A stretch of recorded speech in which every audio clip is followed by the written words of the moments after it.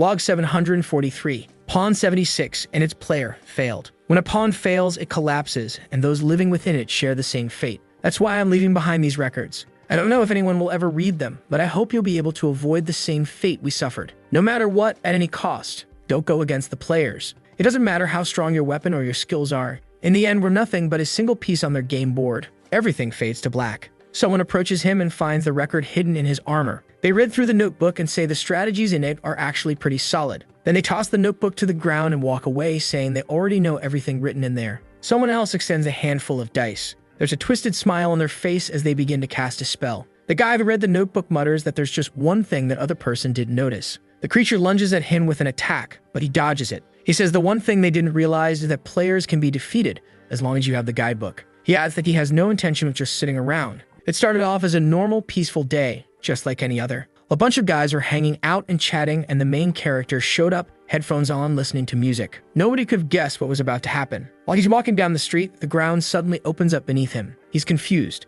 That day would be remembered forever. A blinding light appears, startling everyone nearby. Some people panic, thinking it might be a terrorist attack or even an earthquake, but that was their last peaceful day. The entire city is consumed by a strange, bright blue light. The protagonist is stunned and tries to shield his face from the glow. Then he sees something, and it grabs his full attention. He's standing right on the edge of a cliff. He asks himself what the hell is going on. His head is pounding. There are tons of people behind him, all terrified and asking the same thing. The main character starts wondering if this is dimensional travel or transmigration, stuff he's only read about in web novels. He can't tell if it's really happening. Then suddenly, system windows appear in front of all of them. It's an announcement saying the game has begun and telling each person to roll their dice. The protagonist wonders what kind of game this is and what the message even means. Then a woman screams and points up, telling everyone to look. Something terrifying is up there. The protagonist looks and is stunned. It's a die. A giant die falling through the sky, showing the number 3 on top. The system window updates. Pawn number 8 will move forward 3 spaces. A path appears in front of them.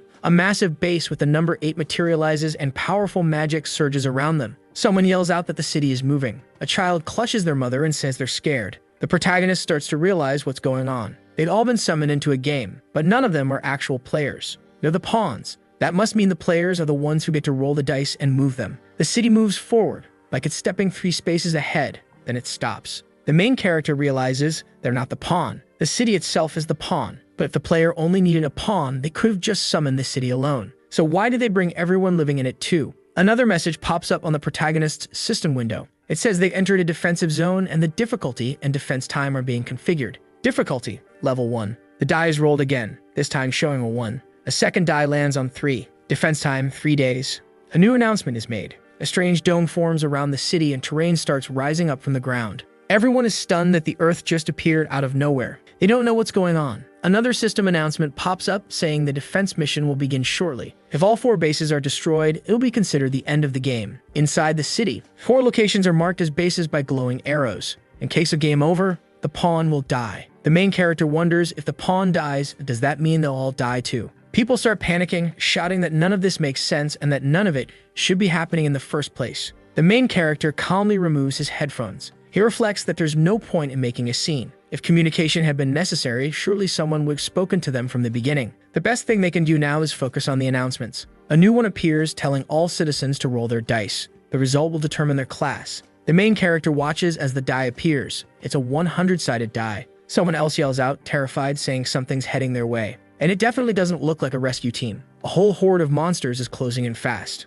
Suddenly, everyone bolts, running for their lives. The monsters charge at the crowd, catching up quickly. Even the main character runs, and those who fall behind are mercilessly slaughtered. The creatures show no pity. Blood spills all across the city. The main character realizes this is why humans are needed, to protect the pawn. Those monsters are invading the city and attacking the population. They have to defend the city, the pawn, so it can move toward the final goal. A dice-based game played by beings who might be gods or demons. That's what this really is. The monsters fled the city. Many of them are already down, but they just keep coming. Then suddenly, a woman appears behind one of the creatures. She's wielding a massive axe, and it's engulfed in flames. She swings and the monsters are blown away, scorched and wounded. Everyone stares, stunned. Those monsters were taken out in an instant. Nobody knows who this woman is. She's a player character. Her name is Go Hyeju. She's level 1. Her class is ordinary citizen. Her weapon, a legendary class spear that lets her borrow the power of the Imperial Flame Dragon. The white-haired woman shouts for all the injured to run to Namsen. The military and police are setting up a defensive line.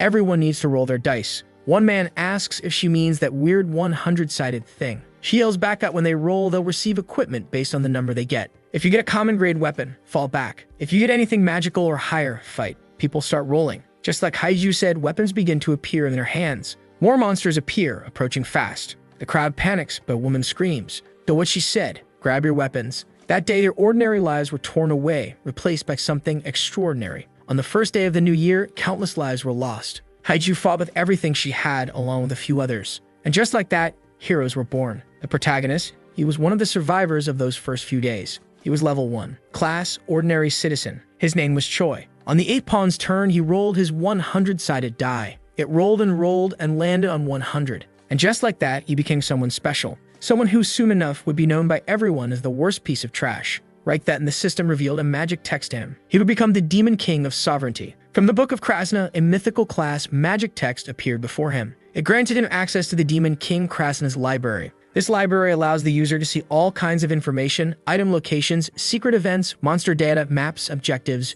everything. The moment the mission begins, the book opens in front of our protagonist. The text reveals one more thing. Krasna is an incarnation with a monopolistic desire, which means any reward gained by anyone using knowledge from the book will go directly to the book's owner. And that owner is Choi. 3 hours after the defense mission began, there were 3,102 deaths and 7,023 critical injuries. One of the 4 bases had been completely destroyed. Gasping for breath, Haiju says it's finally over. People cheer, they survived. They actually beat that wave of enemies. Suddenly, a military truck pulls up. It's the Korean army. Soldiers get out and call for civilians and the injured to get inside. They're being evacuated to Namsen Tower. One soldier thanks Haiju, telling her she really gave it her all. But the girl just replies that it was nothing special. The soldier says thanks to the time she bought them, the military and the police were able to organize. And now, they're being sent out to different zones. That character is Ku Xiaoyang, level 1, class, ordinary citizen. He's wearing the Helm of Helden, a heroic class item. Thanks to an unshakable faith, the wearer doesn't fall into confusion, fear, or disorientation. Haiju says that means it's finally over. But Ku responds that phone calls and the internet aren't working, so it's hard to say for sure. They're using shortwave radios to communicate, and they should be getting status reports from the other locations soon. For now, they need to head to Namsen Tower. Haiju agrees, until someone behind them suddenly shouts, "No, it's not over. It's our hero, Choi Yu." He's holding a book in his hand, and even though he's injured, he says a boss will appear soon. He explains that the book has all the mission details, monster info, current progress, everything is written in it. He turns the book toward them and asks them to look. But when they do, Haiju says it's just a blank page. Jaeyoung, the soldier, confirms he doesn't see anything either. Haiju asks if this is one of those manuals only he can read. Jaeyoung thinks so. He guesses it's like an information-based artifact. Choi is stunned. He's the only one who can read it. Jaeyoung, frustrated, thinks to himself, if that's true, then Choi has one seriously broken item. In a world like this, information is power. So he tells Choi to give them everything he's got. Choi's confused, but Jaeyoung says he needs proof of what's actually written in the book. So Choi starts reading. He says the Helm of Alden is a heroic class item. It belongs to a set, 6 pieces total. The current user is Surgeon Jaeyoung. He's got 21 days left until he's discharged. As for Go Hee-ju, her weapon is a legendary class item called Fang of the Imperial Flame Dragon. Surprisingly, the song she likes to sing most at karaoke is Shilgat Mountain. Hee-ju turns red, flustered, and asks him to stop. She says that if the book even contains personal information, that it has to be real. Jaeyoung agrees it really is a data book. If that's the case, then the boss must really be on the way. Jaeyoung gets serious. He says they confirm the artifact's ability and that they're in contact with HQ. Cut to somewhere else, someone mutters that they think about this every now and then. If this world were a game, they'd probably be considered a glitch in the system because everything here feels way too easy for them. It's a guy in a striped outfit with a headband. He says that's why they were made like this, to keep them from going out into the world. He's surrounded by toys and games scattered all over the floor. It's like the system operator found a bug and sealed it off. And if the day ever comes when they're allowed to step into the real world, back at the city, someone shouts for Choi Yu and the boy snaps to attention. It's Sergeant Jaeyoung. He says HQ has given him the green light. It's a gamble, sure, but they don't have a better plan and there's no time to waste. So they've decided to trust Choi's information. Choi looks nervous. Jaeyoung hands him a walkie-talkie and asks him, please provide as much information and as many countermeasures as he can. Choi nods. He tests the device and asks if they can hear him. Then he says he's going to start explaining the defense mission. This is a defense-type mission. That means they have to protect the bases from waves of monsters, which will show up every 6 hours. At the end of each wave, a boss will appear. This time it's a two-headed ogre. Its difficulty level is 1, and it uses both close-range combat and magic simultaneously. Choi says they'll win if they can defend the base 4 times a day, 12 times across 3 days, and defeat the boss of the monster wave. He has all the data on this mission. If they use that information to form a strategy, they can survive. After that, he says he's going to find a way to return to their original world. Hearing this, Haiju is left speechless. This guy isn't just thinking about the mission in front of him, he's already thinking ahead about what comes after. Choi gets serious and says it's time to begin. But he should have double-checked something back then. Something he missed while he was unconscious. The fine print on the item book of Krasna. The sacrifice of sovereignty's defense. It monopolizes all rewards from anyone with whom the information was shared. It started with Go Hiju and Kwon Jae-yong, but the reach goes far beyond them. Everyone Choi speaks to will be affected. It doesn't only apply to people who heard the information directly from him. It ends up including anyone who heard it from someone else or even just caught rumors or things like it. In other words, any and all information that starts with him causes harm to the people around him. Which means the army, trying to defend against the boss and fighting off the monsters, could be in serious danger just by knowing. And yet, even with that risk, they keep fighting and winning again and again under Choi's command. But the more they fight, the more danger their lives are in. And more people end up tied to Choi's book. The list of names under the Demon King of Sovereignty Krasna just keeps growing. Meanwhile, the total population of Pawn 8 is 193,256. The number of sovereignty sacrifices has already reached 176,542.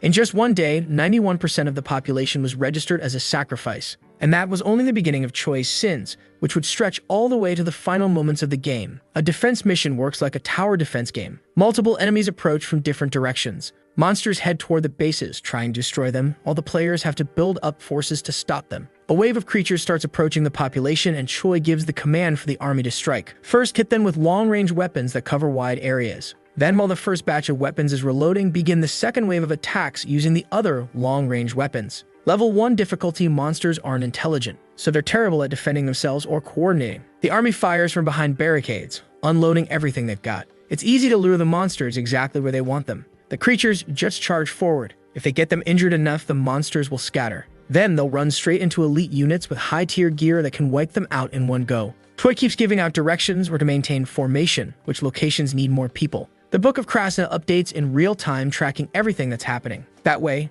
Choi always knows what's going on. He just has to think about the information he wants, flip the page, and it'll appear instantly. As long as he's holding the book, he can access it. With it, Choi relays everything. What kind of gear is good for long-range support, when to hold the line, when to push, and exactly when the monsters will come. Together, with everyone following the plan, they can survive. Smoke spreads across the city. Monsters are getting blasted from every direction. The army keeps pressing forward. Captain Jae-yong announces that the area is secure and tells the third squad to begin their sweep. The commander reflects silently at the start. HQ had the final say after reviewing what Choi and Woo suggested. But now, it's pretty much Choi who's running the show. He stays quiet, then recalls what Choi said, that the book only provides information. So if he's commanding an entire city like this, maybe that's something he could already do before. Unless that's one of the hidden abilities of the book. Choi calls for Sergeant Jae-yong, who turns and asks what's up. The boy says they're almost done. Jae-yong asks if that means the boss of the final wave is showing up. Choi smiles and tells him not to worry. Haiju will finish this once and for all. The girl's asleep until she's suddenly jolted awake. A massive creature stands before her, and she's completely startled. It's one of the bosses, Billy the Giant. He's a level 1 difficulty monster, a giant born weak, big in size but lacking in combat power. Haiju is inside a military vehicle. Choi asks if she's awake. Panicking, she asks why no one woke her up earlier. They fire signal flares at the monster, and it goes berserk, trying to hit them with massive punches. Haiju watches in shock at the force behind its attacks. Choi yells that this is why they brought her out here. If that thing gets to the city, it'll destroy the bases in the blink of an eye. The good news is that the giant moves slowly and isn't that tough against elemental attacks. So if they just keep the pressure on, it'll go down. Haiju looks around and says it's just the two of them out here. But Choi says he's not talking about them. He's talking about just her. The girl's stunned. The monster starts charging, and Haiju wonders what the hell she's supposed to do. Then Choi tells her that items above heroic class come with hidden traits. If certain conditions are met, the item's form can change. Not only that, but a hidden ability gets activated too. Choi explains that to unlock those traits, they need to fulfill specific conditions. And luckily, the book lists every condition for every item, so they have a huge advantage. Haiju stands before the enemy and asks, "Are you really sure about this?" From a distance, Choi yells for her to trust him and the book. Worried, the girl grumbles that she doesn't feel right about it. but she says she trusts him. Then she stabs herself in the stomach with her own weapon. The ogre raises its arms to strike her. As the ogre hits Haiju, Sergeant Jaeyoung shouts her name in panic, but Choi calmly says she's fine. A red aura begins to swirl around both the giant and Haiju. All the conditions have been met. With that, the hidden ability of the Fang of the Empyreal Flame is activated. Choi and Jaeyoung are stunned by what unfolds. An Empyreal Flame Dragon is summoned. It can only be used once per mission. It charges at the giant and unleashes a massive explosion, one that can be seen from outside the city. Jaeyoung comments that if that ability had gone off inside the city, it would have been a disaster. But there's something even more dangerous than that attack. Choi Yu's book. That book holds incredibly dangerous information. If misused, it could lead to the fall of the entire city. Still, Jaeyoung thinks maybe it's a good thing that Choi is the one holding it. Then a system announcement echoes out, defense mission complete.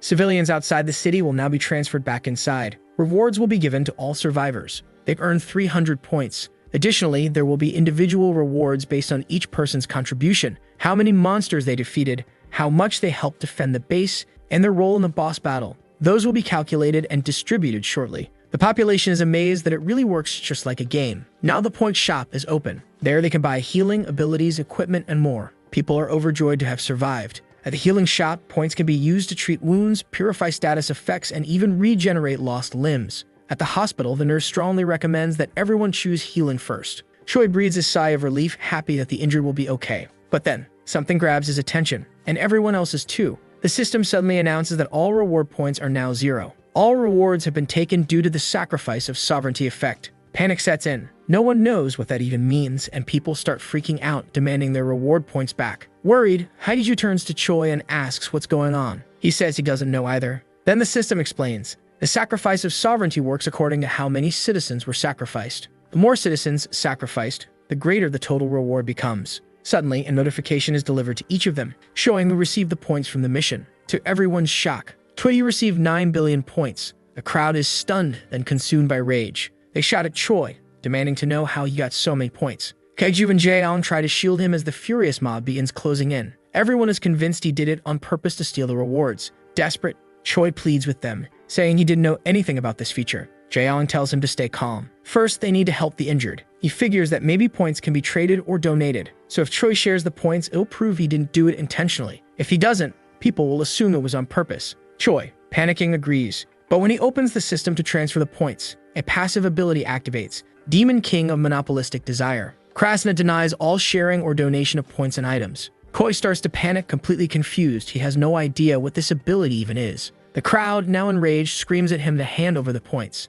Choi tries to cheat the system by buying healing items and giving them out to others. But the system blocks that too. Frantic, Choi screams to Haiju to burn it. He throws the book to the ground. After throwing it, he reopens the system, hoping something's changed. But instead, the book begins to move on its own, like it has a life of its own. Choi squeals in frustration while Haiju watches, clearly worried for him. All around them, people are in full-blown panic. They beg for points. Some are even dying without them. What once was hope is now turning into rage and resentment. Everyone wants to hunt Choi down and destroy him. The crowd tells Sergeant Jaeyoung that the death toll is rising and the citizens are furious. Choi mutters that there has to be a way, something he can do. Stucky picks the book back up, but suddenly, a rifle is aimed at his head. It's Sergeant Jaeyoung who tells him that's enough. What he's doing is for the greater good. Jaeyoung announces that Choi is under arrest. The population erupts. They scream that arrest isn't enough. They should just kill the scammer. Haiju tries to calm them down, but the people are too enraged to listen. Meanwhile, Jaeyoung quietly steps closer to Choi and tells him to run. He has to get out of there and find a way to fix this whole mess.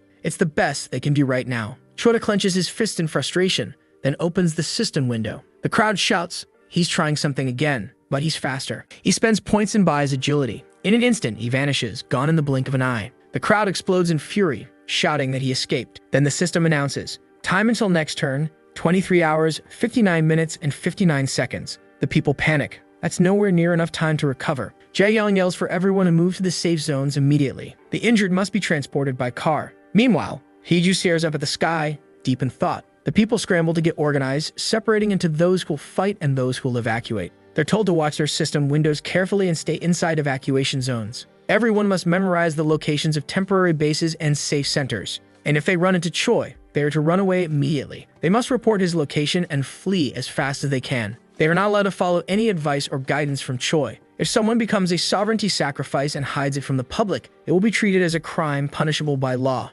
Jae-young and his squad begin developing new strategies for the upcoming battle. Meanwhile, Hee-ju also gets ready. Most of the population evacuates, trying to escape what's coming. Fights break out, and the people's faith is tested. 24 hours later, the system announces, a new turn has begun. All players, roll your dice. Pawn number 8, their city is moving forward 4 spaces. They arrive at the Demon King's seal square. The demonic pillar guardians will now appear to protect the pillars. The population's job, destroy all the demonic pillars. If the pillars aren't destroyed in time, the Demon King will be summoned. A die is rolled to determine the mission's duration, 5 days. There will be 3 pillars, each with its own guardian. The first pillar has a level 1 guardian, the aimless fallen angel, a fallen angel wandering in search of its lost purpose. The second pillar also has a level 1 guardian, Mad Brains, a creature that can't stop creating. The longer it lives, the more dangerous its inventions become. But the third pillar's guardian is level 3, that catches Hyeju and Jae-young by surprise. It's a goblin sword master, a being who reached the peak of martial arts and surpassed physical limits. Now he's trying to break the seal, to challenge the Demon King himself. Meanwhile, Choi lies low inside an abandoned warehouse, surrounded by scattered papers and mystical symbols. He smiles as if he's completely satisfied with how things are unfolding. Through the walkie-talkie, someone reports to Jae-young. The people are already attacking. They've gone after the fallen angel. They tried to stop the crowd, but they're totally out of control. Concerned, Jae-young says they should head out too, and asks if Hyeju is ready to go. But one of his men replies she already left a little while ago. The captain sighs. It's chaos now. The smooth coordination and teamwork completely fell apart after just one day of battle. Hyeju went alone to face the final guardian, that level 3 monster. Her goal, take it down before anyone else dies because of it. As soon as she strikes, a burst of flame erupts. But when the smoke clears, she realizes she didn't leave a scratch. The swordmaster spins his blade once and knocks hers far away. Then, a strange blue light appears. The swordsman looks confused. His attention shifts. Someone is approaching, quiet, measured steps. He catches Hyeju in midair and gently sets her down. The girl stares, stunned.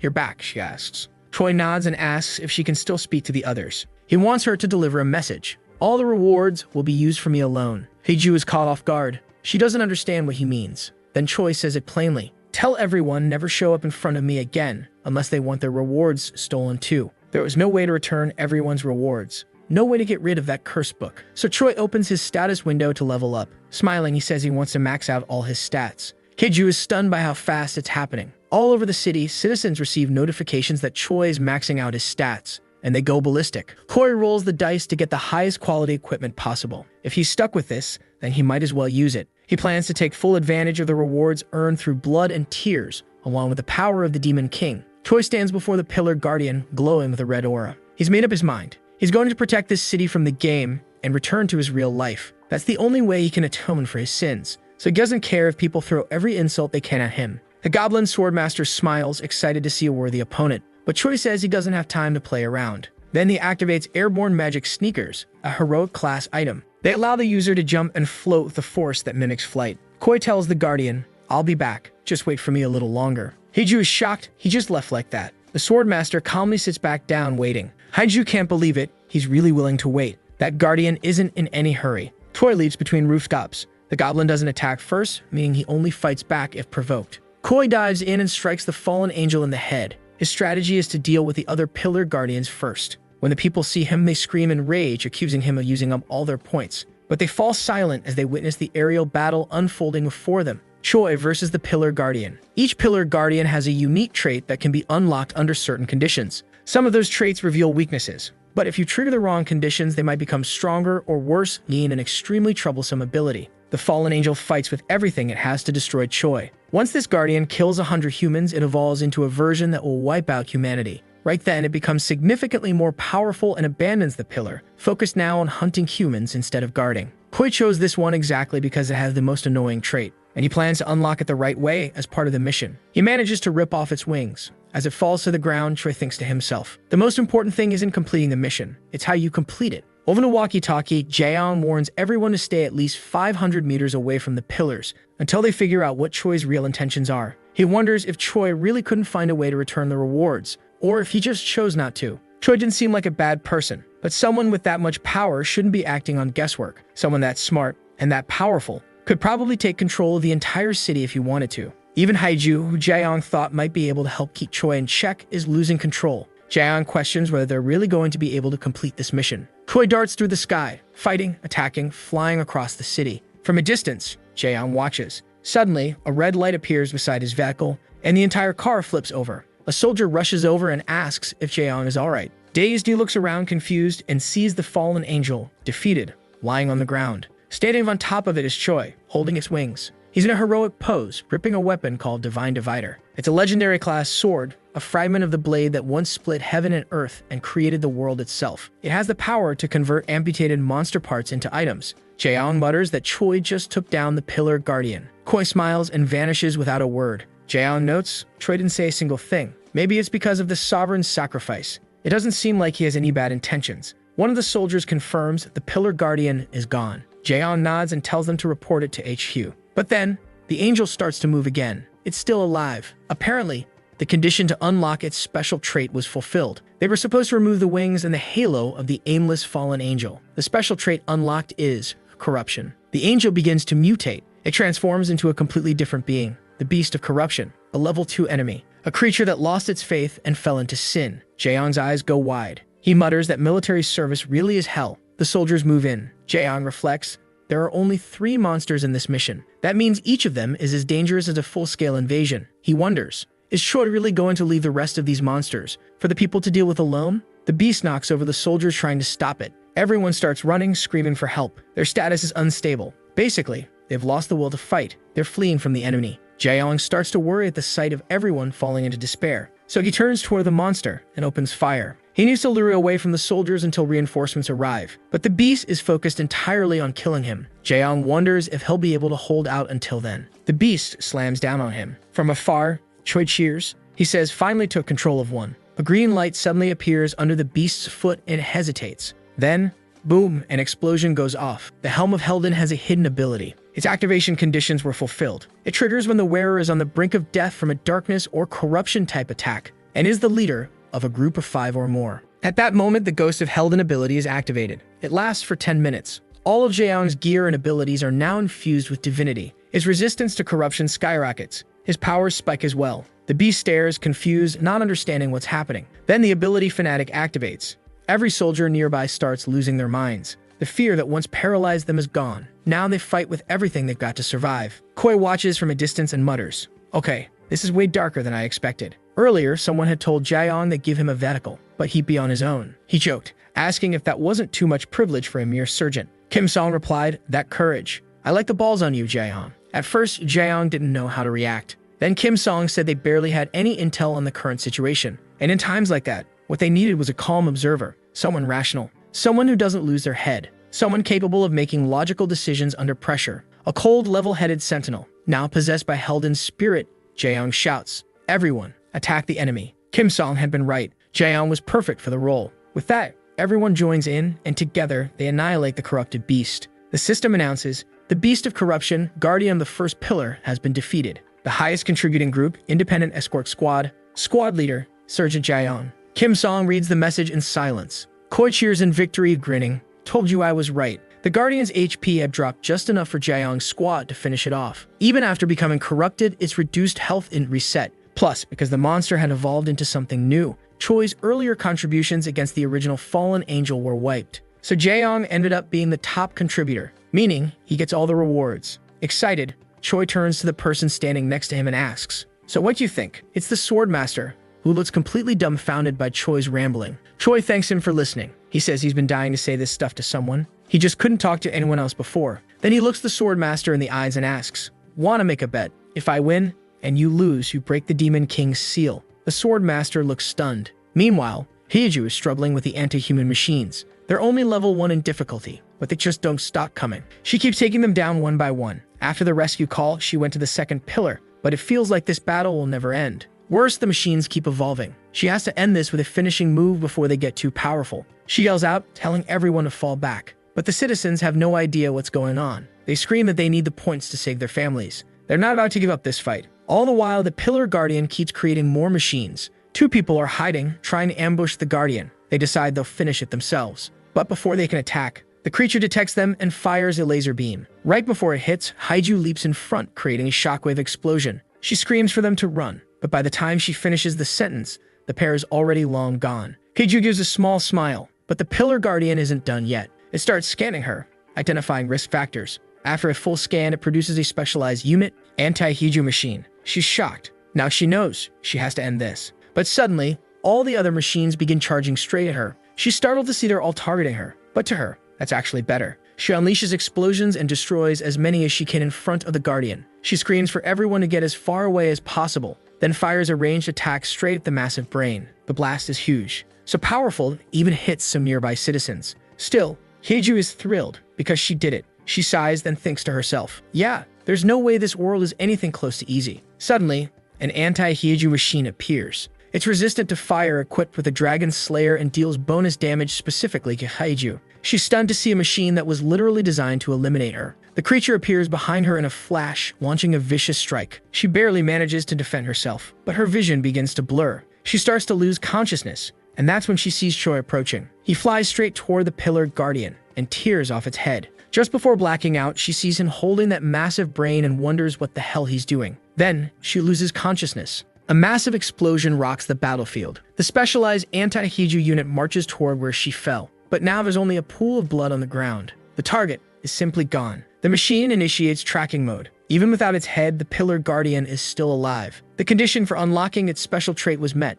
destroying the collective brain of the Insane Brain's host. The new trait unlocked is Insane Order. Now it continuously mass produces the last item it created, doubling its manufacturing speed and output. It won't stop producing until the main body is destroyed. Waves of enemies start flooding out, heading straight for the people. The pillar took longer than expected to fall, and many civilians are now hiding in fear. The population realizes the first pillar is far tougher than they thought, and they don't have enough firepower. Meanwhile, the second pillar is surrounded by monsters, and panic spreads. People scream, yelling for the wounded to be evacuated immediately. Finally, military reinforcements arrive. Choi watches and reflects. He could easily take them all out himself, but that would be pointless. To win this whole game, not just the mission in front of him, Choi needs the entire city to get stronger. And to do that, the first thing he needs is a capable commander. In this case, that's Jaeyoung, and he needs a champion unit, someone the people can rally behind. That's Haiju. She suddenly wakes up blinking. Am I alive? She asks. She turns her head and asks if the person there saved her, but then sees it's the Swordmaster right by her side. She gasps and screams,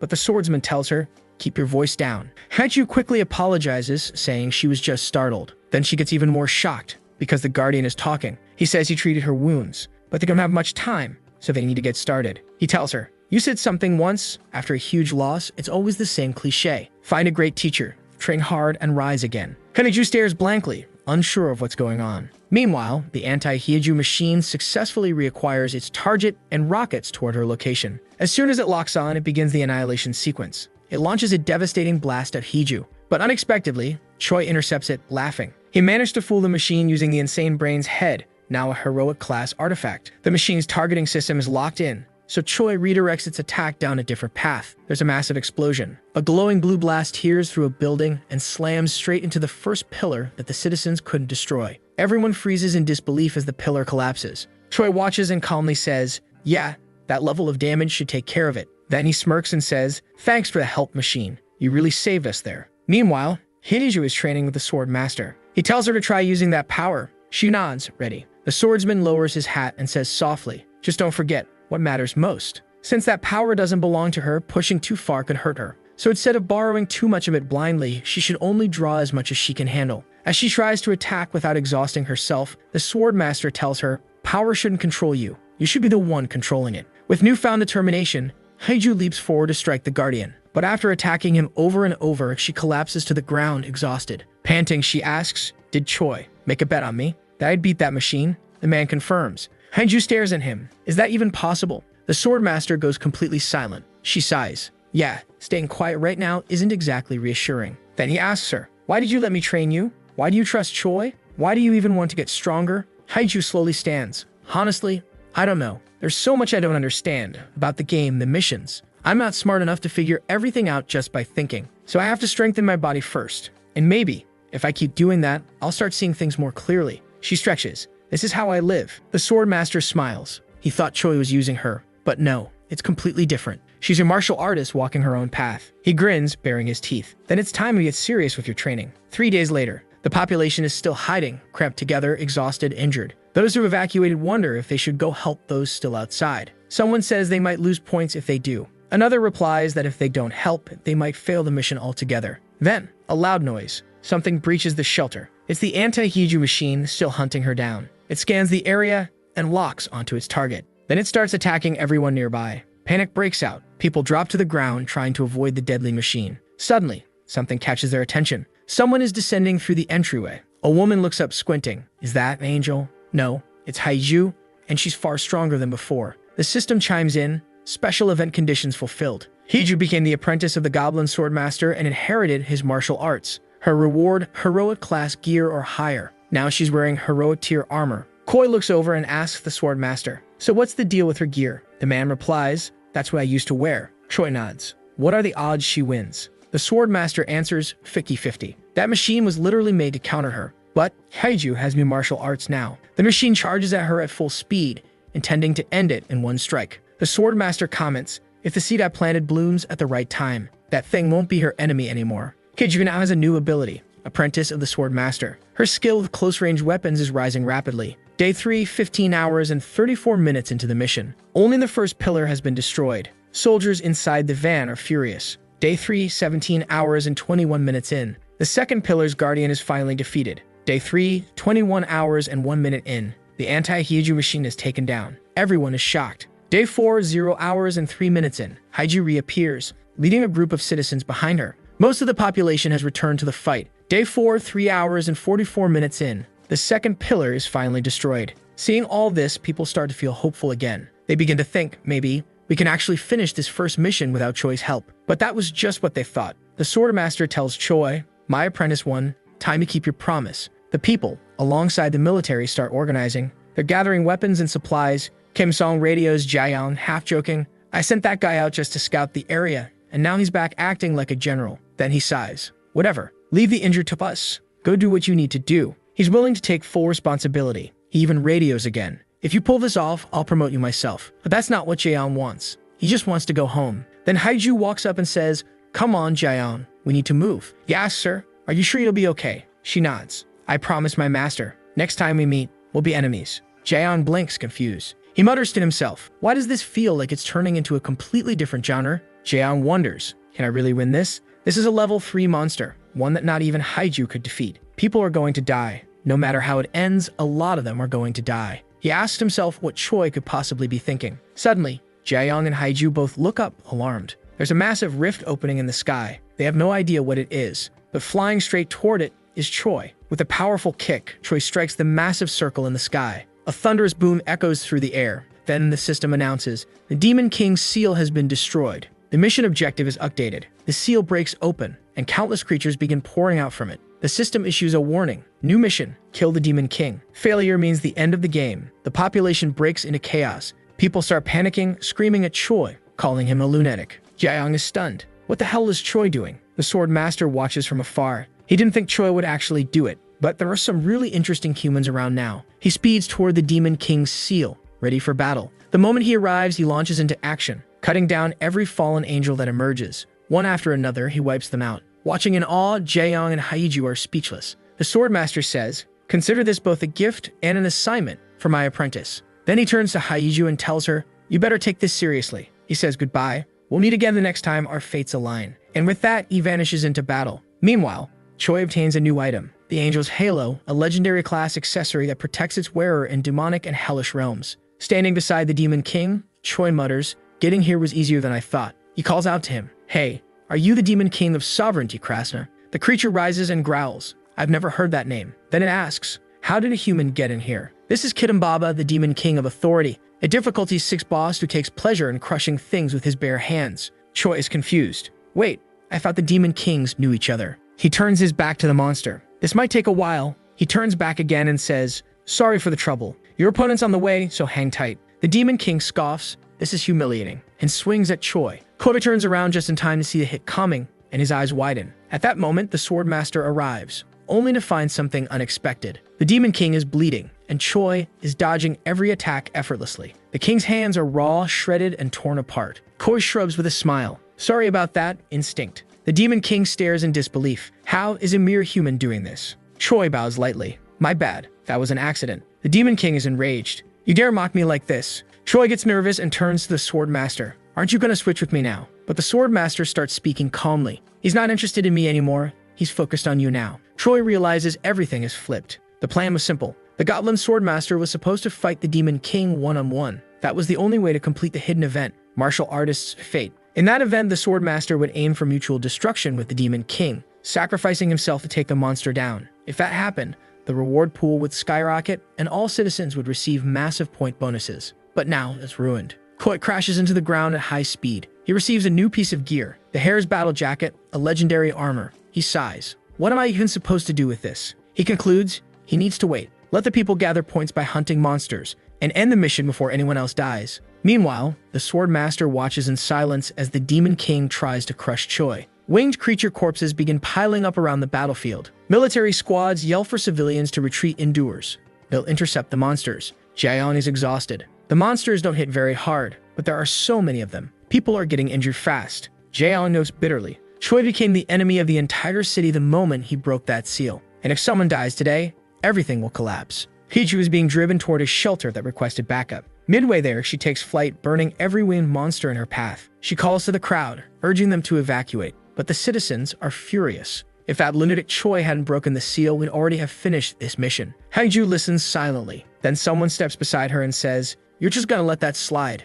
Honestly, I thought you'd explode after hearing them trash your boyfriend. But I guess you're colder than I thought." The speaker, Kang Ji-woo, level 1 class, ordinary citizen. Annoyed, Hiju asks who said Choi was her boyfriend. Kang just shrugs and says, whatever. Then he tosses his bag of cookies to Hiju and says it's for saving his life and escorting them. She looks inside the bag. There's only half a cookie left. Suddenly, the Swordmaster steps in front of Choi and tells him to get back. He smirks and teases Choi. "Are you getting attached to me now?" Choi, flustered, replies, "If we'd met in another world, maybe we'd grab a drink together." Without another word, the Swordmaster heads into battle. Choi feels a bit guilty. It's already too late to trigger the martial artist's destiny, but even if it wasn't, he'd still feel guilty. Then the system suddenly announces, friendship with Goblin Swordmaster has reached the maximum level. A hidden ability from Krasna has been unlocked. Choi is confused. He didn't even know that was possible. He smiles down at his book, amazed at what it can do. The Goblin, now worn out, says the Demon King is stronger than he expected. But now, it's time to use his ultimate move, a technique that risks his life, all for his friend and his student. But Choi moves faster. He charges at the Demon King and defeats him first.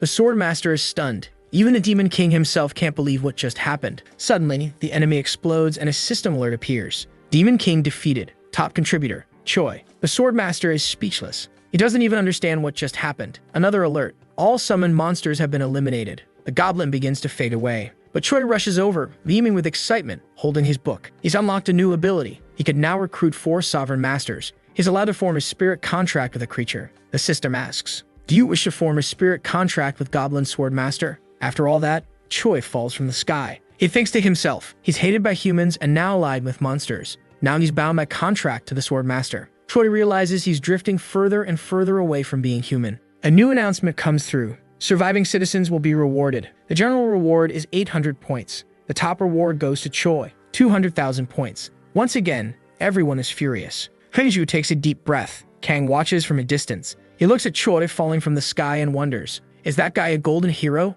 or the fuse to a ticking time bomb? Jaeong reflects. I don't know much about games, but this one feels like a base defense with massive troop deployment. He questions whether a max-out unit is even meant to exist in this game. Could someone really exist who could even beat a Demon King? Or is Choi just a glitch? The system suddenly reports, an abnormal unit has been detected. Target, Choi. He has max level and max stats. Now a decision must be made.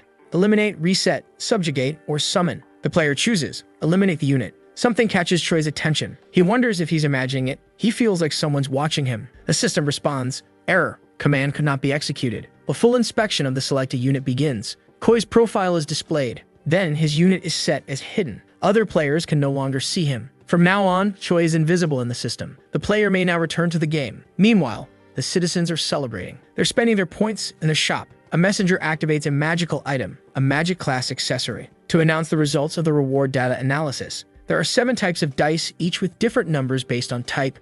4, 6, 8, 10, 12, 20, and 100-sided dice. Most are tied to specific classes. Items, weapons, tools, and gear are generated at random. Jaeong, for example, receives a Destiny Spork, a heroic class accessory that always returns to the user, never gets lost, and is always clean. He looks at it and mutters, I guess high-class gear doesn't always mean it's something good. Meanwhile, the people are overjoyed with the items they received. They start trading, selling, and negotiating. The population begins organizing. Some are recruiting attackers for the next mission, others are seeking defenders for evacuation zones. Jaeyoung turns to Haiju and asks, "Are you really leaving?" She nods. "Yeah, I don't think the military's for me. There are still so many people hiding in fear. I want to help them." But she adds, she still plans to support the missions, so Jaeyoung doesn't need to worry. He watches her go, thinking to himself, little by little, we're getting used to this crazy world. From a distance, Choi watches silently. The citizens are off to a good start. The champion, who will be essential to future missions, and the military, both have taken their places. How they move forward from here, that's what will matter most. If the plan Choi sets into motion from here on out fails, the city will fall at the hands of his own people. Choi takes a moment to reflect. Then someone taps him on the shoulder. He turns around and is surprised to see a girl greeting him. It's Kang Ji-woo. She's level 5, a regular citizen. Choi's shocked she suddenly showed up like that. He asks how she even got there. She casually replies, "I just climbed." She steps closer and Choi tenses up. Then Kang says, "I thought you'd be sad being all isolated up here, but it looks like you're actually used to it." Choi frowns. What's that supposed to mean? But she doesn't answer. Instead, she says, "There's no fixing anything today, but I'll come back later." Choi blinks, confused. Then, "Why'd you even come up here to find me?" Grinning, Kang teases him. "You're not going to figure that out staring at your book." Choi replies, "Unfortunately, thoughts don't show up in the data." As she turns to leave, Kang adds, "That's good. I just wanted to see your face." The face of the idiot who could have taken over the whole city and still chose the hardest path anyway. Then she jumps off the building, attached to a rope. Choi's caught off guard. That whole encounter and her sudden exit, it left him pretty rattled. A citywide announcement pops up. The city's experience level has increased. The city is now level 1. Citizen features will be improved. They can now customize their interface windows, block or add friends, and message others directly. Some parts of the city's infrastructure will also be physically upgraded. Choi realizes that the city's experience goes up whenever citizens spend points. He feels a little frustrated because his own points don't contribute to that total. Then a thought hits him. Where exactly are the points I'm spending going? He figures it's probably being absorbed by the demon that owns the book and wonders if it's really okay to keep using it. Elsewhere, Jaeyoung receives a new badge. He's now a second lieutenant. Kim Song celebrates the promotion, though Jaeyoung just looks completely drained. From a distance, Kang watches it all. She mutters, "They're doing great, but where exactly am I supposed to fit in? A fragile citizen like her, in a city this dangerous." Meanwhile, Choi sits silently in front of his book. Then a new system message appears. A new turn has begun. They've reached the house trap of the Golden God. The city has been captured by the Golden God, and if they don't satisfy him within the time limit, it's game over. The Golden God's greed level is 2. There will be 4 maps. The mission will last 2 weeks. Jaeyoung studies the details. He hadn't expected the units to change like this. They have to find treasure hidden across the summoned maps and bring it back to the city. The treasure's value directly affects the Golden God's satisfaction level. But here's the catch. The treasure can only be appraised inside the city. Everyone starts looking around confused. This time, there aren't any monsters spawning in the city, and if someone else completes the mission, everyone gets the overall reward. Then another announcement appears. There won't be a general reward this time. Each player's reward depends solely on how much they satisfy the Golden God. That news really frustrates people. Some of them don't even have proper combat gear. Hyunju watches everything unfold. She notices how long and complicated this mission description is, so she decides to skip all that for now and head straight into the mission. She's determined to explore the entire map on her own. Choi watches from a distance. The researcher's been incredibly lucky with dice rolls. If everything goes well, they'll complete the first level of the city's development plan with this mission. Until then, he plans to keep using the Book of Christina. After that, he'll figure out how to get rid of it. Suddenly, a sword bursts out from inside the book. It pierces straight through Choi's chest. He's stunned, no idea what's happening. The book slips from his hand, and a system message pops up. The number of sovereignty sacrifices in the last mission 0. Choi clutches his chest, the pain unbearable. Then the system declares, this is the Demon King's punishment. Demon King Christina chastises him for being idle. Until the user offers sacrifices of sovereignty, they will suffer extreme pain and their HP will continuously drop. If no sacrifices are made before HP hits 0, the individual will die and the Book of Christina will choose a new owner. Sector A, the jungle. A group arrives and finds a dungeon. It looks like an unregistered one. One guy says it's great, they'll have the whole place to themselves. Another suggests reporting the dungeon's location to the military and earning 50 points each. But the first guy asks what good 50 points will do. He's carrying a weapon called Black Flame Dragon, a medium fire damage weapon with bonus power when held in the right hand. Their team name is Kang's and Rose's. Their leader is Kang Doeop, level 3. There are 4 members in total, and they're determined to make a name for themselves in this new world. Suddenly, a dark and eerie figure appears at the dungeon's exit. The group is startled. Someone wonders if it's a gatekeeper monster. Another guy remarks how easy it is to spot the patterns now. They used to be raid leaders and guild masters. To them, this world's just a playground until they saw something strange. The thing that walks out of the dungeon is Choi. He casually says, "The cripple's the boss." He starts rattling off dungeon details, how to get rid of the enemies inside. The team tries covering their ears, desperate not to hear it, but Choi just keeps talking. Later, Kang complains, "We became sovereignty sacrifices on the damn first day of the mission. They can't believe how unfair it all is, and they're furious." Someone says something has to be done about that guy Choi. But another replies, "What can we do? He's max level with a mythical grade weapon." So they decide to abandon this mission and keep quiet. They're stuck now, inside the sovereignty sacrifice isolation zone. Inside, people are talking, trying to figure out how Choi's been picking them off. One person was caught in the jungle group, another in the canyon. They're fed up, saying Choi looked like a demon. There's no way someone like him is a good person. These were his true intentions. People got so creeped out by his face that honestly,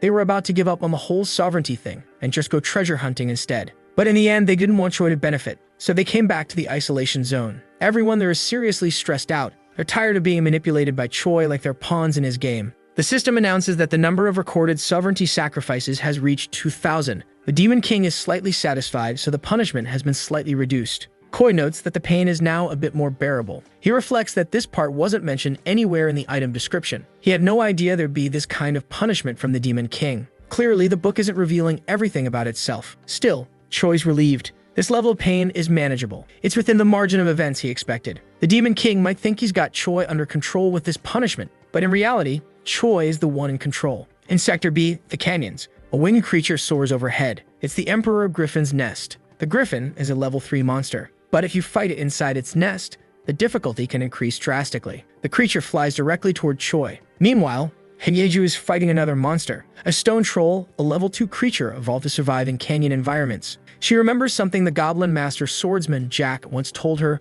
power wasn't made to be controlled. She defeats the monster and thanks her master. The swordsman's apprentice is now even stronger. Then, out of nowhere, she spots Kang Ju beside her, cheerfully opening a treasure chest. Hyeju's baffled. "Why are you following me around?" Without hesitation, Kang grins and says, "Sticking close to you comes with perks." She says it without an ounce of shame and with so much pride that Hyeju is left speechless. Teasing Hyeju, Kang asks if she'd really leave a fragile civilian all alone in a dangerous place like that. Hyeju says she would, but first she sends a message to someone letting them know where the treasures are located. From atop a canyon, a monster silently watches them. Hyeju then points out that Kang Ju's bag is awfully small considering she's been following her around all day. Kang just shrugs and says her motto is quality over quantity. You can't actually tell what the treasure is until you take it back to the city and have it appraised, so she's just grabbing whatever seems cool. Hyeju raises an eyebrow. "What filter are you using to decide that?" Kang, blunt as ever, replies, "My eyes." Hyeju chuckles to herself. Kang's a little weird, but honestly, still pretty awesome. Then Kang brings up Hyeju's friends.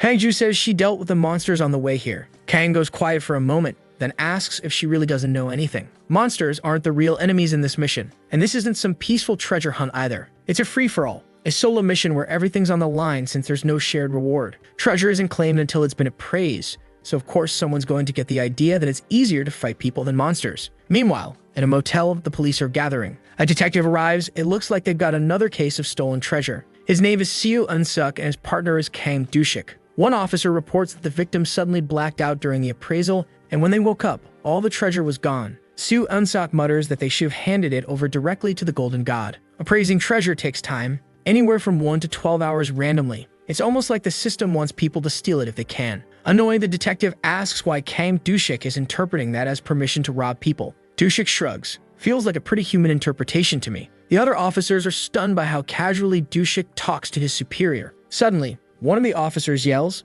"It's Choi." They turn and see Choi riding in on a griffin. But before he can land, Detective Seo Unsuk covers his mouth. He's equipped with the Feng Back Gloves, a legendary grade item, one of the 3 divine relics. They allow him to strike with wind and control the air around him. Seo Unsuk launches an attack, slamming Choi hard into the ground. Kang Dushik quickly orders the officers to issue an alert on Choi and evacuate everyone in the area. He watches the fight quietly impressed, rushing straight at Choi despite being outmatched in both gear and level. That's the kind of professional instinct you can't help but respect. Seo Unsuk glares at Choi furiously, but then he notices something. Choi isn't dodging. He's not even surprised, so he demands to know what Choi is scheming. Notifications start pouring in across the city. Apparently, Choi's been arrested by the detective. The citizens go wild with excitement. Everyone scrambles to grab their gear and go treasure hunting. Back in Sector A, the jungle, we reach the Goblin Village. Adventurers are storming the place, hunting monsters for all kinds of treasure. One soldier, Wang Minwu, level 3, charges and wielding a heroic-grade axe. Another soldier joins him. His name is Li Wujin, and he's using a heroic-grade bow. They start clearing out the goblins one by one. Wang and Li begin arguing. Wang wants to know why Li brought a bow instead of a rifle, since the bow is clearly less accurate. But before the last goblin can escape, a sharp strike hits it right in the head. It was Sergeant Park Shangkyu. He grumbles that those two idiots will need to redeem themselves later. He radios the platoon commander, reporting that the area has been secured. The commander is Jiayong, who confirms they're done on their end too. Meanwhile, a goblin casts a spell. He laughs and says that soon, his god will descend upon them, and no one will be able to escape death. He locks eyes with Jiayong and says his end will spread like trees in a forest. But just then, a soldier activates the explosion ring, a magical class item. A soldier using it is Kim Kwang-soo. A massive explosion erupts right where the goblin was standing. Jiayong watches and mutters that attacking something while it's in the middle of transforming or summoning is kind of cheating. But they're soldiers. Life isn't a cartoon. The military storm a compound. They report that they've located the target. It's the 18 missing civilians. Most of them are injured, so they request reinforcements. Meanwhile, back at Military Command HQ, Kim Song says he's sending backup and that the engineering unit is on the way as well. They plan to turn that goblin village into a forward operating base. He then gets on the line with Jiayong and says he heard Choi was arrested. He asks if Jiayong has any idea what Choi's real plan is. Jiayong replies that the scariest thing about Choi isn't that book filled with information. It's the way he knows exactly how to use it. But he's not the enemy. The griffin groans and slumps down in front of the officers, clearly worn out. Looks like it's Choi's now. Choi digs into a well-served meal like he's been starving for days. Kang Dushik watches and says that apparently even high-level people like him still get hungry. Detective Siu Unsak walks in and asks if they're just having a nice little chat. Then Siu Unsak announces that Choi is officially being treated as a criminal, charged with theft, fraud, and even murder. Raising his hand, Choi says he acknowledges it all and takes full responsibility. Smiling, Siu Unsak says he's been in this business for 20 years, and all it takes is one look at someone's face to know if they're a criminal. He adds that Choi doesn't seem like a bad person. Everything that happened looks more like an accident. The guy approaches, saying this would be like the Good Samaritan law,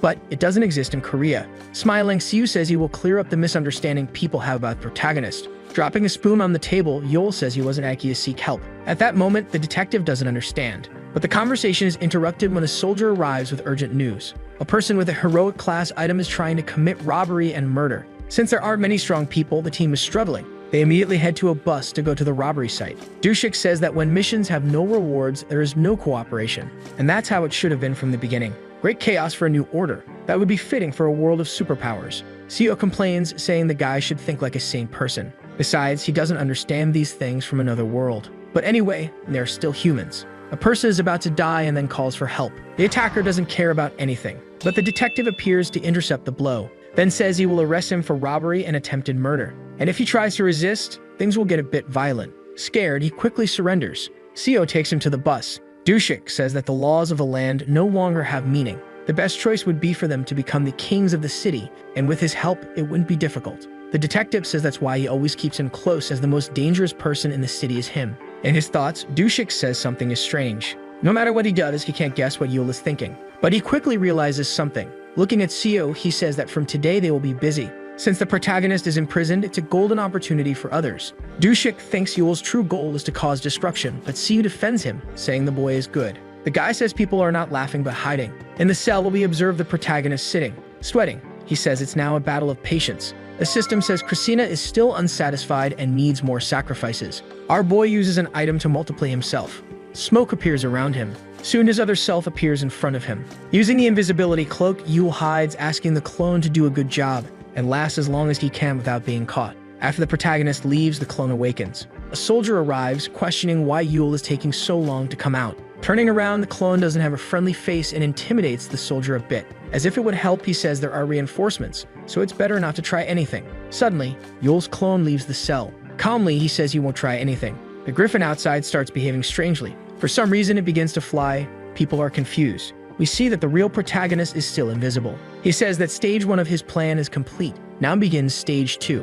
The army split into 2 groups, those handling the inside and soldiers handling the outside. Additionally, citizens can also choose one of the 2 groups. Humans without combat skills found their functions. Since then, the mission has been progressing smoothly. Inside the outpost that was formerly the Goblin Village, Quan says they finished a sector of the size in just 2 days. But if humans cooperated, it would have been much easier from the start. The sergeant recalls his superior saying that the city's atmosphere isn't very good. More and more treasures are being stolen and human greed only grows with time. The people protecting the city are struggling due to a lack of equipment. Quan asks if the army will act, and he responds that they won't because it's dangerous. If the army handled the police tasks, civilians would think the situation is critical. Their duty is to act when necessary. Quan remains silent, thoughtful. Then he says that even if the world changes, people will never change. And he adds that knowing this causes terrible affliction. Later, somewhere else, a guy is being taken over by something dark. The bandit is using the person as a guinea pig to test his poison combinations. We see that the item he uses to cause this is the abandoned magic pearl.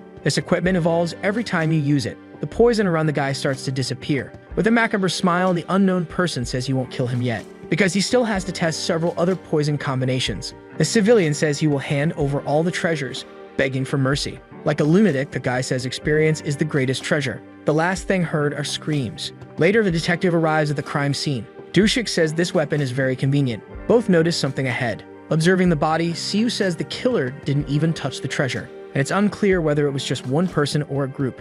Dushik states that something dangerous has emerged. When the Demon King Yule was imprisoned, something else took his place. Happy, the detective says the boy isn't a bad person, yet he acknowledges that all this is happening because of him. So later, he will need to have a deep conversation with Yule. Dushik asks if he thinks the protagonist will say what he thinks, and C replies that in times like this, of course not. But he will do something more efficient, which is to question the people close to him. On the griffin, the boy sneezes, then wonders if he has some kind of cold. The system indicates that the satisfaction of the Golden God hasn't even reached 10%. This worries Yule a bit. Going to the desert sector, he says there's nothing to be done. Ahead, there's a large sand tornado. The griffin is already tired from so much flying. Our boy says they've arrived, so he tells the bird to rest a bit. No matter what the citizens do, he has already taken all the valuable treasures. Smiling, Yule tells the creature to eat and fatten up a lot. Surprisingly, our boy is creating his own golden god. Elsewhere, the three corporals say to leave the mission to them. Quan asks them not to be so dramatic since he's only going to make a statement about Yule. Like children, the soldiers shout for him to bring ice cream when he returns.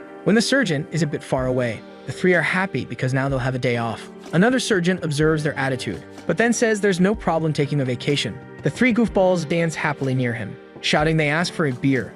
And meanwhile, the surgeon thinks he can't leave the idiots alone. A hand hovers in the darkness. 4 blows are struck at the protagonist. Then he falls to the ground, stunned. Jack says it's done. Now that he has pierced all your pressure points, the pain should have subsided. Our boy thanks the goblin, since he has helped a lot. Currently, Jack has become one of Yule's 4 sovereigns. There are many questions the boy wants to ask, but it's better to wait until the situation stabilizes. And now he will take advantage of the moment that Sergeant Quan is in the city to rob the houses in the jungle sector. Something happens to Quan, and he quickly orders the soldier to turn the car around, because now they are in an ambush. The enemies take potions to keep attacking them continuously. Quan questions if these guys have lost their minds by attacking the military. Even so, if he retaliates, it will be chaos because, like it or not, these guys are civilians. The sergeant decides to flee until reinforcements arrive. They flee at high speed so the people cannot catch them. Keeping calm, Quan notices that the crime rate is worse than he imagined. The stronger humans went treasure hunting, leaving the non-combatants in the city. Thus, the best environment for criminals was created.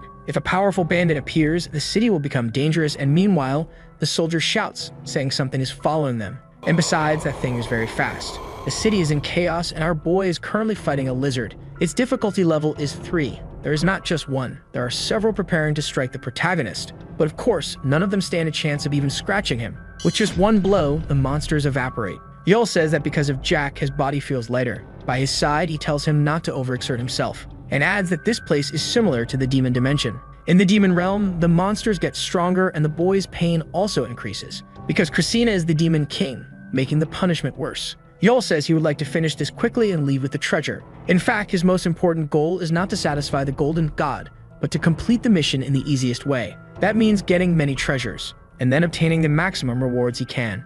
The protagonist says that the chaos happening in the city is because of his plan to get treasures. A monster made of poison attacks the soldier and Quan. The two are not scared and have already called for reinforcements. Before being there, the sergeant earned a promotion reward. His superior said he got on a mission and also gave some items to his subordinates. Quan didn't say much, only that he still couldn't get used to it. The item is heroic class, providing momentary shelter for the user. A safe area is created with a range of 3 meters and lasts for 3 minutes. The surgeon tells the soldier to stop because if they act hastily, they could suffer. Before doing anything, someone jumps onto the moving car. The guy catches their attention. Quan asks him to call the leader because he has no intention of talking to lackeys. The man starts laughing, saying the sergeant is good at offending. Pointing his hand at them, he says he is the leader and orders them to obey if they don't want to die there. The entire car is enveloped in poison. Things start to melt. This scares the soldier, but Kwon remains calm thanks to his helmet. In his mind, he notes that this smoke is corrosive and the area the poison covers is wide. Moreover, if things go wrong, their fate will be no different from the people outside.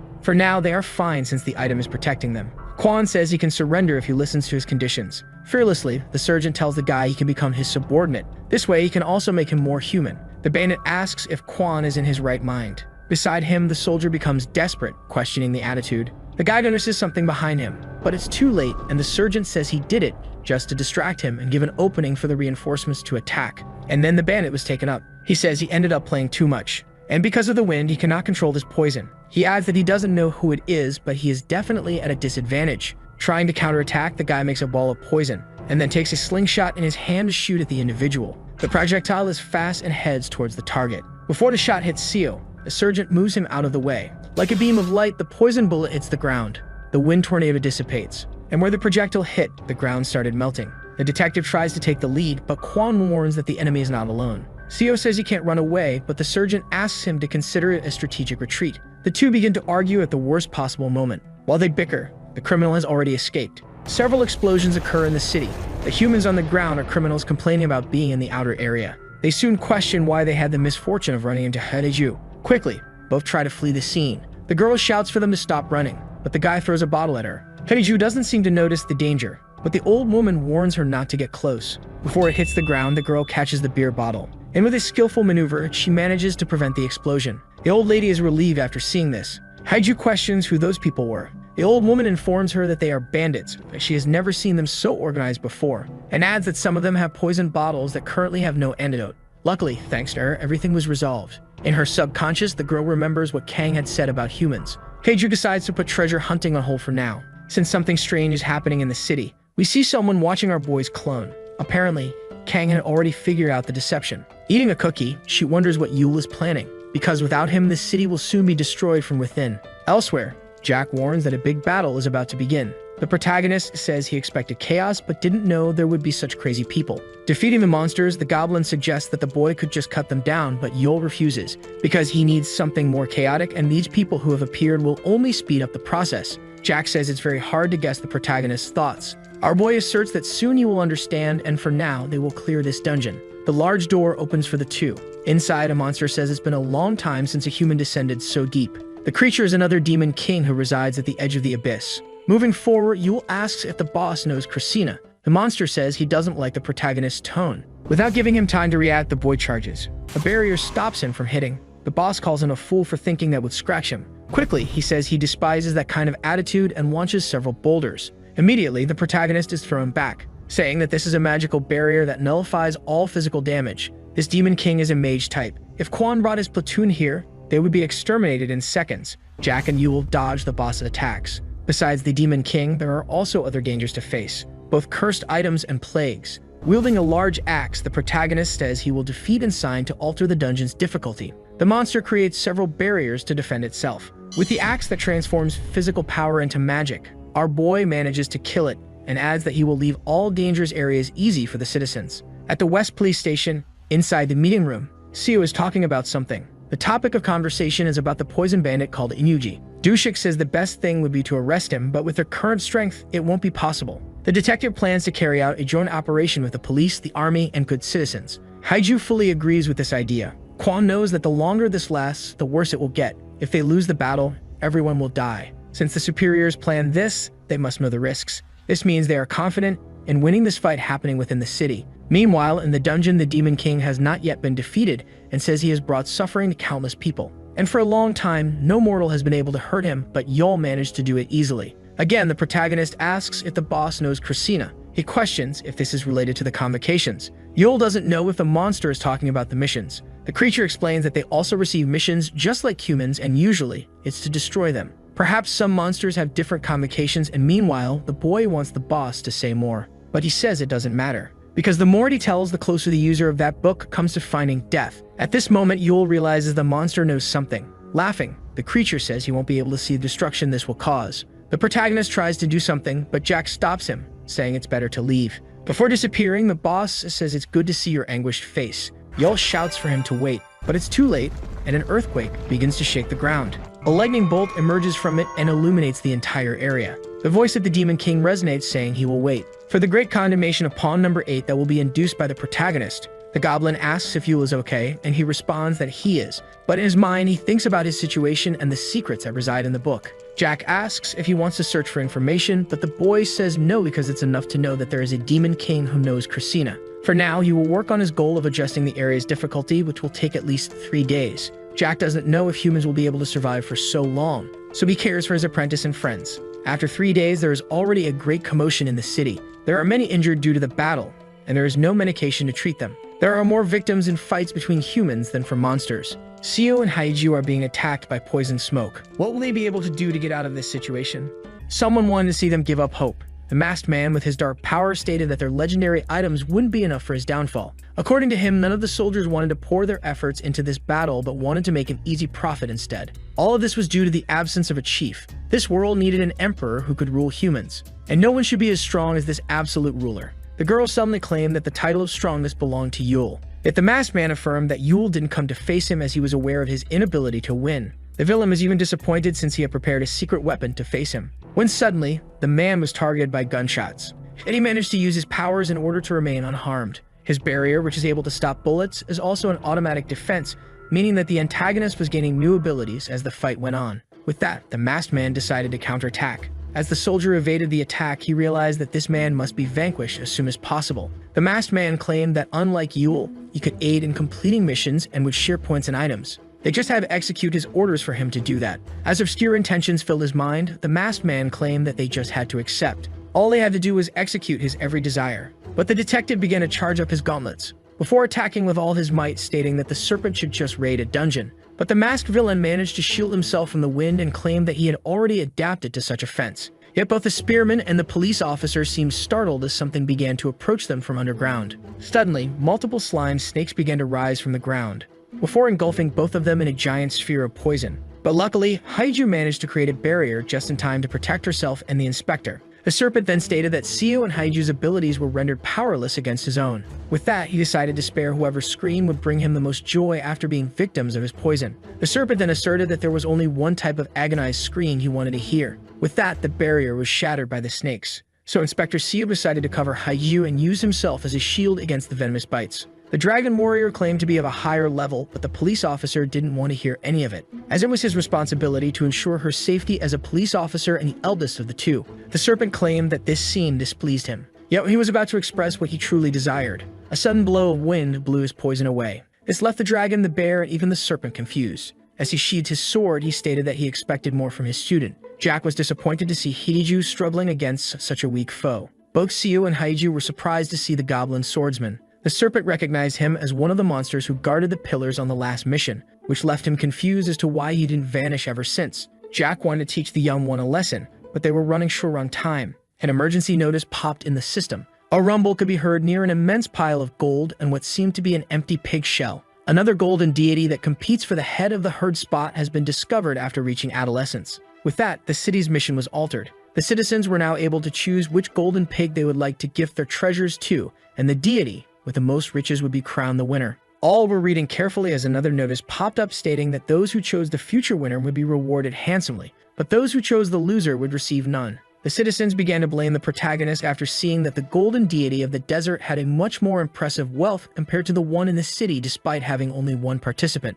Even the serpent's underlings began to discuss how this all might be Yul's doing, when something surprised the masked man. The whole city joining forces to take down one villain was a very old play. Yet a simpleton that relies only on his epic item could never possibly fill that role, as stated by the protagonist arriving on the back of his griffin. The civilians began to talk about how Yul would never surrender himself and how he looked like an evil person upon seeing him on the scene. With that, one of the men proposed to head back to the city, yet another decided to argue that the serpent was there.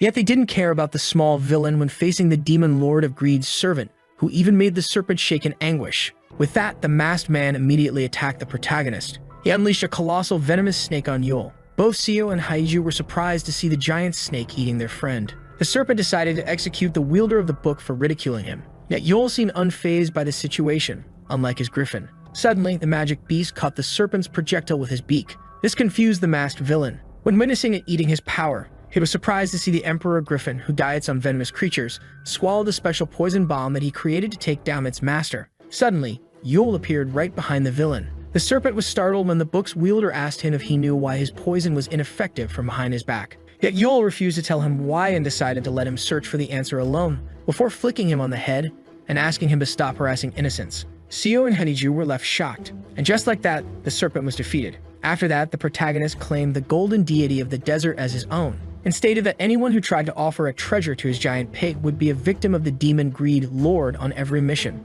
And with an evil face, he challenged the city to find a solution before the end of this mission, before flying off on his griffin. This left all shocked at how pitiful of an actor he was. Even Jack had to comfort him after such a pathetic performance. It was now sunset, and a gigantic tornado was spotted in the desert near the city. At the treasure hunt mission urgent meeting, the attendants were discussing how they should gather enough treasures in a week in order to beat the book wielder. Haiju asked the citizens to join forces with the rest of them. Seo affirmed that Yule was the city's greatest enemy, but they had other urgent matters to attend to. The inspector proposed to face the problem in the same way they did in their original world. Cooperation was the key. Haiju stated that it was teamwork that always allowed humanity to overcome its challenges. Today's main concerns were to vanquish the wielder of the book, finish the upcoming missions while trying to return to Earth. And with that, Haiju ignited her spear and requested the citizens' help, leaving them all on fire. A blonde person was left behind the bars. This person had the orb implanted in his hand, and great anger dwelling inside his mind. A new morning began to rise on the trapped city. The first mission guideline was procured by the city union. Firstly, the lair referred to the habitat of all hostile monsters that didn't live underground.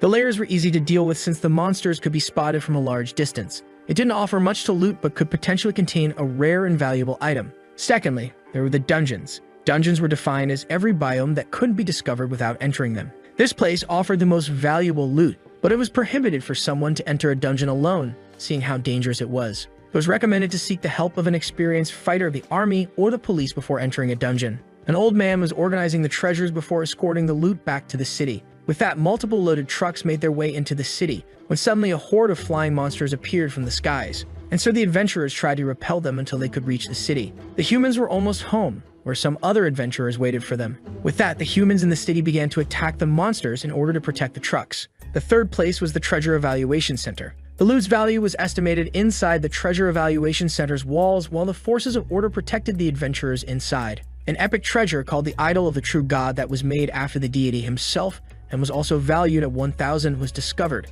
The hunter was overjoyed by his precious discovery. Meanwhile, someone was writing numbers on a blank board. Uchoi was still far more wealthy than the city itself, even though they had conquered most of the jungle and the canyon. Only one place remained undiscovered, and that was the desert where the book wielder was hiding. The citizens had been avoiding such dangerous, mysterious areas until now, but now they had the power to explore it. A shiny hair was on the table. Seo was just informed that this hair was the replica of Yule they were detaining. His partner then stated that if Yule had talked about the desert's deity from the start, most people would try to avoid it, since they were all scared of him. Yet the book wielder decided to play the villain in order to force people to take action by letting them overcome their fear. Yet the angry inspector broke the table in two as he rejected his idea. At this rate, the mission's outcome wouldn't matter in the end, and the poor young man would always be seen as a villain. His partner stood there in silence, thinking about it all. He was starting to grasp how Yulchoi thought. The protagonist wasn't only trying to accomplish the current mission, but strategize for the rest of the game. The young man was aware that the rest of the city needed to work together and to be constantly evolving and leveling up. He probably had a plan to make them win their treasure hunt, pushing the civilians beyond working together to loot some pricey objects. A giant tablet of stone with scriptures on it was found in the jungle. The blonde woman examined it carefully. She thought of making a nice profit out of it as she discovered a new way to beat the treasure hunt. A great battle was occurring in the desert near the tornado. It was now the final day of the treasure hunt, and Detective Seo was facing the protagonist, Yule, who just blocked Seo's punch, and his golden deity amassed a fortune of 38,552,895. But our protagonist was surprised to find himself sent flying into the air. Seo stated that he would remain heavier than Yule, no matter his level. Once in the air, our protagonist was attacked from both sides by the serpent and the dragon warrior, who were part of the citizens whose paid amassed a fortune of 37,001,970. But the wielder of the book managed to swiftly evade all the attacks directed at him, and the race for the best deity ends in less than 25 minutes. Yule then pointed out how little time the city still had to beat him. He then called his opponents the allied forces of the city and stated that they needed to work harder against him. 4 days ago, Haiju was surprised by the serpent's true identity. The mighty villain turned out to be a level 24 teenager named Sungwon Kang.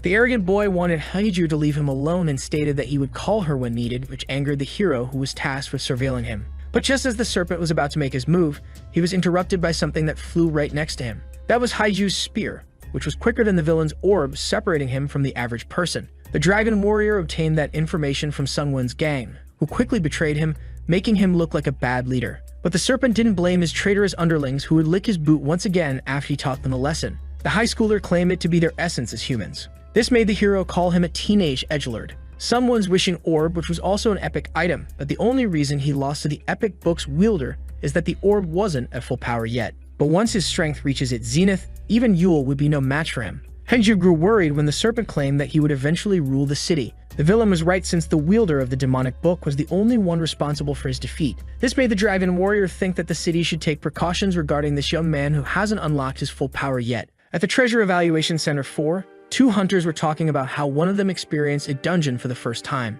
A little bit further, a police officer wanted to find a hunter for walking with a shed sword. Jiayu was annoyed since she needed Discord in order to make a big profit out of her intel. That's where she decided to call someone saved as Miss Jackpot. Miss Jackpot turned out to be Haiju, who expressed how worried she was about her friend. But while the dragon warrior was talking on the phone, the villain was discreetly adjusting the settings of his power-hungry serpent's wishing orb. Jiayu asked the spear maiden if she knew anyone who would be interested in buying information, but she just gathered all the important figures. The helmet wearer had a question before commencing the meeting. He wanted to know why the young villain was attending their meeting. It was no other than the man next to him that asked for his presence, since the high schooler was a talented individual. It was also a waste of talent in those times of need to ask Haiju to be his warden. But just as the inspector was angrily expressing his opinion, he quickly changed his tone after being interrupted by the level 1 Chiumin Lee. According to the blonde girl's data, a golden deity could be eliminated before it became a full-grown adult. Despite Yule being an obstacle, there was still a chance for them to win, which is why someone's help was required.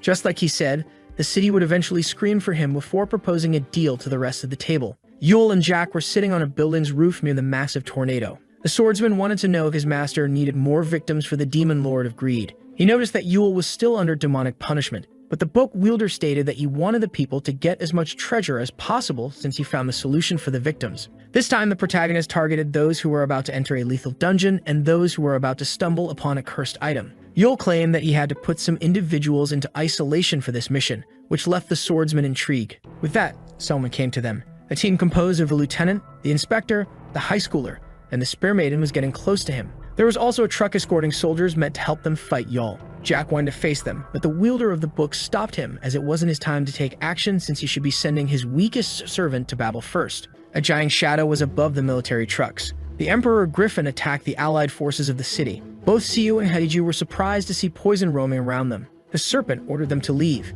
The young man decided to distract their first foe. This behavior greatly annoyed his two teammates, who immediately attacked the beast from above. Meanwhile, the lieutenant ordered the units to find a secure spot and use their weapons to help the heroes. The soldiers immediately executed the orders. Meanwhile, the serpent, who didn't want to fight Yule's minion, stayed hidden since the griffin wasn't his goal. He wanted to outplay those who tried to manipulate him into killing the golden deity of the desert. The gray-haired man observed from afar. He assumed that the book wielder wasn't open to the negotiation he recommended to the team. With that, he and his men began to make their move. The operation to eliminate the golden deity of the desert was just a distraction. The mission could be cleared by slaughtering the giant pig, yet it was hopelessly out of reach. In reality, they planned to go to the desert and loot as much as possible. Therefore, they must deploy as many units as possible to loot the place, since they only had time for one trip. Which is why they had to distract the serpent with the task of killing the desert deity, since it would be too risky to leave him in a weakened city. The car suddenly stopped.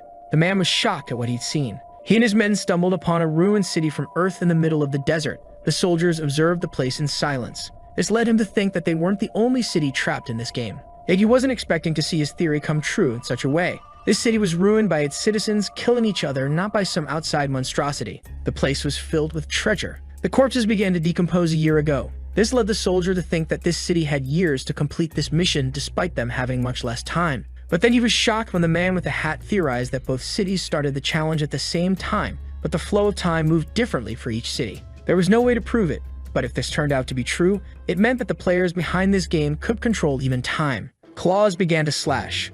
Siu was face to beak with the Emperor Griffin. The inspector attacked the beast with a well-chained series of punches, greatly damaging the great beast, when suddenly something startled it.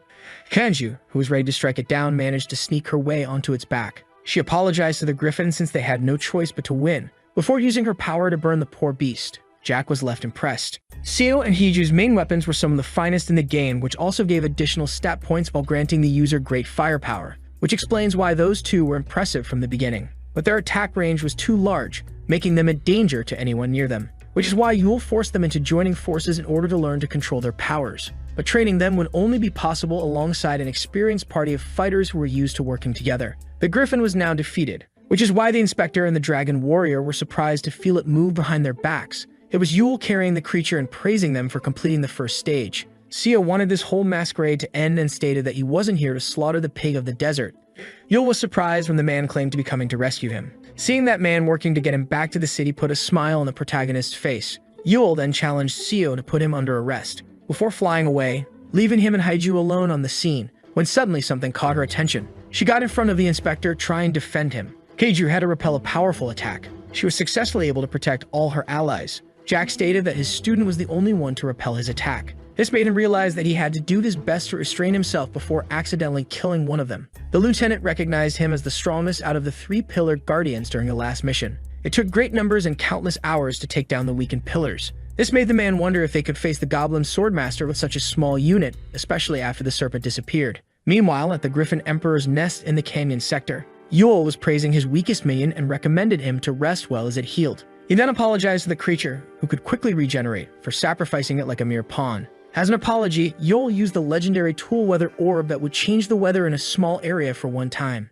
The wielder of the book summoned a thunderstorm in order to protect the griffin's nest until the end of this mission. With that, he headed back at an impressive speed. On the way, he remembered the inspector's kind words. He expected the city's strongest fighter to come and face him, but was surprised by his good intentions. Yule could predict others' actions, but not what was on their minds. Smoke began to rise in the sky. Only Seo and Haiju were still standing in front of the goblin sword master. The inspector couldn't think of a way to win against that Jack, who looked invulnerable. Haiju begged her master to grant them access, but Jack didn't want them to earn their pass with a conversation, but with a fight. The lieutenant, who turned out to be alive, proposed to retreat. They still had some time ahead of them, so they should use it to strategize since the goblin only counterattacked. Jack was standing on the top of a ruined building. When Yule arrived, the sword master stated that Jaeong Guan thought wisely. Meanwhile, inside a military tent, the 3 of them were analyzing their opponents. A party needed strategic thinking in order to thrive since strength alone wasn't enough. Yule wanted to take advantage of the mission in order to make them more experienced in beating dungeons.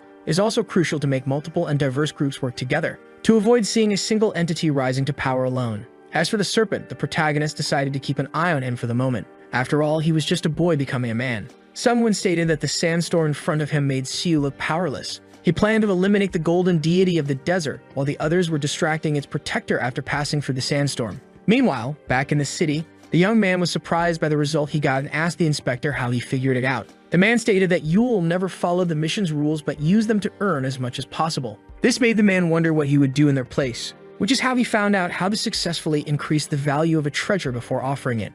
With that, the city had to amass greater wealth than the desert deity, or hope that the set unit eliminates it first, making the man wonder what way Yule chose for the city to win. The uprating and organizing of the city treasures was proceeding like clockwork. A policeman and a soldier were worried about the sandstorm in the desert sector that would slow down the upcoming trucks and their lack of equipment, but the inspector resolved them quickly. With that, they decided to quickly execute their orders. Yet they were both surprised to find themselves calling him boss. Inspector Siu was asked about his partner. Haiju assumed that he must be powerful since his partner left him to lead the citizens, which Siu confirmed. But Dusik was more known as resourceful. Yet that's what makes him a threat. Siu wouldn't have left him unsupervised if it weren't for the current situation. He thought of how he had no other choice as he swallowed his meal in one go, surprising Haiju. The serpent was going all out, but he was still being overpowered. He was vanquished and launched far by the enormous sandstorm. This left the boy confused since the level of his wishing orb didn't get any higher after use like it should have. Yule had his book open. He thought of how the serpent was wasting the chance he offered him.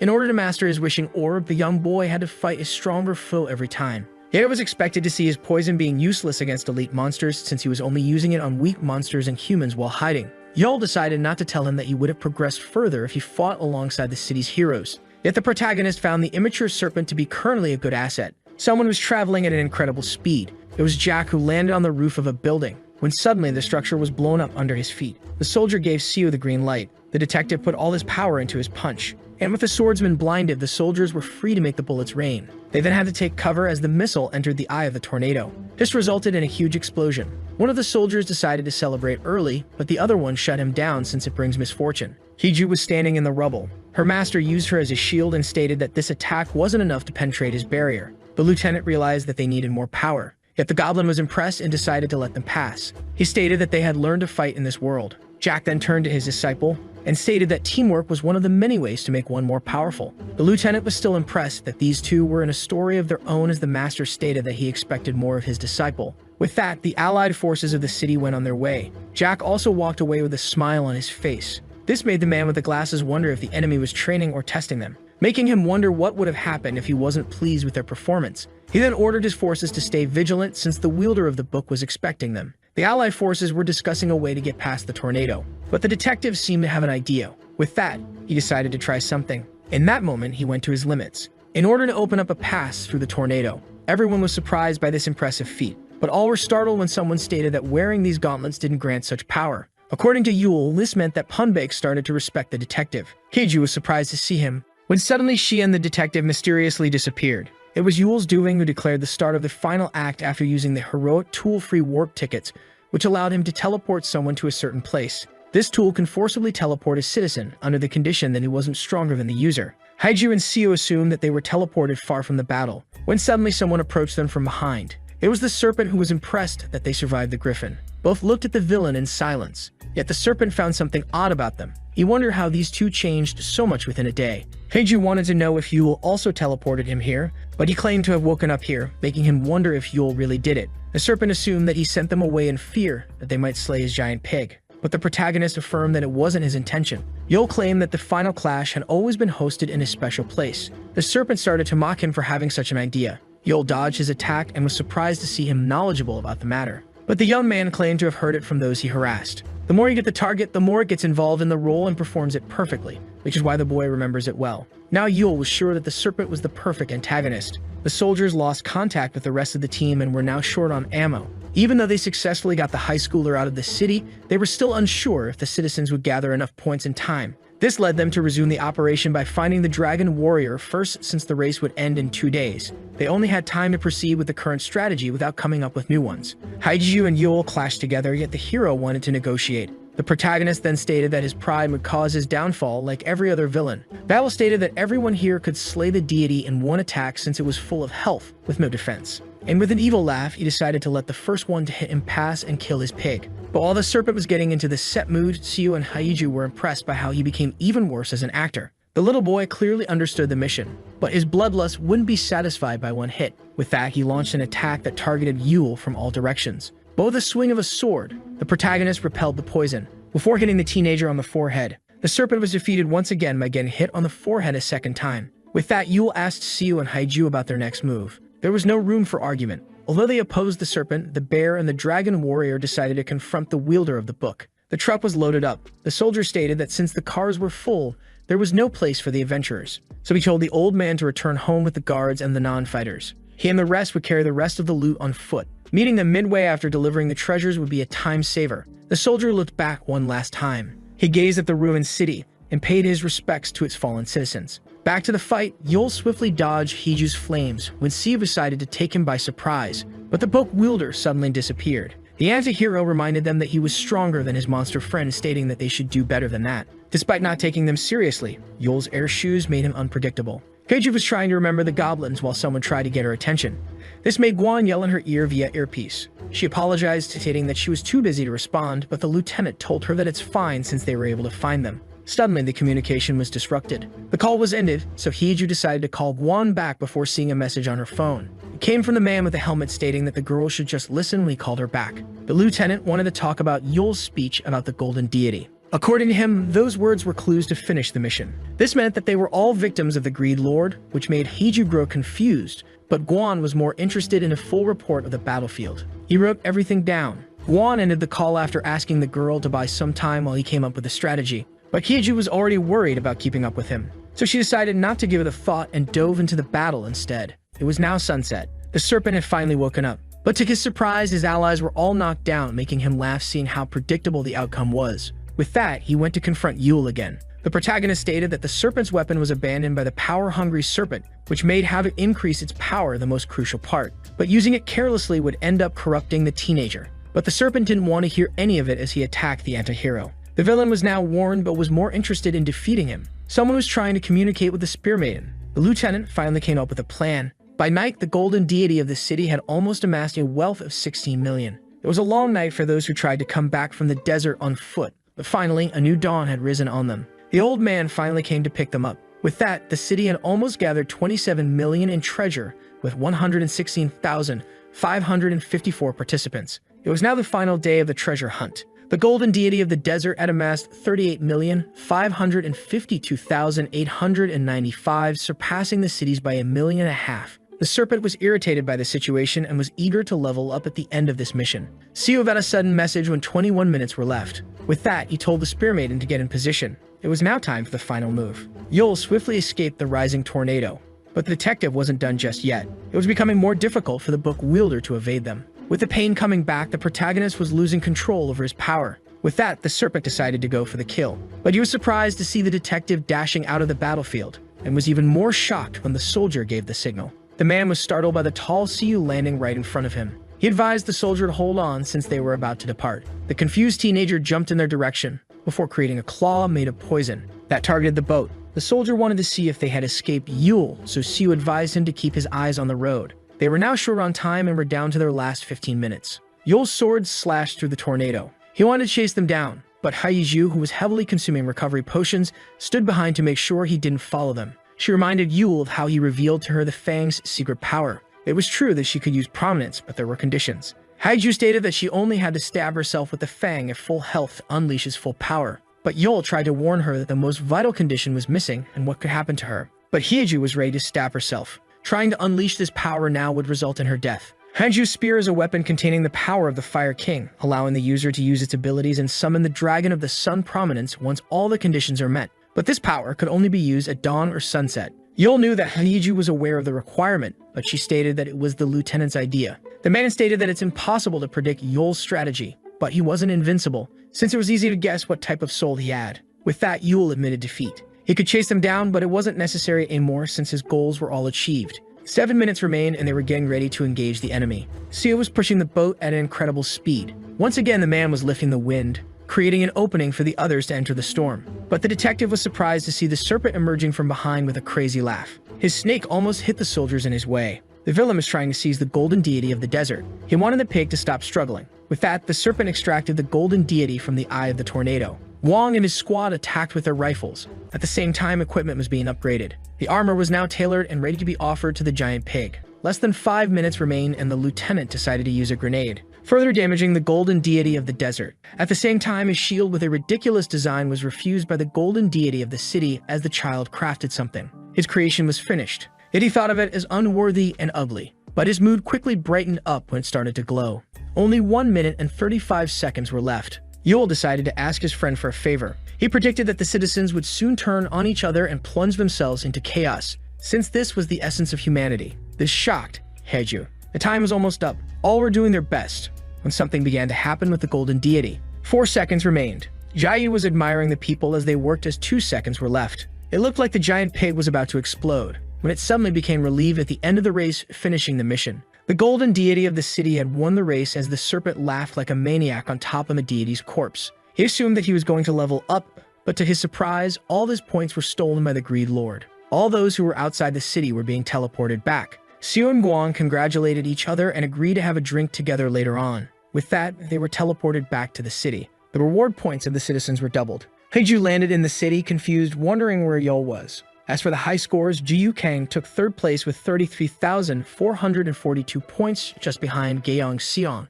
who scored 45,455 points. As for number 1, it was no other than Wong Park with 324,432 points. The citizens began to toss the old man in the air out of joy. The humble top scorer stated that it was Haiju and her treasures that deserved all the credit. Yet he decided to celebrate his success by inviting everyone to a dinner that he would pay for, earning him even more cheers. The sun shined on the celebrating city. The lieutenant received a notification. He was informed that all the members of his party were rewarded with the golden deity equipment 12-faced dice for killing the rival deity, increasing their chances of getting heroic items. Wang found the golden deity's gifts very generous, even if their reward would ultimately be decided by fortune. The golden pig also rewarded the city. Until their next mission, it would be earning a tenth more experience points than usual. With that, the golden deity departed happily from the city. They now had a day until the next mission, and Yule was quite satisfied with this outcome. The protagonist managed to stop the Greed Lord's punishment after being down to a tenth of his health, as Jack stated that the city considered them enemies, but Yule denied it. The swordsman quietly mocked him as his master declared himself the city's greatest catastrophe. Yule was happy that the citizens were able to overcome this challenge on their own. It would now take an amazing disaster to break the city's morale. But when Jack stated that Yule guided them to victory, he realized that his master was lost in his own thoughts. The city had all the points it required on top of being energetic. A new city number 8 would be rising after this break between turns. A crowd was gathering. Many citizens were trying to offer their services to one park. But the humble top scorer affirmed that the true hero was Haiju, who his company just helped. This left him confused when two blushing men stated that they wanted to work for him for this reason. The citizens saw the Spear Maiden as an angel of the flames who kept fighting for them despite becoming a victim of the Greed Lord and the most popular warrior in the city. This made the two men obsessed with working with the Dragon Warrior. Haiju observed the crowd in silence. This made her remember Yule's words, and how he wanted her to be a ray of hope in the upcoming dark times. Haiju would become a beacon of hope for the city at the right time. Finally, she decided to approach the crowd. She denied being the special someone they referred to. Yet Haiju invited them to fight with her by forming a guild. In the Middle Ages, guilds referred to groups of artisans or merchants in Europe. But in gaming, a guild is formed by individuals who share the same goal. This made the detective compare them to social clubs. Dusek confirmed and stated that there were many types of guilds, so Siu asked if there was a guild option in the system. The guild option had always been part of the system, but none were created yet since no one could afford to pay 100,000 points, which resulted in the creation of 3 official guilds and some others that remain unregistered. The first and most popular guild, which focuses on missions and keeping the city safe, is the Delanix Guild with Haiju as guild master and one park as deputy. At first, the members wanted to call it the Haiju Guild, but their guild master was so embarrassed that they decided to name it after her most relished flower instead. Since Detective CO trusted the Flame Angel, he assumed that her people wouldn't cause any trouble. The second guild, which thrived based on the colonel's leadership and the lieutenant's abilities on the field, was the Armed Forces of City Number 8, also known as Armed Forces. CO, who acknowledged the two men, could expect only the best for their guild, and as for the third guild, the detective was shocked after hearing about the Serpent Guild, also known as the Kingdom Guild. Although defeated, the Serpent with his wishing orb drew a lot of people who were mostly greedy criminals into his guild with the one goal of ruling the city after slaying its greatest enemy. CO stated that they needed to gain power in order to beat the egotistic Serpent, who will stay hidden until he can kill the wielder of the book. Yet the police were still unable to create their own guild since they were occupied with catching outlaws and protecting the city. If nothing is done, the police would become powerless. CO looked through the window and asked Dusek if this was his solution. Many men greeted them in a single voice. They all expressed their desires to work under Dusek by becoming police officers. This made the detective curious about his partner's activity while he was in the desert. Dusek then affirmed that he wasn't gathering troops in order to overthrow the current police. So Siu thanked him as a response for gathering all his followers in one place. The tension had risen once again between the fox and the bear as an officer tried to get their attention. He stated that they spotted something strange while listing the most recent victims of the Greed Lord.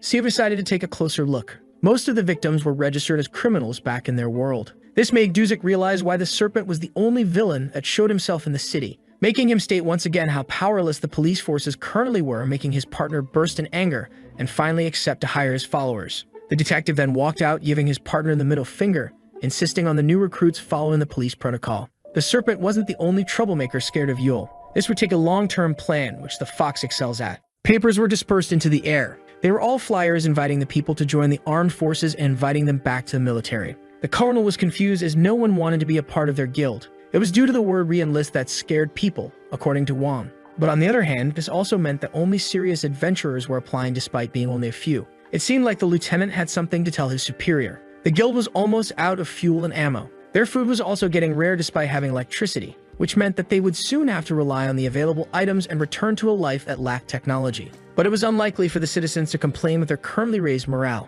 The colonel then threw something on the table, calling it an asset. Those were archives that belonged to City Number 4. The citizens of the ruined city of the desert left records behind before going extinct. And these notebooks are summaries of their adventures. By combining their knowledge with the experience of City Number 8, a new mission manual should see the day. Meanwhile, Yule was lost in his thoughts. The person next to him stated that he looked pretty happy, which he confirmed. Yule was startled to see Jiayu sitting next to him. She then offered him some chips while stating that Yule's action allowed her to earn some points, Jiayu then asked him if he was going to start his own guild, which he denied since all the members would end up as victims of the Greed Lord. She then leaned even closer to him and asked him to promise to make her his first recruit if he ever forms a guild. With that, she suddenly stood up, leaving the city's greatest villain intimidated. Her hook was firmly planted. Jiayu offered her help to Yul. She then proposed to become a victim of the Greed Lord. Before jumping off the tall tower, Jiayu was a strange girl. She left him a bag of chips. Yul started to think about how the Demon Lord's punishment and the victims of the Greed Lord were becoming obstacles in accomplishing missions. Yul started to confront Krishna on this mission while making the mission easier for the citizens. The Greed Lord didn't receive any reward since Yul didn't get any points by betting on the losing golden deity. This was a way to warn the Demon Lord not to stand between Yul and his goals. And so the protagonist decided to repeat the same strategy until the entity responds back. Yet he felt that he would get his answer soon based on his title of Greed Lord. Krishna was fully aware that Yul could get him what he wants, when suddenly something caught the protagonist's attention. He was now in a vast white empty room. In that room was a mysterious person surrounded by flying books and seemed familiar to our anti-hero. Yul quickly charged with his sword at the man after recognizing him as the Demon Lord of Greed. But to his surprise, he was suddenly sitting in a chair. The entity was now behind him holding a plate full of fruit. Yul tried to strike the book's owner once again, but he was magically back in the chair with a new, more formal outfit in front of a table. Yul was suddenly having a tea party with the Demon Lord of Greed. Krishna felt different from all the other Demon Lords. For the first time, Yul felt powerless as he faced Krishna, the Demon Lord of Ultimate Greed. The entity was quietly sipping tea. Yul decided to keep a cool head since the Demon Lord didn't seem to bear any hostile intention. And so he decided to converse with him, but he was left surprised after opening his mouth. Yul realized that he was unable to talk when Krishna claimed to have answered his call out of curiosity. The Greed Lord then gave him a choice between becoming someone crucial to him or staying someone interesting. Yul thought for a short while. He then cracked a smug smile upon hearing that Krishna required something. So the entity advised him not to get over his head since he could easily replace him, but not the other way around. This made the protagonist assume that the Demon Lord could hear his thoughts. Yul was now confronted with the choice of remaining a curio or walking a more promising path by becoming someone the Demon Lord needed. The presented books were identical but would morph in order to adapt to his choice. Yul wanted to know if walking this new path would put an end to the victims of the Greed Lord and the punishment of the Demon Lord. But Krishna affirmed that he was only offering him to become someone that was crucial to him, and Yul might not be able to fulfill his new task. The protagonist remained silent. Yul then stated that those needs would put pressure on him. But this is why he picked Krishna's curiosity from the start, since the price would be worth the opportunity. By accepting this new mission, Yul would be able to alter the destiny of all captured cities. This left the anti-hero shocked. The city had now reached level 3. It was able to jump 2 levels when its inhabitants started to use their points. The player was selecting his reward as his city was partially restored and making Jiayu realize that the player had more options than what the dice offered. This entity barely acted up until now, yet the player of city number 4 caused their downfall. This meant that the player of city number 8 was just being lazy and letting events occur or simply lacked interest in the city. The player chose to summon an NPC known as the Summon Helper whose look and equipment were randomly generated. The citizens were advised to be cautious around it since it would treat its attacker as a hostile threat. Seeing how high her attributes and level were, some of those pleased by her appearance began to run away. Jiayu compared this new ally to a powerful village guard. But since the player made his choice, it meant that he was active. Or perhaps he decided to play with more dedication. The player received a notification. After detailed analysis, it turned out that Yul was a perfectly designed unit, but since the presence of an error was still possible, the player had to choose between 3 choices. This made the player opt for the invasive analysis. Yet this option proved to be a threat to Yul's life. Finally, the giant hand made up its mind. Yul was plunged into a deep slumber. The protagonist wondered if Krishna meant other cities when referring to units. The Demon Lord confirmed as Yul realized that he was able to talk once again. This was unexpected since the owner of the book had the power to impact all the game. Krishna was far more powerful than the other Demon Lords. It was now time for Yul to choose. The protagonist was more interested in knowing the reason behind Krishna being summoned, but the entity denied being invoked. Krishna affirmed that he wanted to steal everything that belonged to the player down to their last possession, making the human realize how much the demon loathed these entities. Yul now had to choose. He recalled how other Demon Lords regarded the players as deities who invoked them as pawns for the sake of the mission. With that being said, the protagonist reached for one of the 2 books. This put a smile on Krishna's face. As he faded away, he stated that his chosen one chose the right and most obvious path. Yul was left shocked when he learned that he would forget about this encounter since it should stay a secret for now, leaving the man disappointed and unsatisfied. Krishna then stated that it was crucial to keep things as they are for now as Yul began to fall. The protagonist began to wake up. He assumed that he had just given in to slumber. Yul sighed in disappointment, thinking that the Demon Lord didn't answer his call. Krishna stated that the book would guide the protagonist. The the sun began to set on the city. Someone was running as fast as they could. It looked like Jiayu was in a hurry. She wanted to know if she was able to shake her pursuers off, when suddenly a hand was slammed on the wall. Jiayu felt uneasy as this person's voice was full of love. Haiju tracked her friend down in order to invite her into her guild. Jiayu denied and told the Angel of Flame to stop acting so childishly. This adventurer works solo, and so she advised the Spear Maiden to invite someone else. Haiju, with her blazing hair, then threw herself on her friend, comparing her to a little kitten that she would keep by her side. And so Haiju kept insisting on Jiayu. The armed forces were training for battle. They should use the recovery function that cost 10 points after half an hour if they weren't harmed. But they should also use it for the others' sake in order to restore their stamina. Not only does it restore the body,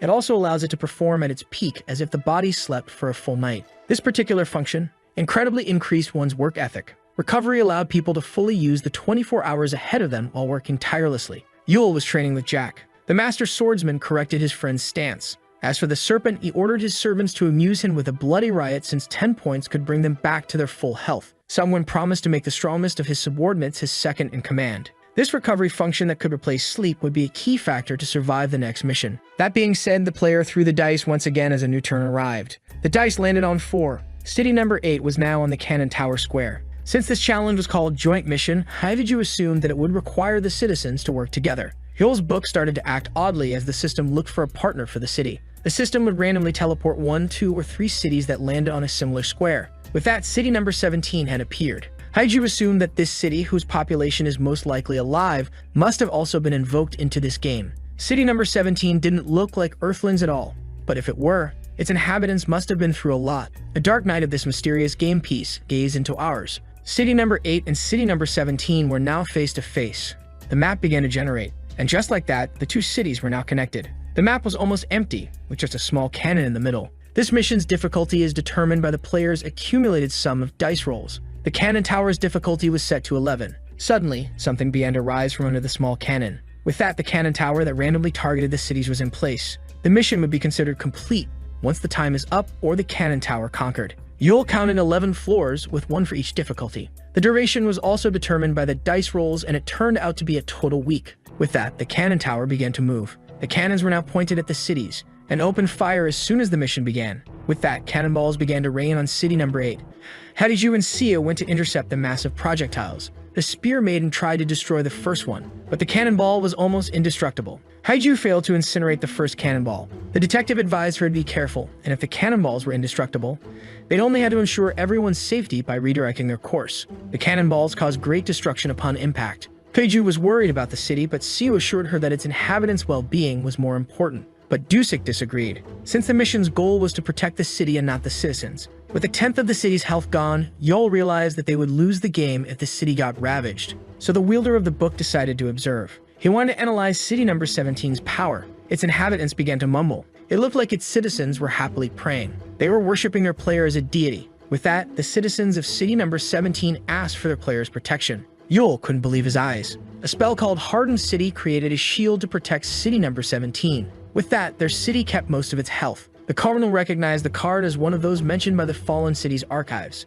This meant that the players could either roll a dice or use a card to intervene in the game. But seeing them in reality was just a reminder of how they were just pawns in a bigger game. The small cannon at the top of the tower began to move. The ultimate cannon selected the city of the protagonist as its target, but it would take an hour for it to finally strike. Since the cannons stopped their ravage, the military of city number 8 decided to get closer to the tower. But unidentified objects seemed to be moving in front of them. Smaller towers began to rise from the ground, and so they decided to accelerate to evade this trap. With that, the vehicles did their best in order to evade the incoming bullets. The lieutenant lost 2 vehicles, with 1 man injured yet willing to keep the fight. So the soldiers told their superior to keep going while they took care of the trap. Wong ordered them to come back alive no matter what. He realized why the map only contained 1 structure. The map had the ability to shape-shift and create constructs and monsters if needed. The driver stated that the Angel of Flame should have been with them, but his superior denied it. Putting Haiju on a fence would leave the city defenseless, which is why she and the detective would remain inside the city for the whole mission. The soldiers needed to study the tower in order to come up with a plan. But just as he claimed that they should join forces with city number 17, the lieutenant noticed the serpent flipping him off from the window. Wong then noticed the villain on top of a red speeding sports car while talking about making a good first impression. The serpent and his guild rushed headfirst into the obstacles, and so the masked man decided to use his powers to clear the way. With that, he used his venom to destroy the many towers. The soldiers observed as the young maniac advanced ahead of them with his crazy laugh. Wang hoped that this immaturity wouldn't lead to conflict with the other city. 47 minutes and 30 seconds remained before the ultimate cannon struck city number 8. Cannonballs were once again launched into the sky. Each cannon of the tower had a cooldown of its own, and the Kingdom Guild was already inside the tower, when suddenly someone surprised the soldiers from the back. This person assumed that city number 8 was still a first generation based on its design and its citizens' outfits. This intrigued the lieutenant. The mysterious mate was a level 62 elite citizen who introduced himself as Roble von Lexus. Roble was the head of his house who had been called by the Divine, and in order to protect his city, asked the lieutenant to form an alliance. Yet before forming an alliance with this medieval city, Wang found it necessary to inform Roble that he represented a guild called the Armed Forces of City Number 8 and not the city itself. The knight then understood that City Number 8 had yet to unite itself, just like his city in the past. With that, von Lexus decided to reschedule their alliance but asked the lieutenant to deliver a message to his city. Roble called on a Pacific pact where neither of the cities would behave violently, and the aggressor's punishment would also be chosen by the attacked city, meaning that it would be possible to kill in order to defend. Roble clarified that he only proposed this pact in order to protect his city, and so he offered a manual for clearing out his mission to the other party as a symbol of goodwill. Roble stated that the cannon tower was the first mission that his city cleared. This meant that a city was able to go through the same square multiple times. With that, he gave the unspoken order to his soldiers. Wang thanked the knight for his kindness and offered to give intel on those who would be an asset and those who may pose a problem. Roble was satisfied with this first interaction and proposed to schedule a meeting at the same time tomorrow. The curious lieutenant was intrigued since the knight wasn't interested in scouting the tower, but he assured him that it was impossible to force the entrance.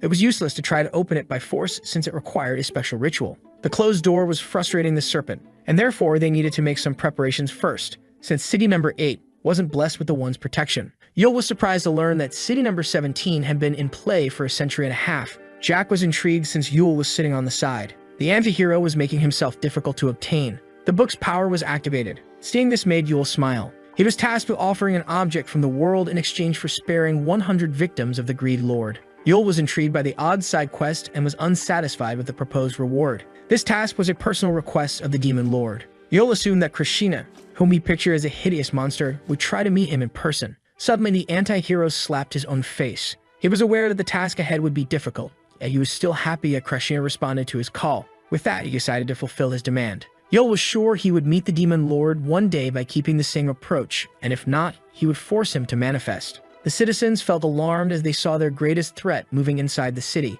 Everyone was in an alert state. Suddenly, the NPCs started to act oddly. Yul was targeted as the object of invasive analysis. The time was up, and with the ultimate cannon activated, Huiju jumped headfirst in front of the attack in order to stop the blast. And so the Angel of Flames clashed with the immense cannonball. Haiju then remembered how her master advised her to use her power with modesty. At this time, she would need to use all her strength to protect the city. Sia was rendered powerless in this situation. Yul decided to use Taflum, the legendary thrown weapon that was said to have pierced the eye of the demon god. The item could be used 10 times per mission, but it could become more powerful by using fewer projectiles. Yul only needed one throw for this mission in order to pierce the giant cannonball, spending all Taflum throws for this mission in one go. The giant cannonball began to fissure, before leaving a titanic explosion behind. Seo congratulated Hiju, but the girl affirmed that it wasn't her doing, meaning that the anti-hero intervened once again. The explosion was so powerful that the Spear Maiden realized that they couldn't possibly counter this attack by themselves. The ultimate cannon suddenly began to rotate.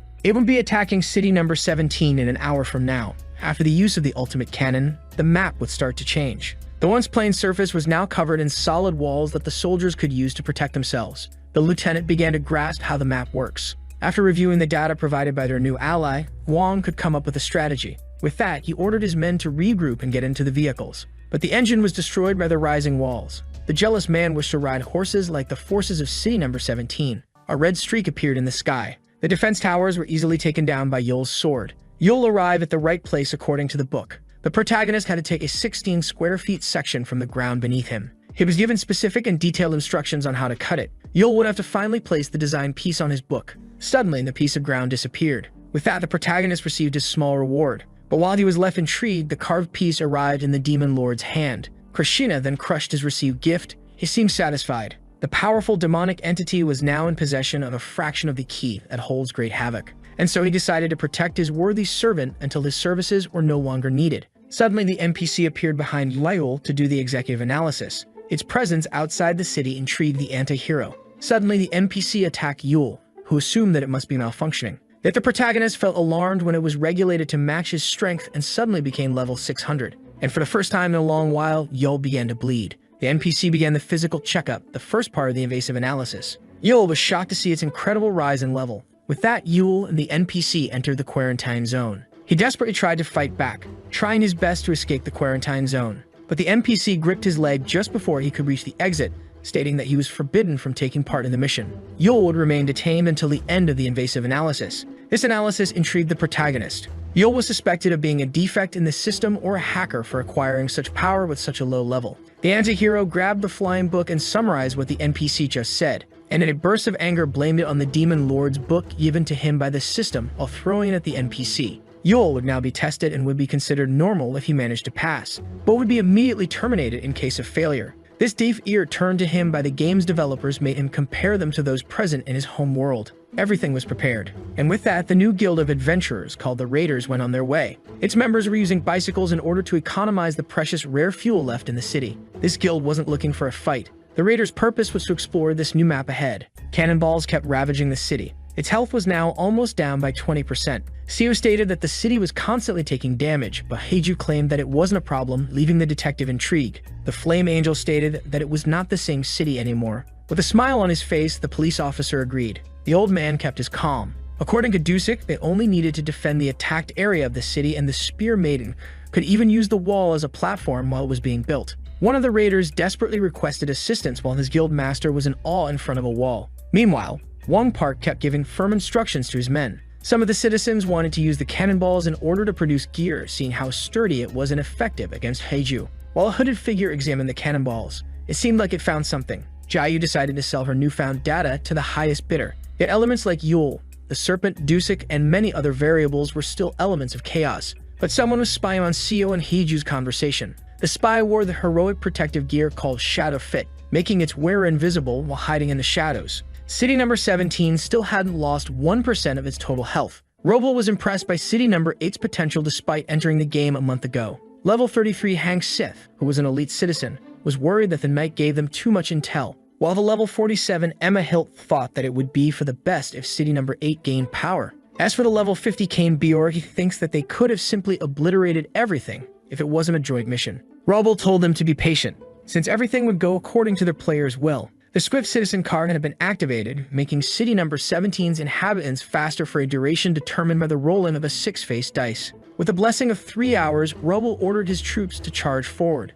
And just like that, the citizens of City number 17 followed him into battle. The knight thought of his city as the player's chosen. He was convinced that they were relished by the entity. This knight wielded the legendary one-handed sword Stormbreaker, a powerful relic that could summon lightning. He then used the granted skill Chained Lightning to annihilate the defense towers that stood in his way. Without their player's goodwill, City number 17 would be unable to claim victory in this gigantic game regardless of how powerful their equipment is or even how high one's level could actually become. Yul tried to free himself from the non-player character. The NPC managed to dodge his sword unharmed. The wielder of the book assumed that it had obtained max level just like him. But by fighting someone as strong as him, he came to a realization. Yul realized how poor of a combatant he truly was. He was still a rookie, but he had started to learn martial arts from the goblin swordsman as a precaution, which is why the wielder of the book was struggling so much. This made him wonder about the invasive analysis duration. According to the NPC, it was almost certain that Yul was cheating the game. It also decided to try different approaches in order to detect a bug in him. This made Yul realize that the guardian of the city wasn't prioritizing his life during the analysis,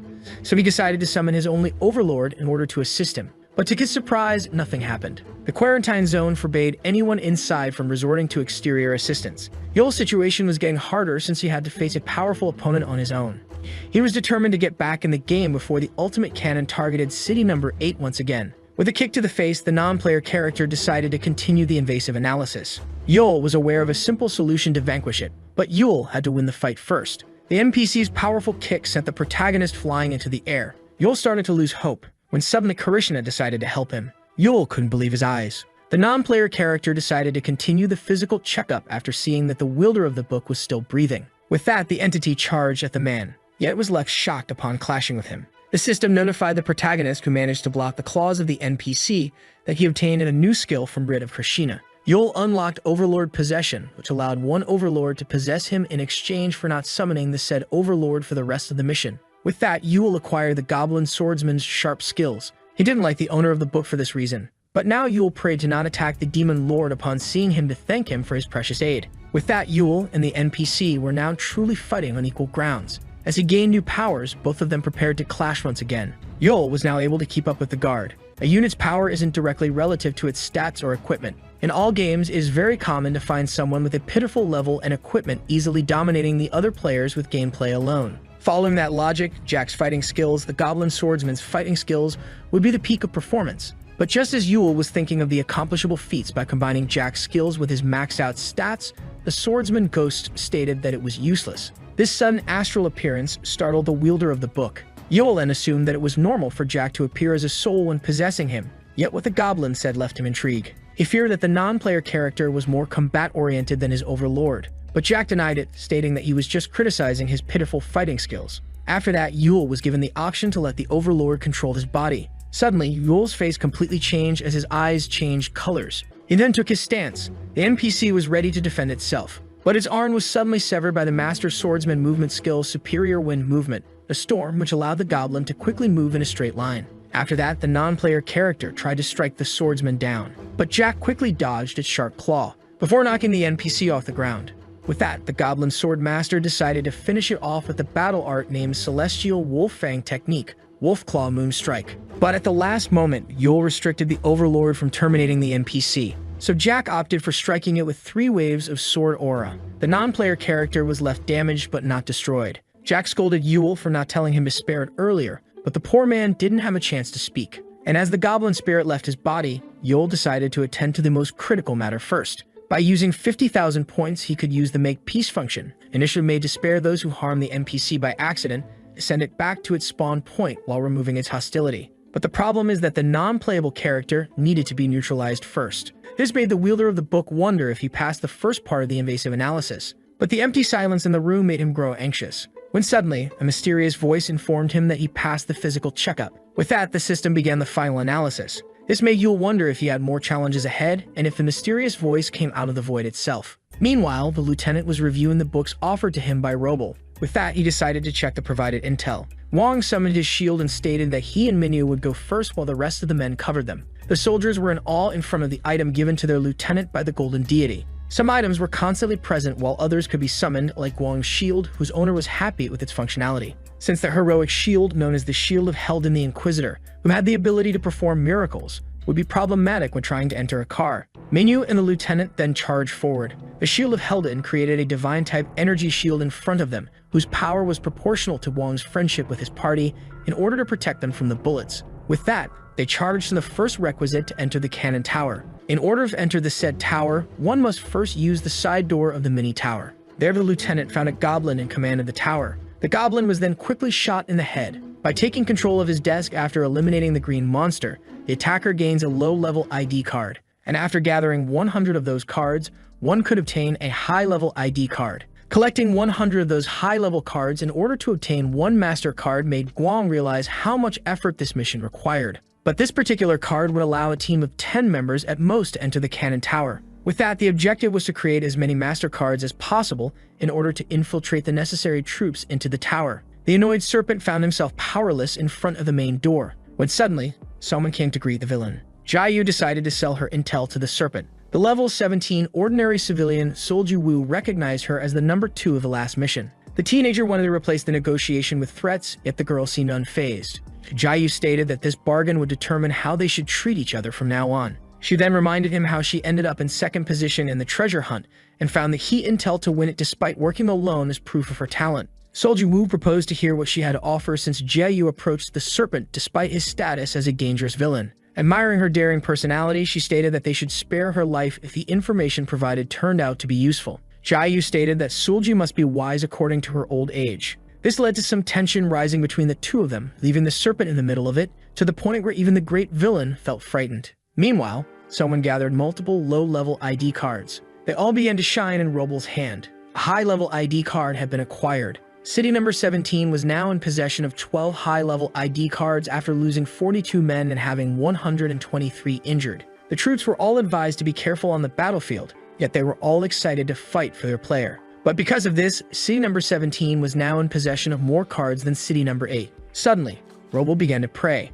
Seeing this, his archer friend also began to pray. The royal knight didn't want the citizens to sacrifice their lives for the player, but to dedicate them to him. With that, they charged onward. Robo then recalled how Yul Choi is supposed to be the most powerful in their city, yet the man had been absent from the action for a long time. He thinks that Yul refused to contribute to his city's well-being despite being a powerful unit. In other words, he was unworthy of the power that dwells inside him. Meanwhile, inside the sphere of the quarantine chamber, the system had removed all active effects in order to proceed with the upcoming test. Yul found himself paralyzed by those odd rings, and so the inspection began, and with it, Yul Choi began to panic. The system began to carefully analyze the man's memory in order to determine if he was truly a defect that had met an unusual entity. And so the game began to dive deep into Yul's tormenting memory regarding the victims of the Greed Lord. This made the man cry, but the system, unable to find anything, decided to investigate further. And so began the inspection of Yul's past life before the start of the game. The astonished young man found himself sitting at his desk. It was almost like he and the entire city hadn't left.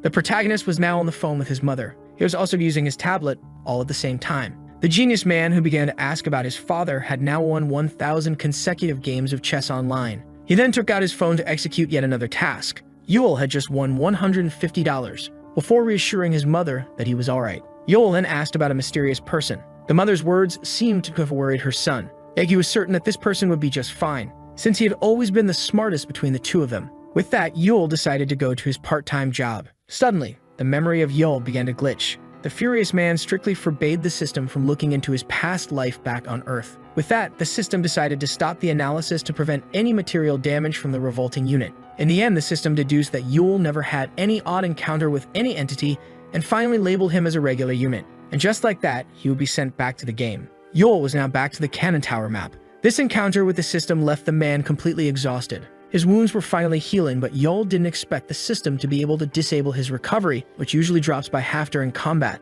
Yul found himself in the same position as when he was struck with the punishment of the Demon Lord. In the end, his mighty power was just what the game allowed him to have.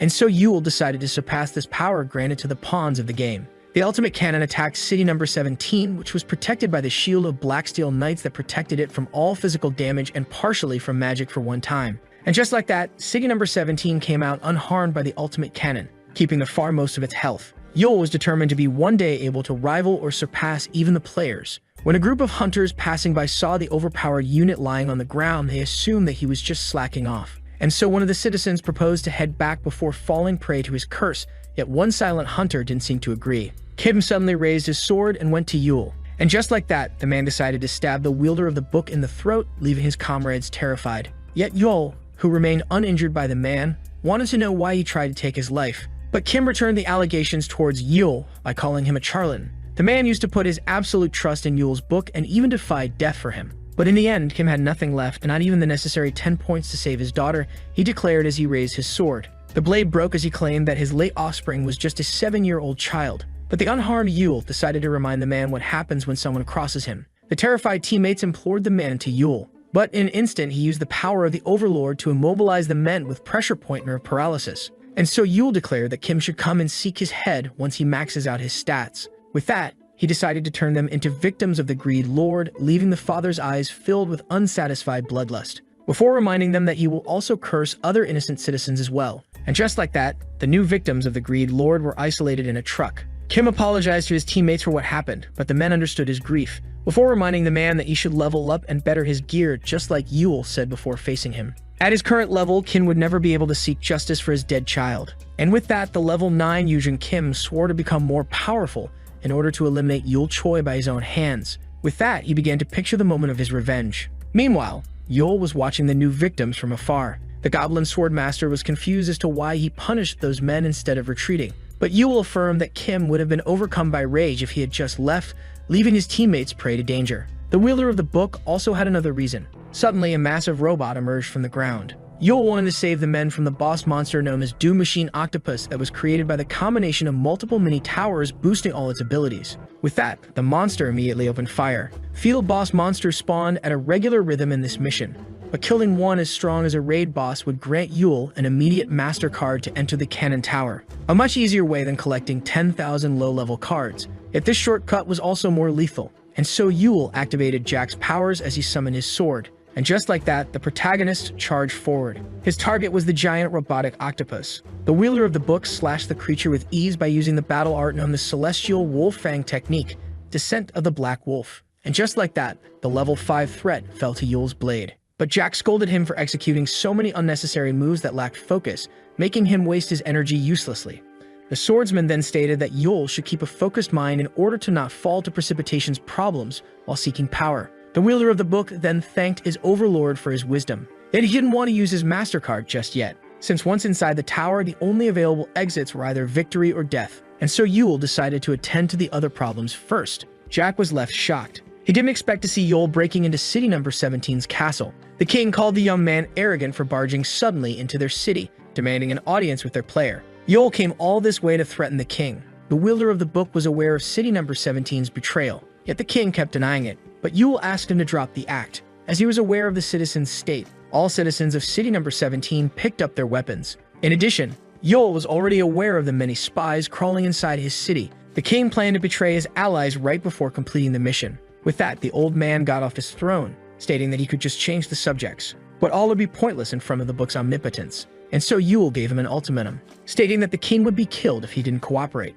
The royal man stated that Yule's power made him prideful and arrogant, that he still hadn't fought a real player. And so the card duel was activated, allowing one to make his unit fight with an opponent in single combat inside a coliseum where the strongest level becomes equal to the weaker unit. With that, the level 99 city mayor Remulus von Lexus claimed that his player's plans would remain hidden once he had silenced his opponent. The king, armed with the Upiter, the epic great sword named after the sky god that controls lightning, charged at the young man, stating that this book was the cause of his downfall. And just like that, powerful bolts of lightning filled the arena. According to Remulus von Lexus, his opponent was no different from a newbie without his immense level. The old man was sure to win when they were both at the same level, yet he was shocked to see Yule dodging his blade so swiftly, before suddenly striking him from the back. And just like that, the city mayor was ejected into the air. Unlike him, his overlord didn't rely on a high level. With that, it looked like a powerful dragon just penetrated the old man. He all stated that Remulus von Lexus' defeat should serve as a warning for his subjects, while Jack couldn't help but admire the old man's strength. With that, Yule and the defeated king were teleported back into the palace, leaving the guard in a state of panic. The scared soldiers took out their swords, but the wielder of the book stated that they should just work together on this joint mission. This unexpected defeat of the king even made the player of city number 17 shiver in fear. Suddenly, all soldiers felt alarmed. The odd behavior intrigued Yule. All the guards had a sudden rise of bloodlust. The once hesitant soldiers now charged without any hesitation. This behavior even confused the lieutenant who was on the field. Even he was left confused, as he saw all the units of city number 17 quickly retreating to their city. This city was now under the effect of Frenzied City, which increases the power of all the units of the player, while making them hostile towards any alien presence. A sudden explosion occurred inside the castle. Yule theorized that Frenzied City was the trump card that they were planning to use to betray city number 8 later on. Jupiter's power was once again activated. The surprised Yule immediately evaded the lightning bolts. He didn't expect city number 17 to use this card so soon. Upon landing, the young man was left surprised. Someone was waiting for him. In the end, those citizens weren't the player's relished units and were nothing more than obedient little puppets. And so the Green Ham used his cards to increase his citizens' attributes and make them all target Yule at once. Conquering the cannon tower to clear the mission would take him a whole day, and sparing the units of city number 17 meant leaving them to fight the units of city number 8. Jack proposed to do the dirty work for his master, but the young man declined, and so he decided to summon his sword. Multiple citizens charged at him all at once. The protagonist decided to accept this sinful burden of his. After that, a huge magical explosion roared through the city, and so the frenzied units were slashed to pieces. There was no more coming back from the current carnage. Yule lifted his gaze to the sky. The player of city number 17 began to panic upon seeing that the system was unable to show him the attacker. With that, multiple explosions emerged through the city. Suddenly, Yule was attacked by bolts of lightning, but he was able to block them with ease. With that, father and son charged at him. Yule was unsure if his words could reach them, but he promised the fallen city to avenge them for their 150 years of slavery as he killed their prince and king. Romulus couldn't believe it. The severed head looked at his player one last time.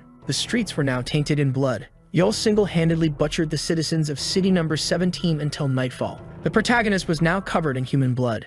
Jack came to check on him, but he affirmed that he was unwell. Even when mentally prepared for this inevitable butchery, the guilt was still too bitter, and so he decided to shake off the subject. Since the citizens of city number 8 wouldn't be able to clear this mission on their own, Yule had no other choice but to do it himself, when suddenly he received a notification from the system. Player number 17 was left without his units, and if they couldn't be resurrected, the player was doomed to be degraded into a city eater, a maximum level raid boss. Yule was shocked by this sudden discovery. This made him realize that the players weren't the greatest force in this game. The player of number 17 was now banned from the system and robbed of his status, and so the entity was now a city eater. Suddenly, his eyes turned red as he received his final notification. With that, the city eater decided to crush city number 8 under his massive hammer, leaving his player hesitant. With that, he decided to take a look at his deck of cards. One of his cards would allow him to use a die to move his city away from danger by abandoning all the rewards won during the current mission. The protagonist charged at the massive entity. Their player was now about to use his card. Haiju and Seo also tried to save the city. All seemed to have lost hope as a giant hammer began to descend upon them. Suddenly, the golden hand stopped. In the end, it decided not to use his card, resulting in the massive hammer destroying his city. City number 8 was now shredded into pieces, but Yule woke up to his book glowing red. He was surprised to see himself alive when his city fell, but Yule was even more shocked by the presence in front of him. With that, he immediately attacked the demon lord, who stopped him with just one finger. Yule began to regain the memories of their first and last encounter. The young man now remembers it all. The owner of the book judged him worthy and so decided to give him a chance as promised. A cold silence filled the empty white room. Yule was concerned about the other citizens. The demon lord affirmed that they had all met their end. With that, the survivor fell to his knees. According to Krishna, simple units couldn't possibly defeat a city eater. Their city was destined for doom since only players could stop them. This made Yule burst out in anger while asking about the game and its players. He also wanted to know why he was the only survivor. The demon lord had all the answers, but now was not the time to give them. Yule had little time ahead of him to bring his fallen city back to life.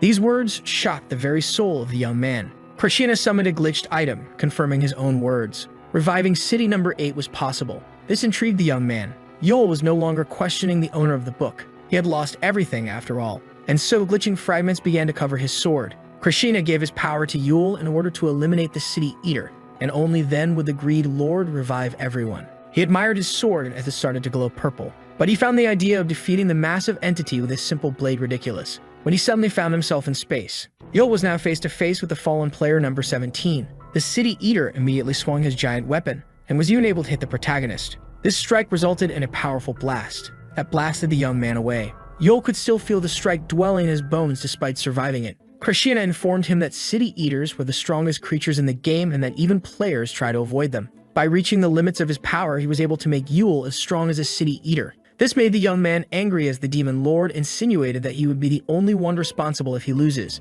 But the protagonist was alarmed to see the fallen player using a card. The entity used summon meteors to invoke a number of meteors equal to the number of the 12-faced dice. But Yule managed to parry and evade all rocks coming his way. According to the owner of the book, Yule was currently equal to the player, and even his gear and abilities now equal the cards employed by players. Yule had now fused with his overlord, landing a devastating attack on the city eater's face. This made the mask of the fallen player crack. With that, the entity fell to the ground. Yet Yule felt startled. Giant tentacles appeared out of nowhere and tried to crush him. But Yule managed to cut 2 of them. He wanted to ask the Greed Lord a question. His question regarded players. Yule wanted to know if they were all this hideous. Krishna denied, stating that all players were different when it comes to appearance, thinking, behavior, and even cards. With that, the City Eater decided to use Thunderstorm, which made lightning bolts appear in a wide area. And so, many lightning bolts began to descend from the sky. Thunderstorm successfully hit the protagonist. This made the young man realize the existence of City Eaters superior to the one he's facing.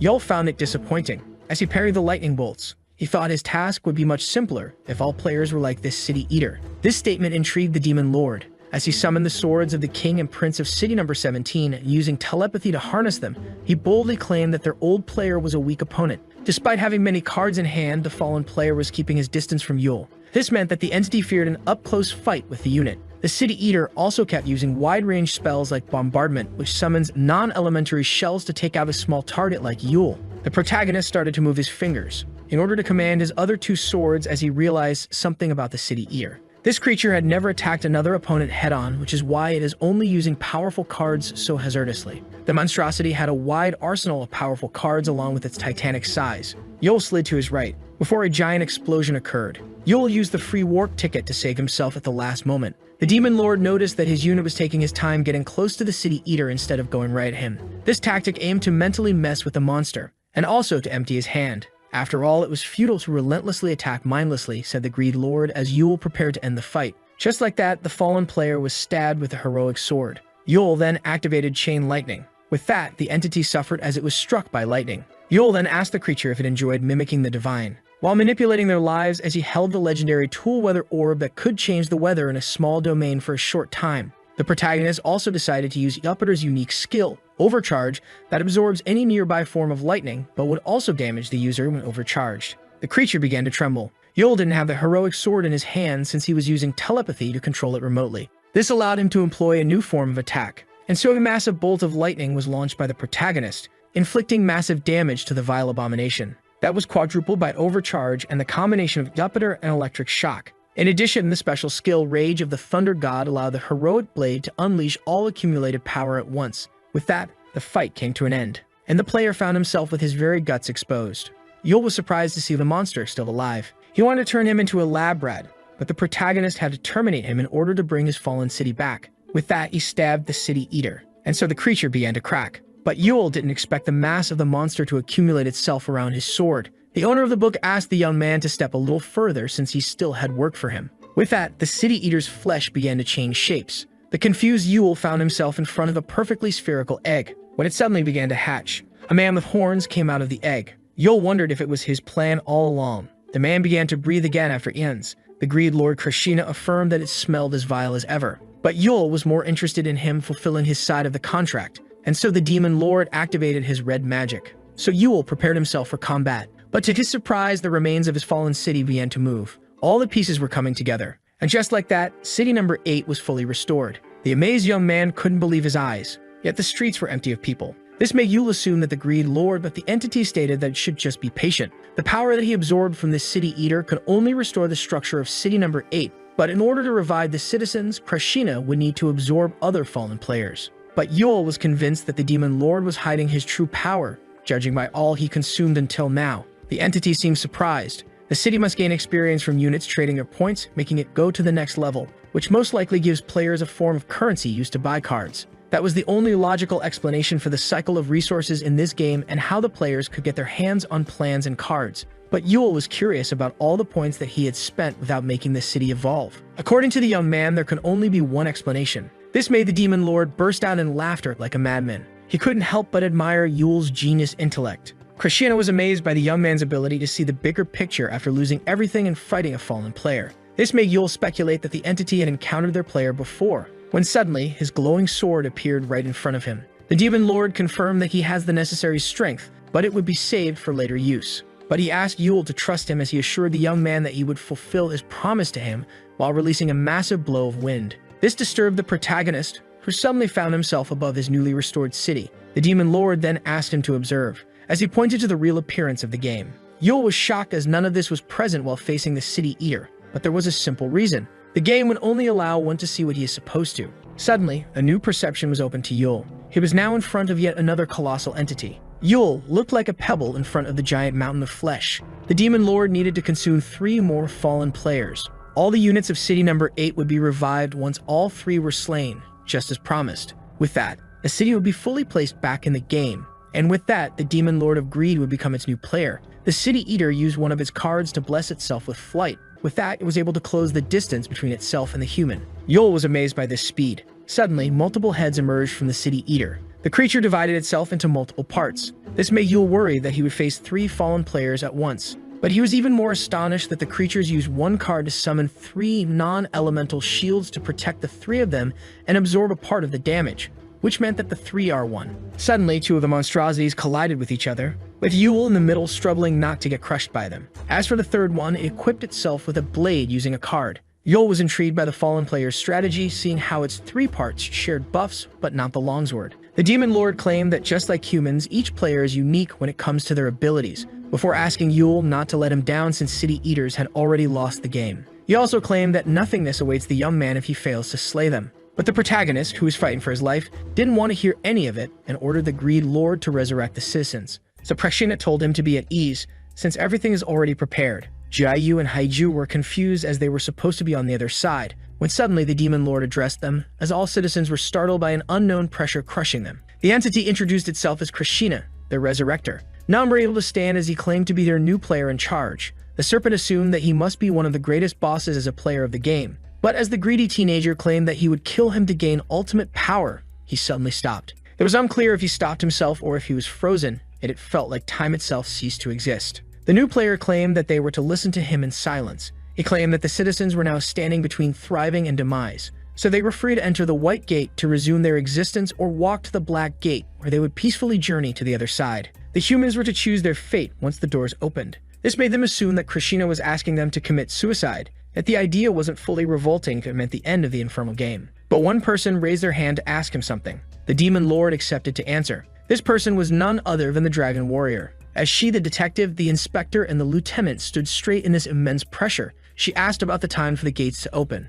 Dusik, the colonel, and other citizens were also eager to rejoin the fight. The new player watched them in silence, before snapping his fingers to summon a screen broadcasting Yule fighting the City Eater. All were shocked to see him on the big screen. Kaiju was intrigued about her friend's opponent when the Greed Lord stated that the gate would open once he wins. So he showed the City Eaters on the screen and presented them as the disaster they would have to face once back to life. So the humans should think carefully, since the Greed Lord had no use for those who cowered in front of the impossible. Yule clashed with the giant charging barrier as the other two attacked him from behind, when the protagonist activated the skill known as Gravity Ball, which used a powerful force to attract everything, the unit's caster if in range of it. With that, all three City Eaters were swiftly pulled to the same point, and so all three were slammed into each other. As the City Eaters were getting slashed, revealing Yule from under the carcasses, he raised his sword for the final strike, and slashed the monstrous tentacle ball in half. The three City Eaters finally met their end at the hands of the protagonist. The exhausted Yule then implanted his sword into his second fallen player, and with that, the tentacles faded into nothingness.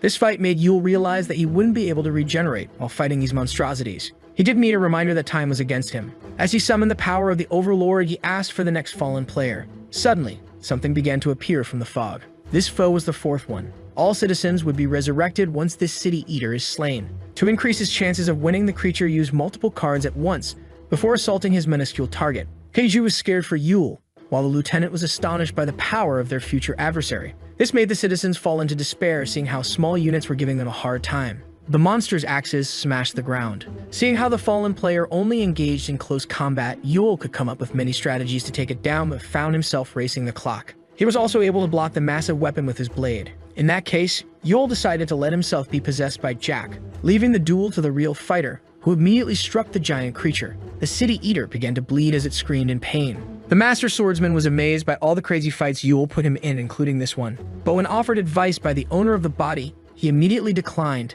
since the goblin could perfectly see the path of his blade. And so the man was now covered in blood after endlessly slashing the titanic monstrosity. All the citizens watched the fight, amazed and in silence. The last City Eater fell to Yulchoi's blade, and so the humans were now free to enter the gate of their choosing. All units could confront a hellish life or peacefully succumb to the embrace of death. Yul was now back to City Number 8, but its streets were still empty. Krishinev assured him that he kept his word, as all the citizens were choosing a path that only they could choose. The city was still out of the game. Yul wanted to know if the canon mission was still going on, which the new player affirmed. The mission wasn't over yet, but the original player of City Number 8 deserted them after his game piece's destruction. At this moment, Krishina took his place, yet he was powerless to stop the city's demise. In other words, the great demon lord couldn't do anything since he was still a beginner, leaving him silent. Before losing the game, the players receive a countdown, which Yul used to kill the City Eaters. With that, an Hardglass appeared in the new player's hand, who stated that the other units used the countdown to choose between life and death. City Number 8 began to emerge from the empty square.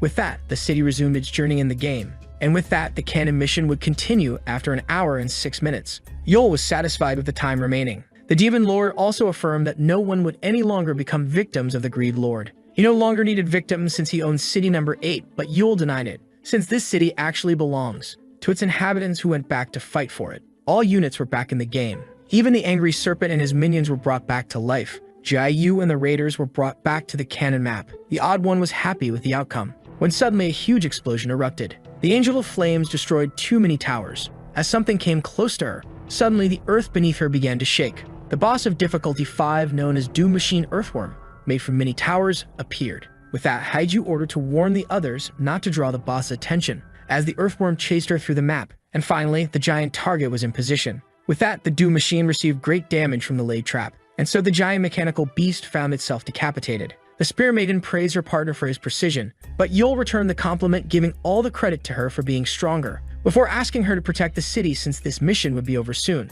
And with his MasterCard, Yul was able to enter the cannon tower that he wouldn't be able to exit until the end of the challenge. With that, he entered the cannon tower. Now on its first floor, known as the City of Minor Goblins, Yul found it disappointing. Seeing the wasted resources of this mission, the player asked him to focus on the bigger picture, as he activated the Headhunt card that sends to the boss one of his units present in the same dungeon. Krishna stated that it was all for the sake of the ultimate victory. Suddenly, a goblin piloting a giant machine attacked the young man, as he tried to shower him with bullets. Yul disappeared from the spot, and so the goblins assumed him dead and celebrated their victory, but were suddenly shocked to learn that their boss on top of the cannon tower was slain just after. The level 6 boss, known as Multibrain, was swiftly defeated, Yul decapitating it. The protagonist ignored all the other monsters and went straight for the crucial kill, bringing victory to city number 8, and so Yul was teleported back. All those who were outside the city were brought back to their home, and all eyes were on the man who was once the greatest villain. But Yul decided to ignore them and went on his way, when suddenly someone called for his attention. Yul received a mysterious container. This small gift was these people's token of gratitude. Yul politely thanked them, before flying off. As they watched him fade into the horizon, Yujin Kim claimed that he and others weren't brought back by hope, but by the powerful desire of seeing Yul Choi as a rotting corpse. The city now had a 24-hour rest before the next mission. The owner of the book and its wielder were both alone on top of the tallest tower. Yul was happy to see that everyone was resurrected and no one would become a victim of the Greed Lord ever again. Suddenly, the protagonist tried to slash the Demon Lord with a surprise attack, but Krishna was curious that Yul's blade didn't reach him. The joking young man was aware that this Demon Lord was nothing more than a projection, before pointing out that he still had use for the Greed Lord, piquing the player's curiosity. If Yun was surprised when the player, who aimed to make him reach the end of the game, let him decide the next step of the plan, but was also embarrassed when the Demon Lord pointed out that Yul had more experience manipulating City Number 8. They all seemed to have something in mind involving their new player. Despite the difficulty, the Greed Lord accepted to grant the request as a favor for his new game piece. Suddenly, all the city began to shake. Entire buildings began to levitate into the air, leaving everyone confused.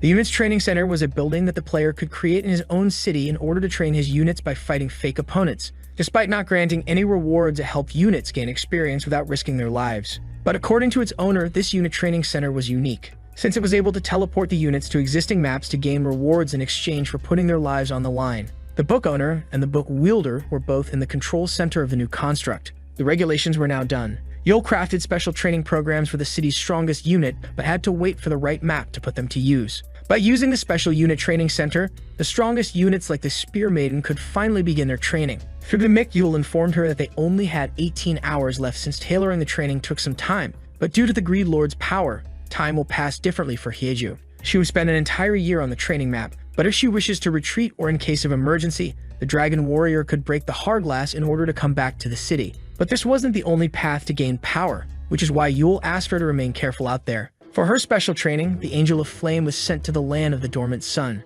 Determined, she aimed to complete her training. The set goal was to earn the respect of prominence, the owner of the very weapon she uses. As for the two detectives in the Forsaken Mountain of the Old Kings, Seo and Dusik had to locate the vessels of Wonsa and Wusa. For the lieutenant and his team's special training in the map known as the Mausoleum of Dormant Demons, the squad had to face terrifying demons, as they sought to awaken the master of the map and take up his will. As for the next scalar training, the insolent serpent asked to be released from the unit training center as he lifted his middle finger, but the villain was confused when Yul offered him one last opportunity. The wishing orb that the teenager wielded could either become of light or darkness depending on his karma. To put it simply, it could either become a dragon on the path of righteousness or an evil serpent upon walking the path of malice. Normally, it would take one some time to decide his actions, but now the serpent's choice would save them great time. The young villain was free to leave the unit training center, but at the risk of letting the other units surpass him. And so the young man thought about it for a while. The serpent was indifferent to the others' training but loathed Yul's assumptions, and so he chose the path of darkness for his wishing orb.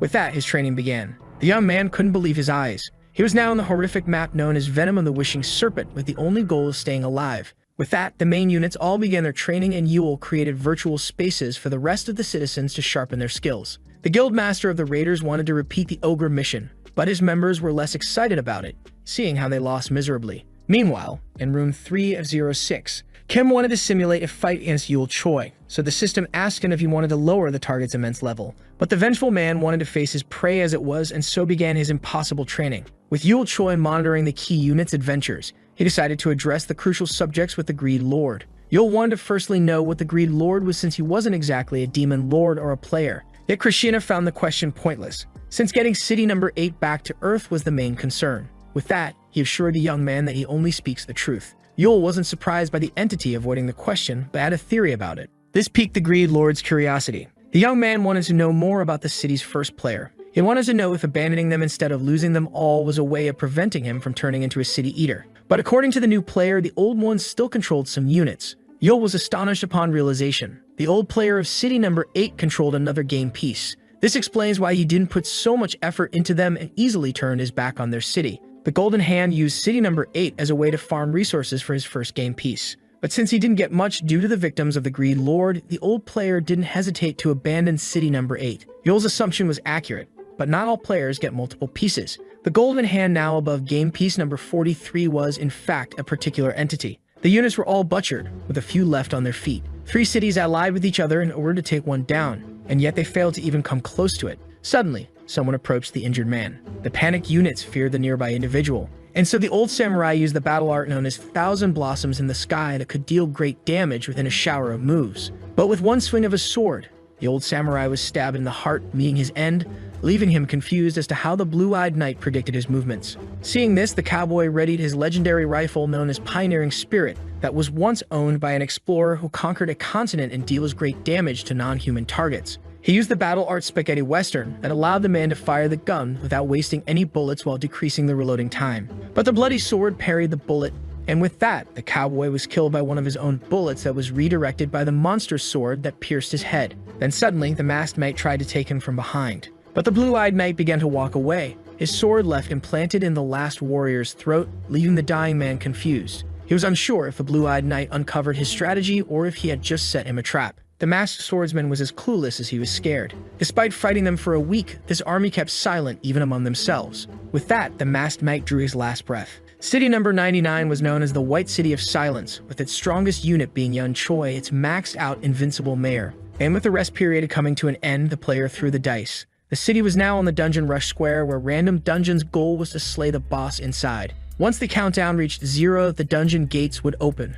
freeing a wave of monsters. Dungeon Rush is a joint mission, and so another city that also landed on a similar square would be invoked to the map. Yul pointed out that it would be their city's first time being summoned to another square. And so City number 8 joined City number 32 for a joint mission of 5 days, and with that, the mission began. Yul decided to use his main item. By combining the Writ of Krishna with the status window, the young man was able to make all dungeon data public, labeling their difficulty from A to D. With that, he decided to venture to City number 32 and proposed to join forces. Yet the Greed Lord stated that his units were fully capable of finishing the mission on their own. But Yul, who didn't think of the citizens as Karshina's belongings, aimed to return as many as possible to Earth, which is why he was determined to aid them. So the Greed Lord decided to recall their interaction with City number 17, but if one disaster were enough to stop Yul, then he would have never succeeded this much. The amused player wanted to see how long the young man would hold onto this idea. After that, in game piece number 32, the wielder of the book was left surprised. Despite offering data on the current mission, the other party refused to cooperate. The drunken level 97 city mayor, Carlson Bounder, had lost all hope for his city winning the game. City number 32, having lost all its best units, was short on equipment and resources and down to its last 1,000 citizens. Having lost all hope, the mayor advised the young man to focus on his city. Seeing the man's poor state, Yul understood that trying to reach him would be pointless, and so he decided to adopt a different approach. Carlson Bounder was convinced that City number 8 would eventually meet the same demise as his city, after reaching the White City of Silence and its fearsome mayor. Meanwhile, in the dungeon of the highest difficulty known as a Fragment of the Abyss, the level 5 boss named Sealed Fenrir, the giant wolf that loathed the divinities, was now facing the Angel of Flames. The Spear Maiden gained new skills after facing the owner of her fang for an entire year. Suddenly, draconic wings made of fire burst out of her back. In the past, Haiju could only borrow the dragon's power. Fenrir felt the great danger rising from this single girl. Now the Spear Maiden could even adopt the dragon's traits. With that, the giant wolf began to chant a spell, making ice spikes rise in the dungeon. But a small light could be seen from behind the thick ice. The poor monster didn't have enough time to react. And with that, the great wolf was eaten by Prominence's fire, which resulted in the conquest of the level, a dungeon, with most credits going to Fenrir's slayer. Krishna was pleased with his unit's surprising new strength, stating that he was wise to leave their training to the protagonist. Yet the Greed Lord's curiosity was piqued upon seeing the young man lost in his thoughts. Yul was worried about not being able to convince the other game pieces, yet player number 8 was satisfied by them not becoming an obstacle. The young man was persuaded that city number 32 wouldn't survive the mission without their assistance, so Krishna asked him to tell his master what he wishes from him, which annoyed the independent young man. Yul wanted to conquer their city. This idea pleased the greedy player number 8. Someone was exiting a dungeon. The dungeon crumbled behind the Angel of Flames, who was curious about the next one, when suddenly something caught her attention. A titanic entity was facing a mysterious flying individual. The player used a card to summon magic missiles that never missed their target, but Yul Choi was easily able to slice his way through them. According to the Greed Lord, a player only leaves his astral form upon becoming a city eater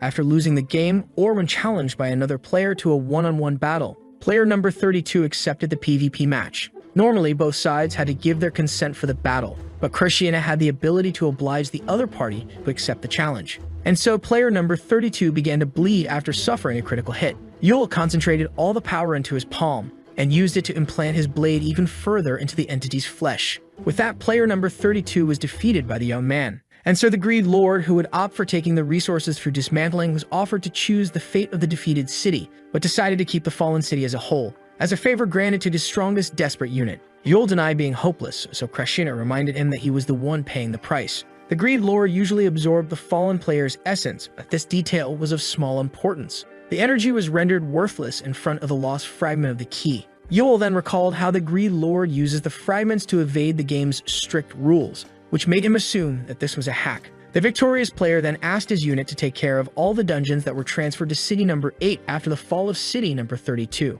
The Spear Maiden was shocked to see the system bombarding her with dungeon appearance notices. The Colonel stated that the number of present dungeons had now doubled, yet Yul seemed to be at ease, since the citizens were very qualified to beat those dungeons, and with him as their guide, their mission would become easy to clear. Yet the Greed Lord wanted to know if this claim involved all those who loathed him, which he indirectly denied. The future of this game piece seemed brilliant. Meanwhile, someone was using the card known as Observing Eye to collect intel on it, but the crafty Greed Lord decided to use his power, stopping the Golden Hand from spying on him and his city. The old player number 8, who turned out to be the owner of the White City of Silence, seemed to have a plan in mind. The entity wanted to reveal Krishna's personal information to all other players, and so the city landed on the Catch a Burglar Square this time. The goblin was violently punched in the face, yet the green monster mocked the detective with a smile, since he had to catch the multiple goblins. Otherwise, the monsters would get to keep all the points and equipment they robbed the city of. Seeing the many hiding spots in the city, the goblin felt optimistic, but was stopped by a huge man with a scary face holding a torch. The first confused goblin was caught by a police officer. The second was stuck under Jiayu's foot. They were confused by the units rapidly locating them. But all this was possible because of Yul's power. Things began to go well with the city units, the young man's plans, and the Book of the Greed Lord, allowing them to complete the missions on their own. At the end of each mission, they used Krishna's privileges as a player to upgrade the city by creating the Cornfield of Resilience, for example. They'd also gather the items that would let them bend the rules of the game, and track down the fallen players in order to make their player more powerful. As for joint missions, the units of the magic city of Buchin couldn't believe their eyes. They were shocked to see their players slain and defeated. City number 8 would slay the other players on joint missions in order to merge their cities together. They even persuaded the units to train themselves between missions, and so city number 8 evolved rapidly. The units didn't even need Yul's plans in order to finish the mission from this point on. Yet disasters only occurred in times of serenity. City number 8 was now on a battle square, and so 4 cities were randomly placed on the same square with the objective of terminating each other. The lieutenant feared the existence of such missions.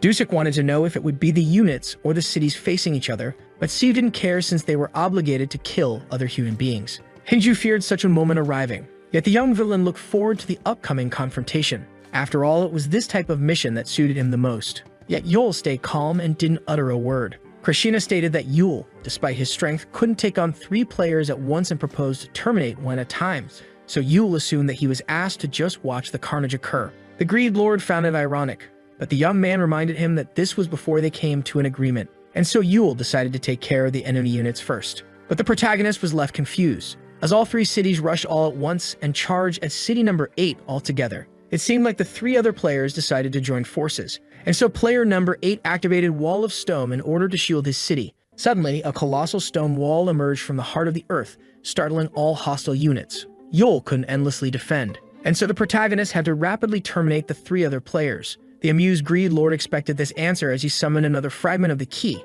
and so the other player consented to a one-on-one battle. The Greed Lord decided to grant his strongest unit's crazy wish. The 3 players used their cards to immediately attack the young man. but Yule quickly evaded them. And as he drew first blood, he stated that the first hit always brings victory. Yule was in a race against the clock. He had to slay one of the 3 players as quickly as possible, when suddenly the player disappeared from under him. Krishna noticed that the players weren't joining forces. They used the card known as Shrink to gain agility in exchange for decreasing their health. With that, the player quickly charged at the poor young man. Yule had a hard time pushing the giant monster away, and so was smashed into the ground. The player then flew away. Yule, who took some critical damage, couldn't believe his eyes, as the second player suddenly appeared, dashing towards him. As for the third entity, it was carefully planning its next move. It observed as a giant energy explosion emerged. Suddenly, the players noticed a bright light behind the thick cloud of dust. It was the first player getting slashed. Yule's rescuer was surprised. Jack was amazed to see his attacks being effective against players, so Yule pointed out that his skills and gear were currently equal to the cards of a player.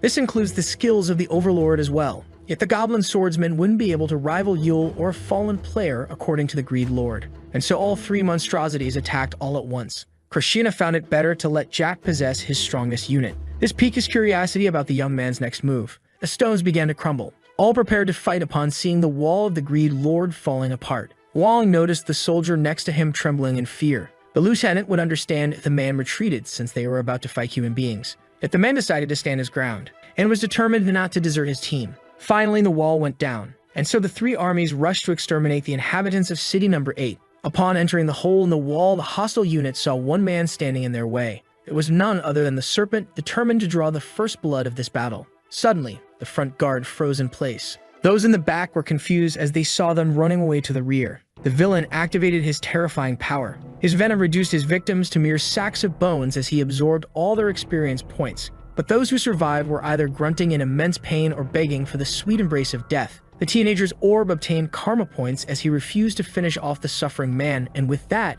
he now had enough evil karma points. And so began the evolution of the merciless. Meanwhile, Jack was using his sword technique to fight the players. All 3 of them were powerful, but it is also said that a worthy foe is a better teacher than time could ever be. And so the Overlord decided to give it his all in this fight. As he and the player faced off, a giant bolt of lightning was forming in the sky. One of the players used an elemental shield that could easily counter elemental attacks, yet it was rendered weak in front of physical damage. Yule gained the upper hand on one of the players, but the third one decided to use a card to defend his kin. Krishna observed a massive explosion forming in front of his eyes. He noticed that the Overlord was about to crumble, and that city number 8 was no match for 3 cities all at once. Yet the young man seemed to be waiting for something, picking the Greed Lord's curiosity. A man dressed like an Italian gangster entered the wall. Old Man Park was surprised to hear a man greeting him in Italian, but was even more shocked upon learning that the man named Jung and Kim was actually South Korean, making him question his attire. The outsider revealed that this style satisfied their players' taste and asked them to give up since their player didn't seem to cherish their city.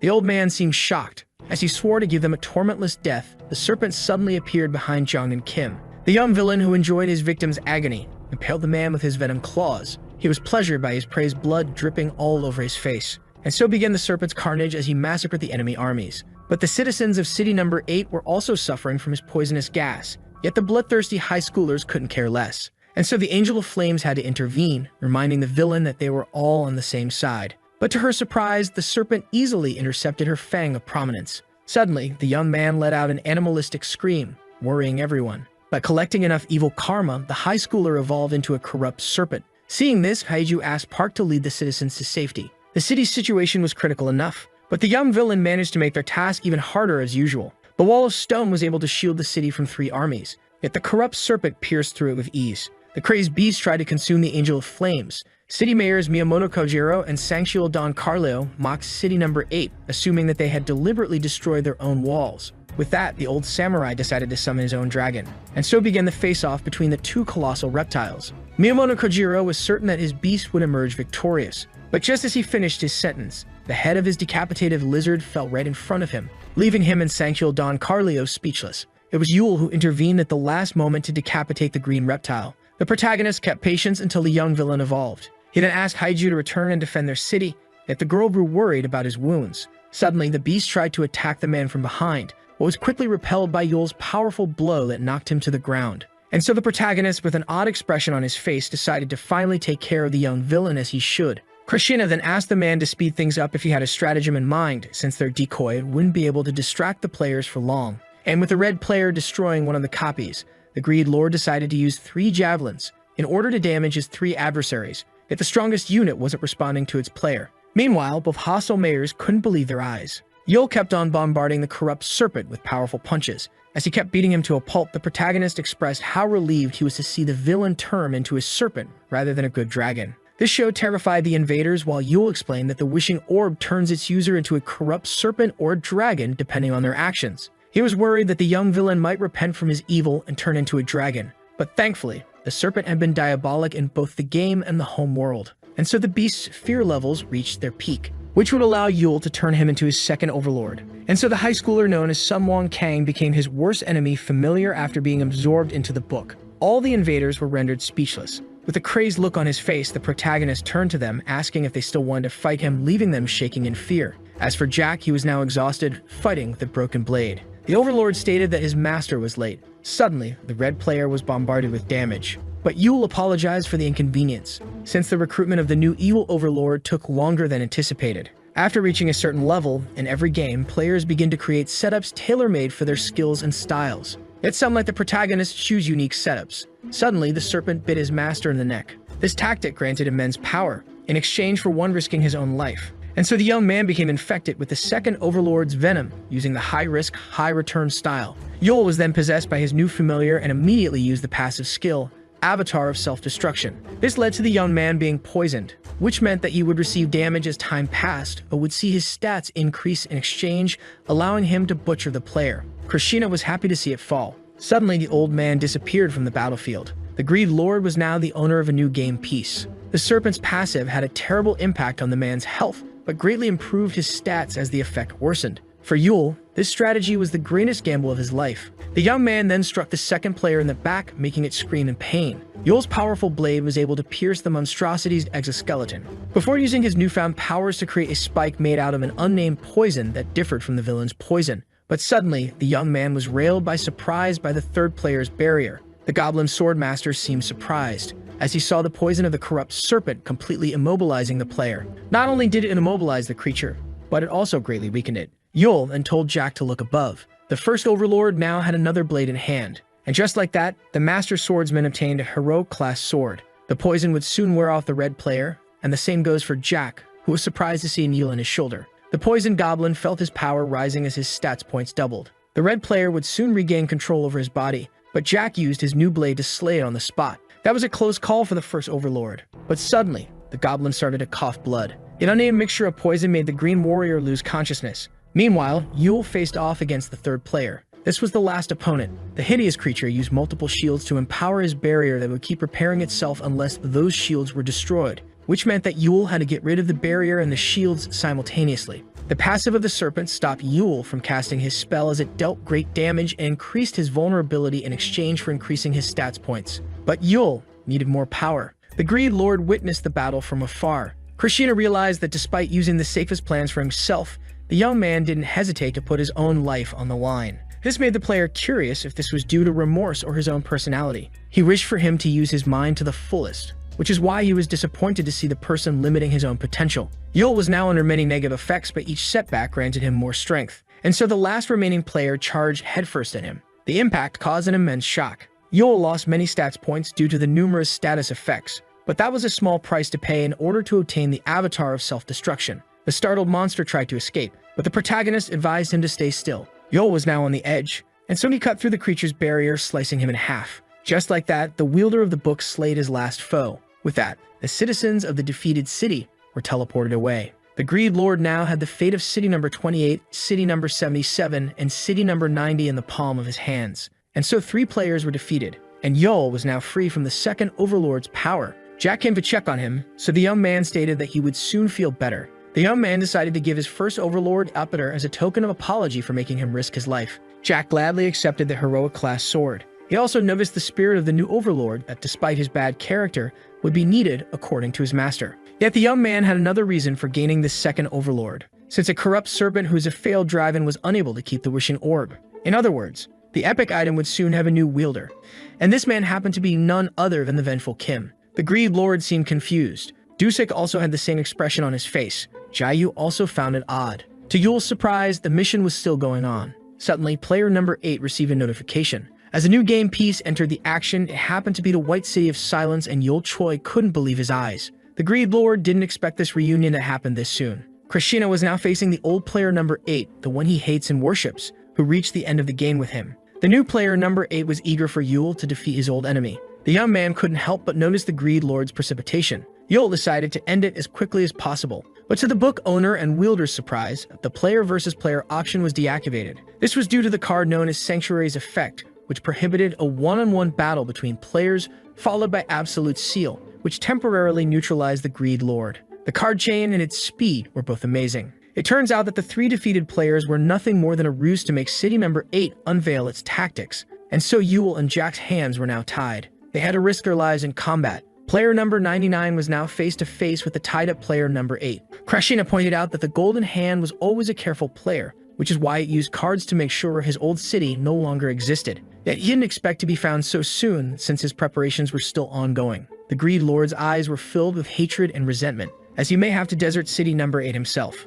Meanwhile, Jack and Yul were rushing to take care of the city mayor as quickly as possible. The hack could only be deployed by players and their fallen counterparts, but it matters not, since Yul considered himself strong enough to face City number 99 without it. And so he requested a list of the city's units from the writ of Krishna. Yul decided to check on the mightiest enemy unit first, but the protagonist couldn't believe his own 2 eyes. Meanwhile, on the ground level, the lieutenant and his platoon were moving in silence, when they were suddenly ambushed by arrows that Guang barely parried with his shield. The lieutenant was amazed to see the enemy predicting all their plans. In the very heart of City number 8, at the same moment, a tornado was created, revealing the epic one-handed sword called Homosu, the sword of Hwana, the blade of a divinity that founded a nation upon arriving on Earth. Its power was able to block the abilities of the smaller deities, which shocked the detective. When suddenly, Dusek snatched the weapon away from his wielder's hand. But to his surprise, the enemy's hand was empty. The one-handed sword was now in the hand of another unit. As he was being restrained by the enemy, Dusek realized that they could share equipment. Seo grew worried upon witnessing his partner getting slammed into the ground. Dusek realized that the enemy's attacks were decisive and precise. The detective that came out on top felt like their enemy shared a single mind. But now he and his partner were back-to-back, surrounded by the units of the White City of Silence. Seeing the enemy attacking his partner infuriated Seo. Dusek proposed to retreat since they were outnumbered, but Seo stated that it would be hard, and so the enemy units raised their swords. Seo and Dusek were preparing for a long fight, but suddenly, they found themselves protected by a barrier of green poison. The 2 policemen were confused since this move belonged to the Gone Serpent. The caster opened them a path through the poison. Kim, the new owner of the Wishing Orb, was struggling to keep the spell on and asked the men to quickly escape. But the policemen were shocked to see this perfect stranger wielding such a powerful item. The sun began to set. With her quick moves, Haiju was doing her best to protect her home. But with one swing of his sword, the blue-eyed knight easily injured the Angel of Flames. The Spear Maiden was confused as her attack could never reach him, yet his blade always hit her no matter how slow it was. This was beyond foreseeing her moves. Haiju felt like the city mayor's will dictated her actions. Yet the persevering Angel of Flames decided to use Elixir to restore her health to the fullest. And with all the conditions met, the Spear Maiden used the hidden ability of the Fang of Prominence. Upon arriving, the dragon caused an immense explosion from a single blast. Yet the standing figure behind the smoke startled the Angel of Flames. To her surprise, the city's strongest unit had arrived. The girl had many questions, but the young man ignored all of them and asked her to retreat to the city. When she tried to refuse, her master insisted. The girl was left intrigued when her uneasy master stated that he would stay as a backup for Yul as she returned to their city. And so the Angel of Flames rushed back to City number 8. She noticed that her friend and his overlord weren't at ease, yet she also felt as if she would be in the way by staying with them. But Haiju assumed that this was all in her head. Meanwhile, back on the battlefield, the blue-eyed knight was surprised to see Yul's grim expression after such a long time. After all, these two were brothers bound by blood. But with a genuine smile on his face, the protagonist expressed his relief to see his brother in good health now. Yul then stated that they didn't have to face each other, but was surprised to see his brother aware of his plan to return to their home world. This was surely something Yul would do. Yet the blue-eyed knight affirmed that he was bound to fail, since in order to do so, Yul would have to win against him, a feat he was never able to accomplish. Suddenly, Jack, who sensed the danger, pushed his master out of the way. To Yul's surprise, his overlords began to disappear, and with a blank face, his brother attacked him. The confused protagonist found himself impaled by the blade of his own blood. The blue-eyed knight wanted his brother to stay dead for a period of time, and promised that once he woke up, he would finally be happy. The sword was now covered in Yul's blood, but the protagonist decided to surprise his brother from behind. However, the blue-eyed knight easily dodged his brother's punch as he stabbed him in the ribs. This left the young man in pain and obligated him to use his powers. And so he tried to strike the mayor of city number 99 with powerful lightning bolts. This attack totally burned the body, yet this wasn't the blue-eyed knight but one of his many allies that he had teleported in to protect himself. He then stepped inside a magic circle. This was an explosive trap that he used magic dispel to quickly neutralize. The blue-eyed knight could foresee his brother's every move. He then stated that it had been a long time since they had played together. To put it in simple terms, the main issue was the cerebral hyperactivity. The neurologist, Dr. Menggu, explained to the parents how one's body couldn't keep up with the brain in that case, who were worried that the two patients suffered the same problem. The doctor confirmed that both brothers faced the same cerebral hyperactivity. Yet the mother seemed intrigued as Yun seemed to have more difficulty than the protagonist. So the neurologist explained how his body found a way to coexist with his brain by executing multiple tasks at the same time in order to reduce his exceeding brain efficiency. Our young protagonist gazed with interest at the team in front of him as the doctor explained how his brain simultaneously deciphered, predicted, and analyzed his surroundings in order to prevent itself from overheating, before pointing out how this was the most adequate way for the unpredictable boy to survive his condition. On the other hand, his brother suffered a delicate case as he didn't seem to care about his surroundings. Both parents felt alarmed. The doctor explained how their young one needed a distraction in order to coexist with his outstanding cerebral capabilities. Both were struck by the same idea, as they were both aware of Yun's love for games. Back to the present's ultimate game, the Greed Lord was tied up in front of the Golden Hand. Krishna finally understood why his opponent chose to abandon an outstanding individual like our hero, as he already possessed his brother, a similar unit that far outclassed Yul Choi in every way. At that moment, the protagonist told the Greed Lord to initiate their escape, but the Horned One laughed and affirmed that he was currently powerless to do so. This made our hero grow angry as Krishna could easily use his cheats before implying that the Greed Lord planned to abandon him. The entity rescinded with a thoughtful silence. This triggered Yul Choi as the Greed Lord revealed that despite considering his possible sacrifice, he decided to save him in the end. Krishna then affirmed that he was really powerless at the moment, before implying how Yul Choi might beat him if he was still able to resort to his overlords, if it weren't for the legendary card Dimensional Disruption that cancelled all summons. But our hero affirmed that to his misfortune as he created his clones, and charged at his brother with his many decoys, before being immediately spotted by Yin, who immediately sent the original flying, stating that he still would be crushed by Yan regardless of his summons.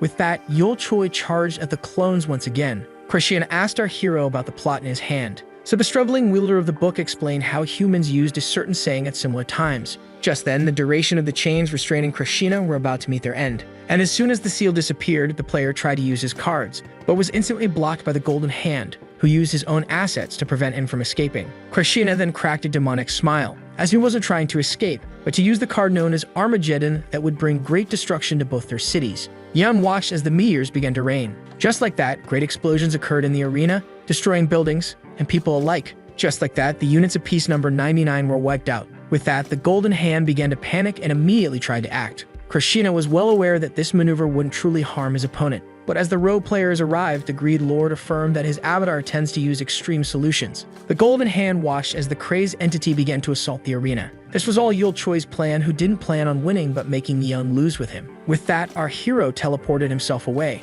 knowing that his plan might succeed despite not harming his brother. Meanwhile, player 99 tried to quickly calculate his next move. Krishna, who was well aware of the entity's cautiousness, could already predict the Golden Hand's next course of actions. Just then, Mion addressed the entity, pointing out how it was thrown into hesitance by their opponent's little kamikaze. As he threw his sword, the unit affirmed his disappointment as he was forced to submit to the coward that is the Golden Hand. At that moment, Yen looked at the opposing player and realized that he wasn't playing fairly. With that, the Golden Hand was forced to use the card known as the Grand Escape, allowing his retreat after relinquishing all the mission's rewards, piquing Yen's interest. With that, Yul Choi escaped the battle, glad that his genius of a brother is a unit rather than a leading player. But just then, our hero found himself getting impaled by the very sword Yan threw, slamming him into the ground. At the same time, Krishna used his cheat codes in order to call off the rogue players. With that, the Greed Lord became victorious. After that, our painting-struggling protagonist suffered on the ground, leaving him no choice but to resort to the system function recovery.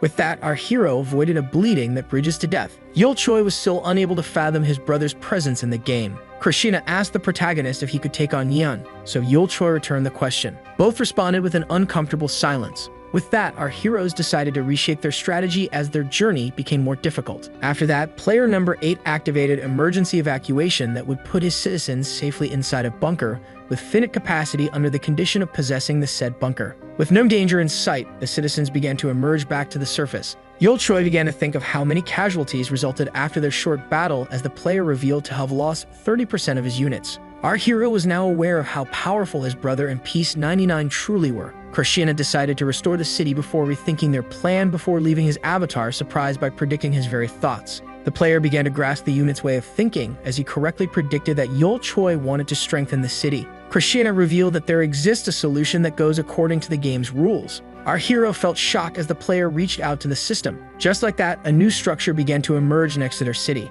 The wielder of the book was shocked to see such a sight during an intermission, but just then realized that numerous maps began to appear simultaneously. The Greed Lord revealed the existence of a unique mission that each player had one chance to accept. As they entered the open-world mission known as Abandoned World, the map was filled with a pleasant greenery. The ogre was then smacked in the skull. With that, the military successfully cleared the perimeter, before deciding to pick up the targeted flowers known as Sally Flowers, a strawberry-flavored ingredient for recovery potions. And so began the harvest. The abandoned world was abundant with various treasures and resources, making it perfect for gathering riches. But failing to clear its mission would turn the abandoned world into a prison for the losing city. This wasn't the only downside of this map, as any unit outside of the game piece at the time of departure would forever remain in the abandoned world. The old man began to grow worried as some of the citizens took this opportunity to flee the city, making the thief point out how terrified they must be after seeing the city's strongest getting demolished by his brother, leaving the Spear Maiden to reflect in silence. Meanwhile, at the police station, Dusik was taking care of some paperwork when something caught his attention.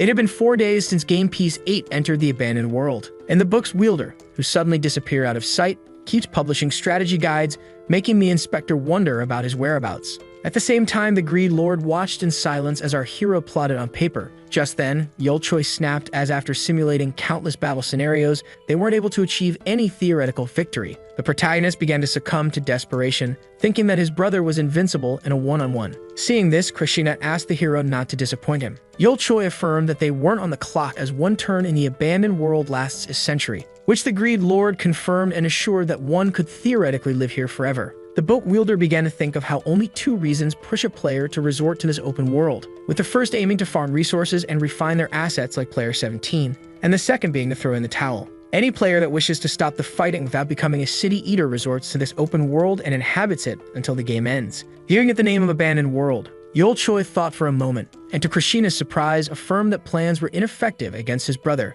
as he was completely invincible in a fair game, forcing them to resort to a shameless advantage. But in order to secure such an advantage, our hero must become savant of the player in the game. Krishna realized that the young man aimed to acquire the knowledge that is forbidden to units, and so the player agreed to help his strongest unit, to Yul Choi's surprise. The player, who surprised the protagonist with his immediate approval, was eager to see the man's final results. Yul Choi grew annoyed after discovering that the player could abandon them in case of failure and save himself. Suddenly, space began to wrap itself, startling our wandering hero, as he and the Demon Lord reached an unknown location. Krishna pointed out how the promise of returning the game piece to its original world wasn't entirely false. Countless cities could be seen. As he revealed the true form of the game, the Greed Lord affirmed that the promised universe would already be a part of the game. This absorption was the inevitable destiny of any planet captured by the game. As he realized how worthless their victory would be, Yul Choi began to wonder about the identity of the game maker. At the same time, someone was searching for player number 8. This someone was none other than Yin. The unit learned that player number 8 was in fact a top-level monster that served as a demon lord like those he slaughtered. Just then, the man standing in the pool of blood began to think of how the monster was able to act as a player.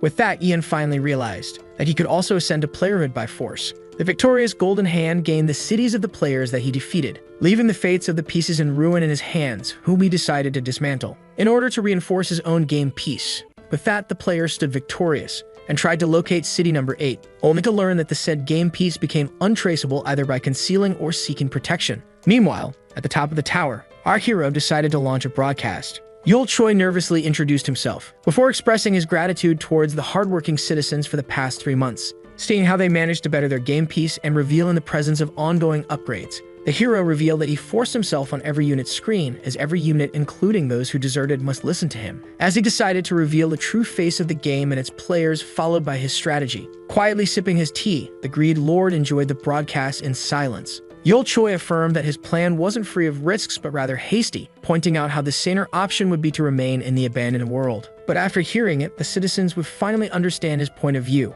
With that, the young man began to unveil the truth about the game. The game could be a heavenly blessing, or a demonic curse that aims to torture the mortals. But this is only the Greed Lord's past perspective, leaving our hero intrigued about the true face of the game. Krishna explained all intelligent life uselessly wish for something great to worship. As for him, the concept of a perfect being that has no need to act, thus no reason to exist, was a simply ridiculous illusion. In other words, the universe resembles a jungle where each creature seeks the others in order to exist and coexist. The game is also a part of the jungle and feeds on planets and stars. Despite the fact that it targets heavenly bodies occupied by intelligent creatures, its exact nutriment is still unknown. This entity also uses the process of the game in order to select his prey, which intrigued the young man. Yul Choi was particularly perplexed as the entity used a game as a way to hunt, so the Greed Lord explained how intelligent beings easily accommodate with games for amusement. Besides, a game is the best way for self-continuous beings to push themselves to their limits. As the Greed Lord pointed out how one naturally aims for victory, our hero affirmed that their victory would be meaningless as they would all end up on the game's plate.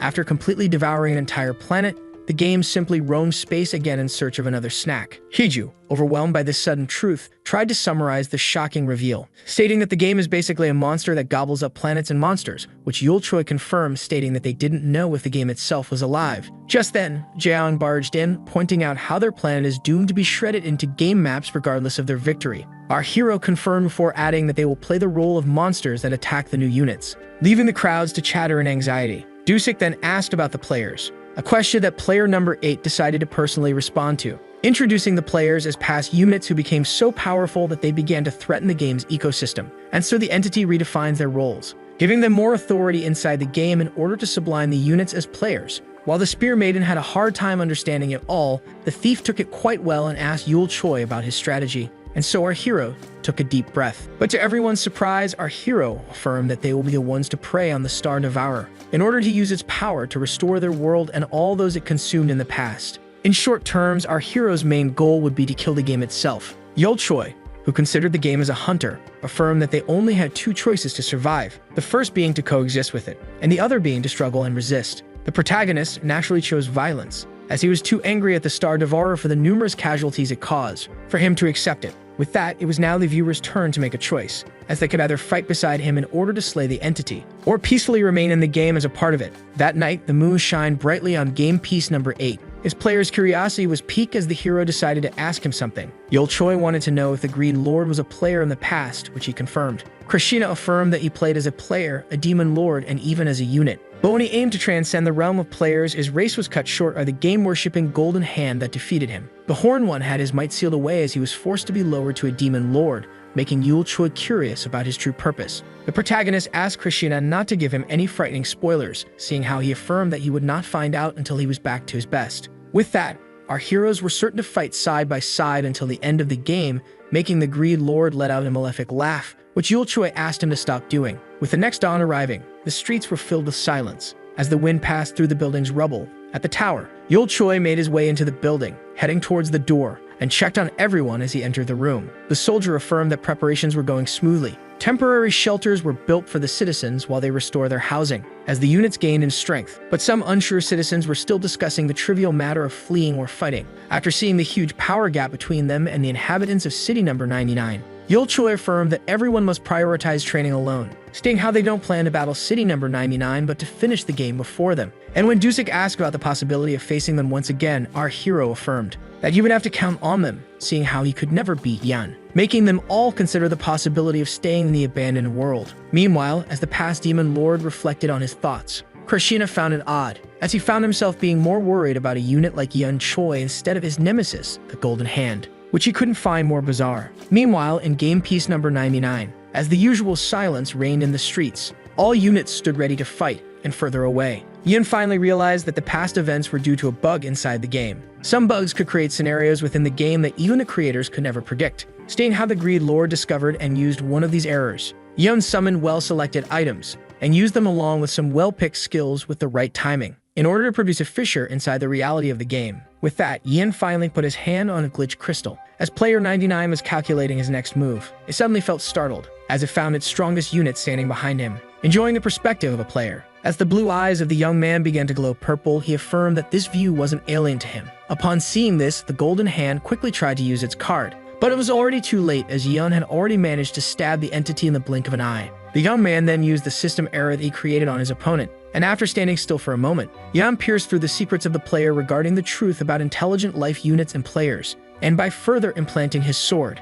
the young man uncovered the truth about the game. Yan then found a similarity between him and the Star Eater, seeing how it selected him since they were both aiming to keep their lives, as no other entity could hope to put an end to Yul Choi. When suddenly the genius felt alerted, as he tried to gain some distance and saw the golden hand trembling and speculated that this was the game's answer. Just then, space began to crack, only to uncover player number 99's true form. But the entity seemed confused as it spawned free of weapons. Yan then noticed a far light in the sky, and assumed that the Star Eater wanted to see who would be the most worthy to be bestowed the title of player. Meanwhile, in the abandoned world, an old protagonist stood firm as 2 centuries had passed. Yul Choi demanded it once more, from the greed lord who summoned his cheat codes, restoring our hero's youth for a 4th time. But he wasn't the only one, as the military also regained their prime without losing their 200 years worth of experience. This concept applied to all inhabitants of City Number 8. Christiana was intrigued by the unit's will to keep the city's earthly form, so Yul Choi affirmed that this structure was symbolic. But the inside of the city's buildings were now completely different. Our hero, who felt odd without his beard, pointed out how despite their newfound youth, the game kept on going, which means that 2 turns had passed since they arrived. Yul Choi wanted to prolong their stay in the abandoned world for 1 more turn, but the player found it to be a waste of time. But our hero affirmed that their time here would be worth it. A silence reigned in a certain square in the game, when suddenly piece number 8 emerged from the void. With that, the greed lord who returned to the game now had to cast his dice. Player number 8 used multiple cards in order to ensure a great advancement on the board. To Yul Choi, taking small steps would only be a waste of time, as it would only allow Yan to outrun them. After spending 3 turns in the abandoned world, our heroes now had to rush to the game's goal before Yan reached it. With that, the game piece landed on the square called Capture the Flag, with the simple goal of stealing the opposing city's flag. Just like that, game piece 62 was randomly summoned for this one-on-one battle against City Number 8. With that, the arena was ready. The level 271 mayor of City Number 62 pointed out how the blueprints obtained from the Cannon Tower mission allowed their city to greatly evolve, before pitting City Number 8 for its earthly primal form, as his city readied its gigantic cannon, making him think that capturing the flag would be pointless. And so the shot was fired, aiming to destroy the opposing game piece in one go, which resulted in a great explosion. With that, a cloud of dust was formed. Just then, a laughing figure emerged out of it. City Number 8 used high-quality materials to rebuild itself, along with its 3 centuries-long experience and technology to create a shield around itself, rendering the enemy cannon powerless against their defenses. Just then, the heroic equipment K2 Peregrine Falcon and its magazine full of spells that the 300-year-old city was able to craft with her advancement were deployed. City Number 8's arsenal was greatly enhanced, as they were now able to craft their own equipment. But this wasn't the last of their progress that left the mayor in awe, as he noticed a massive wave of flying creatures heading his way. The hero's city found itself fortunate, as the abandoned world, which is normally composed of random maps, obtained one they were already familiar with, which was none other than the nest of the Emperor Gryphons, whose winged beasts greatly assisted them in a past mission. The mayor began to fear for his life, and found himself beaten up in the next instant. The defeated man then began to laugh at our heroes as he affirmed that they should have quickly completed the mission, stating that they won't easily escape the wrath of their player. But just then, the entity in command of City Number 62 found itself defeated by a dark unit with what seemed demonic eyes. Leaving the mayor and his crew sorry and humbled, Yul Choi began to think of how he should refine his new powers, before turning to the greed lord, who already knew what he had to do. As Christiana finished absorbing his latest prey, the player held in his hand the special magic card Second Wind that would allow his game piece to skip the intermission and use the dice once again in exchange for receiving half the rewards. With that, a new defeated game piece was added to the Greed Lord's collection. Just like that, Second Wind was activated, allowing our heroes to advance once again. Meanwhile, in the City of White and Silence, the Golden Hand was using the system. Only this time, its owner was corrupted, as his controller proudly sat on his head. Yan, who emerged victorious from the fight, ascended to playerhood and forced the past player to become his servant, whom he built a throne on his head. Just then, the young man turned his gaze to the far horizon, to find a bright distant light ahead of him. That marked the end of the hellish cosmic game. 5 turns had passed since the abandoned world, and our heroes kept achieving success after success. Their advanced technology allowed them to stay victorious after 13 turns. City Number 8's game piece collection became vast at the 25th turn. Our heroes kept on playing and winning after countless dice throws. With that, the system praised City Number 8 for being the first to attain the final part of the game. Yul Choi affirmed that his plan was going smoothly. The game's final square could only be attained by passing the last mission, where they would have to ascend 3 floors as the difficulty increased each time. In order to take on the said mission in the 3rd and last floor, With that, the Greed Lord decided to start the end in order to kill the game instead of simply winning it. Just like that, the dice were cast. Seeing how 4 stairs lead to the second floor, our protagonists realized that they could spend their turns turning around if they didn't get the proper result from the dice, leaving them no choice but to rely on good luck and pray for it. But just then, Yulchoi began to scold their player as he passed the aimed stairs by 1 tile. Instead, the Greed Lord landed them on the sealed Demon Lord Square, where his city would have to destroy all corrupt pillars after fighting their guardians. With that, the strongest of the Demon Lords, the level 10 Tumbaba, a Demon Lord of the Ultimate Fist, had been spawned, when suddenly a presence arrived to take on the 6-armed demon, leaving him surprised. Tumbaba praised the unit for its bravery, but just before he could enjoy the thrill of battle, the Demon Lord of the Ultimate Fist found himself shredded to pieces. His killer, the Master Swordsman, apologized for quickly finishing him, seeing how he was on the clock. Tumbaba couldn't fathom the fact that a Pillar Guardian became so powerful, but as he firmly stomped his feet on the ground, the level 12 demigod of the blade, Jack, who reached the zenith of his art, allowing him to enter a divine domain, affirmed that his power was the fruit of a 300-year-long training. Yulchoi pointed out their inability to resort to movement cards, so Krishna explained how the last mission releases a great amount of emotional energy, something that the Star Eater truly relishes, which is why it takes its time to savor it. With that began a new turn for the dice to be cast. The Greed Lord readied his dice. City number 8 kept on moving on the ultimate game board, as our hero prayed for a 5. With that, our heroes finally reached the next floor. But as our hero felt relieved to have finally reached floor number 2, he was intrigued by the player who noticed something. As he saw city number 99 arrive, the past Demon Lord pointed out how their true competition had arrived. The book wielder stated that their cheat codes granted them 4 more turns than the City of White and Silence. But just then, both felt alarmed, as a shady figure sitting on its throne began to appear, making them realize that the Golden Hand wasn't the city's player anymore. The title of Player 99 had now been bestowed on Yan. The young man's purple glowing eyes made the both of them realize that he was now in possession of cheat codes like Krishna, who pointed out how it only took the genius unit a small time to create and master the cheats, while it took him a millennia to do so. With that, a new turn dawned on the players. The Greed Lord felt intrigued yet certain of his victory. With that, the dice of City 99 had been rolled, landing on a 6, to our hero's surprise. This made Yulchoi question Krishna about his control over the dice, but the player claimed the 6 to only be luck. Krishna also speculated that the game itself was on Yan's side, before coming up with an idea. With that, an entity began to emerge from the cloudy void, revealing itself to be a city eater. The monster immediately aimed for player number 99's life, when suddenly it found itself being stopped by the controlled Golden Hand, who stabbed the creature.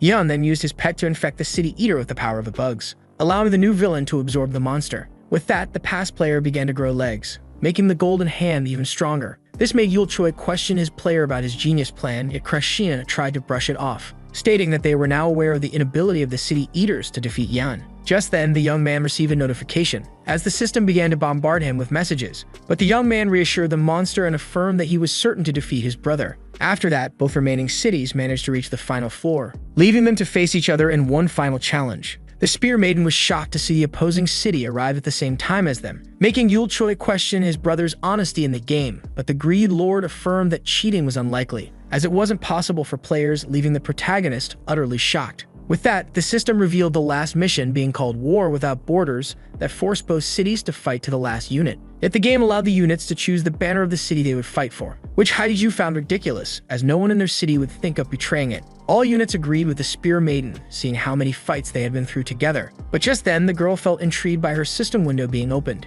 Yan decided to make a live broadcast. This was a message to all allied units of his brother, asking them to give up. The young man affirmed that he is only willing to grant such mercy, as this fight was a complete waste of his time. Yan then pointed out their past failure to defeat him when he was only a unit and how he had ascended to the status of player, causing the doubtful crowd to argue among itself. Yan then added that the citizens should fight for him if they wished to conserve the powers granted to them by the game, before affirming that the opposing opinions didn't matter since their city is meant to crumble under him regardless. With that, all were left with 1 hour to choose the banner of the city they wished to fight for. Yan waited for the result with cold eyes. All took a moment to think. Before making their final decision, system sounds could be heard all over the city, and after 2 minutes, all chose to turn their backs on Yan's offer, in order to stand firm and fight for their city, just as the main character anticipated. City number 8 spent 3 centuries in the abandoned world. While some chose to stay there and build a city of their own, others chose to embrace a long slumber, leaving only one sort of people in the city. As the griffins flew high in the heavens, the remaining inhabitants, who were all warriors, were ready to fight until the end.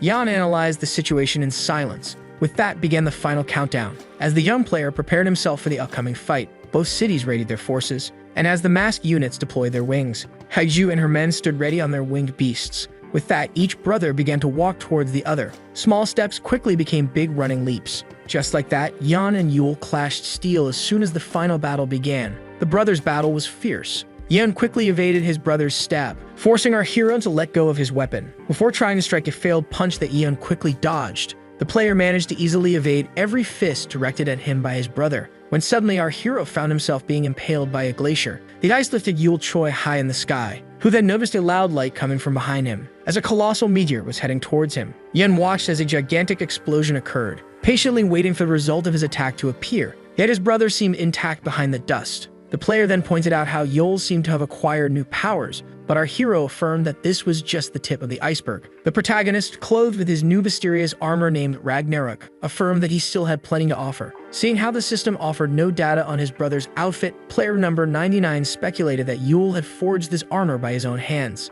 As the armor designer charged at him, Yin deduced that Yule had a single reason to create such an item. The protagonist's attack resulted in a massive blow of energy, but Yin, who evaded it by a hair, realized that Ragnarok was meant to increase his brother's physical potential. This left Yule disappointed as he expected his first true punch to reach his brother. Yan then pointed out that an increase in speed would be pointless as he possessed the ability to predict his brother's attacks, leaving him speechless. Before calling out his brother on the fact that this wasn't the only available trick, leaving his brother in a tough situation. Meanwhile, thunderous clouds began to form, as the storm-summoning epic staff known as the Umbrella of Unsa, whose power and attack range were relative, was opened as two were about to fight thousands. Dusik decided to start the fight, as his partner charged up his gauntlet, determined to protect his home at all costs. And so, by combining the power of the said gauntlet along with the Umbrella and Staff of Unsa, a combined attack was unleashed. With that, a giant thunderous tornado had been created as the attack storm and thunder had been unleashed. At the same time, Hiju found herself surrounded in the sky. Yet the dragon avatar wouldn't be discouraged by this much,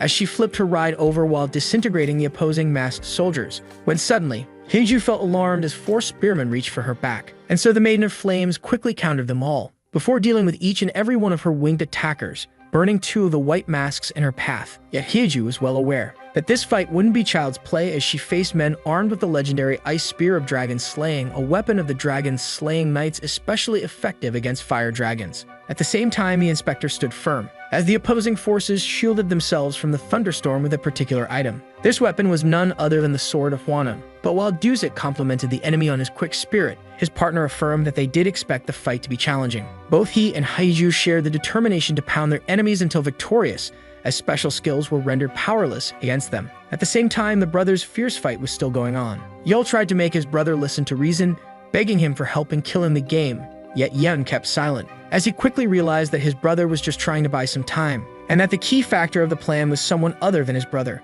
Krishna was then left shocked, as he found player number 99 in front of him ready to strike him down. Yul Choi couldn't be more annoyed, as he wanted to vanquish his brother just this once. Yan was then left surprised after his rapier was suddenly blocked, as his brother resorted to a new power that piqued his curiosity. Einherjar's tactical jacket possesses a special skill, known as Berserk, that swallows its user in an animalistic madness that makes him target ally and enemy alike. As his outfit began to swallow him, our hero began to think of how his armor could enhance Berserk, and despite not affecting his uncontrollable rage, it does allow him to reach the pinnacle of physical stats allowed by the game. Yeom was left speechless in front of the bestial transformation, as his brother managed to tear down a piece of his armor and destroy his rapier. Yule let out a fierce roar, before striking his brother, sending him flying to the ground. This caused a trembling inside the city to occur, making the soldiers mistake it for an earthquake. But the lieutenant was well aware that this was the sign that marked the beginning of the ultimate battle, before reloading his gun as the enemy approached. With that, an immense number of horse riders charged in their direction.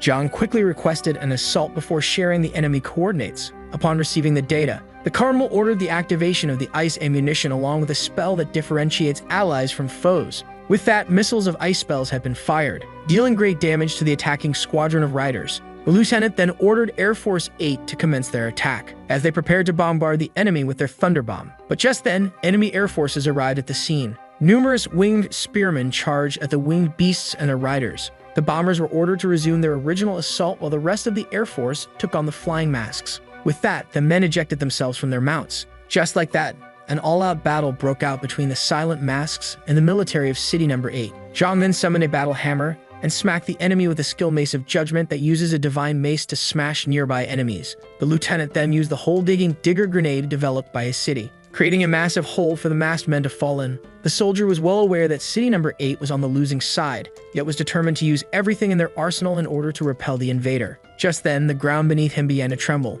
As the white masks that survived his assault emerged from the soil, Jiang didn't care about the gap in power, as their main goal was never to emerge victorious from the battle, as he and his forces kept on fighting. Meanwhile, back in the void of the players, the crazed Yule kept on unleashing barrages of devastating attacks. Yen, who was covered in injuries, found himself struggling to fend off his brother, began to think of how Yule attacked him by only relying on his physical power as he tried to stab him. But the broken blade completely shattered upon impact to the player's misfortune. Just then, the beast found itself intrigued as a teleportation ticket had been used. Before noticing a light shining from afar, Yen, who pulled out one of his cards, called out his brother for making his physical power reach its zenith. Before pointing out how he was still a part of the game, Yule quickly charged at his brother once again, resulting in a great explosion. The head of the beast remained filled with power, only this time away from a severely injured Yule, who found himself armless. This sudden damage was due to the power of Yen's card, known as Aegis Shield, that returns any physical damage to the attacker, yet the shield was still susceptible to magic attacks. Despite his injuries, the pain didn't affect our hero's bloodthirst, as he began to reattach his severed limbs and grow a new helmet. Yule then charged once again at his brother, who would have pointed out the absurdity of the attack if his brother could understand him. But just as the beast charged at the young man was startled by a voice coming out of nowhere. Just like that, both brothers were caught up in a great explosion. This use of magic intrigued player number 99, as the caster was neither player number 8, and neither one of his brother's summons, as none of them possessed such magic. After checking on her child, the mother affirmed to him that she and her husband were fine. With that, the woman ended her call with her son Yule Choi. But as she proposed to her husband to go meet up with her other son, she found him petrified. As it all began, insect-like creatures began to appear and began to feast on the humans as the Choi parents tried to make their escape. But just then, our hero's father received the ultimate dice. With that, the parents received the Ankh of Resurrection that greatly enhances one's stats. This item would also allow them to cure any unit from any disease. With that, both husband and wife were struck by the same idea, but with a rampage of the citizens killing each other, along with a monster invasion, made the path difficult for the two parents. But in the end, the two of them managed to reach the hospital. Yet this victory didn't come without a cost, as the mother found herself fatally wounded. Her husband began to think for a moment, and just as he was about to use the item in order to heal her, her gentle smile served as a selfless answer. With that, the Ankh had been used on the proper person. Back to the present and the fight of the two brothers. Yan managed to completely destroy his brother's arm, before obliterating the rest of his upper body. But just as the player tried to activate a magic spell, Yule, who immediately regenerated, began to bite off his staff, before detonating himself, putting Yan in a tough spot. The young man then affirmed to his regenerating brother that defeating this form was rather challenging, but his pawns were easy to terminate. But Yule affirmed that his allies were no pawns but human lives. Yan revealed that it didn't matter, as inside and outside of the game, the weak end up being the plaything of the powerful, as the better choice was always to bend the knee to the strongest, at the risk of one living an insignificant life. With that, the inspector ordered the retreat, before ordering the police guild to cover the citizens and hold their ground.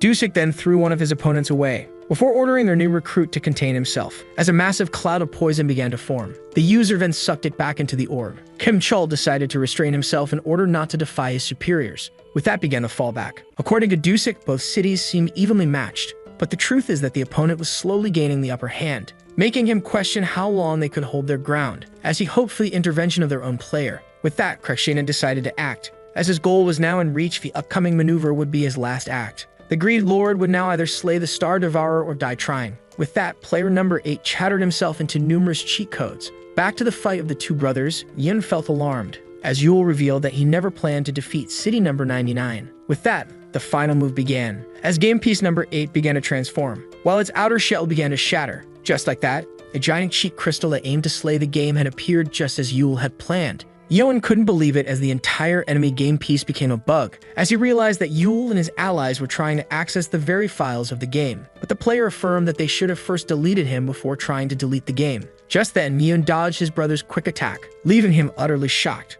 With that, Yen began to dodge, parry, and counter every strike from the beast. The player affirmed that he was now familiar with his brother's attack patterns, before using the skill Soul Strike in order to damage his brother's spirit. making him worthy of Yule's praises once again. But as he summoned the defeated cities, our hero affirmed that he didn't expect less from him. With that began Yule Choi's last move in order to determine who the best genius is among the two of them. Yam was left disappointed as his brother decided to use this simple-minded human wave tactic. But as he proceeded with his plan and restored the defeated cities to their original scale, the protagonist affirmed his will to embrace simplicity. With that, Yen stood silent in front of a wall of fallen cities, as he realized that his brother was trying to waste enough of his time for Krishna to corrupt the game. With that, Yin summoned his epic rank orb named Long Live the King that allows one to control those of an inferior level, with the quantity of minions varying with the user's level. Just like that, the orb was activated. Yo was well aware that the orb possessed two modes, the first being automatique, making the soldiers act according to their master's programming, with the second being manual, that allowed the orb's wielder to make the soldier submit to his current will. Yule Choi felt satisfied as he finally forced his brother to reveal his true strength. The mob boss was thrilled to fight again, as for him, no human life should be on the strings, earning him an odd look from the samurai. But when the first asked the second about the reason behind this glare, he affirmed that they were in the same boat. Just then, the old man began to reflect in silence on how Yule Choi asked them to join their cause and how he wanted to decline, as the game turned out to be a paradise. But then the samurai turned his gaze to the careless children happily playing, and so he unsheathed his blade, as he was more than determined to give his children free will, as he was ready to sacrifice himself in order to get them away from the game's control. The spear gravely injured a warrior, as the masked army began to gain the upper hand. The mob boss ordered the men to stand their ground, while the samurai was shocked to see that 5 masks were enough to push them. All moves were being observed and controlled by Yin, who began to manually command his units. The genius then dodged his brother's bestial flesh, before using his hand to impale Yule's body and launch a powerful spell through it. But Yule's spirit was protected by a robust shield. Our hero found himself struggling to keep up with his brother. Yan began to think of how he familiarized himself with this strategy, as Yule always resorts to it. The protagonist had a habit of reducing losses to a minimum in order to go all out in the endgame. Just then, the Spear Maiden noticed that other game pieces joined the fight,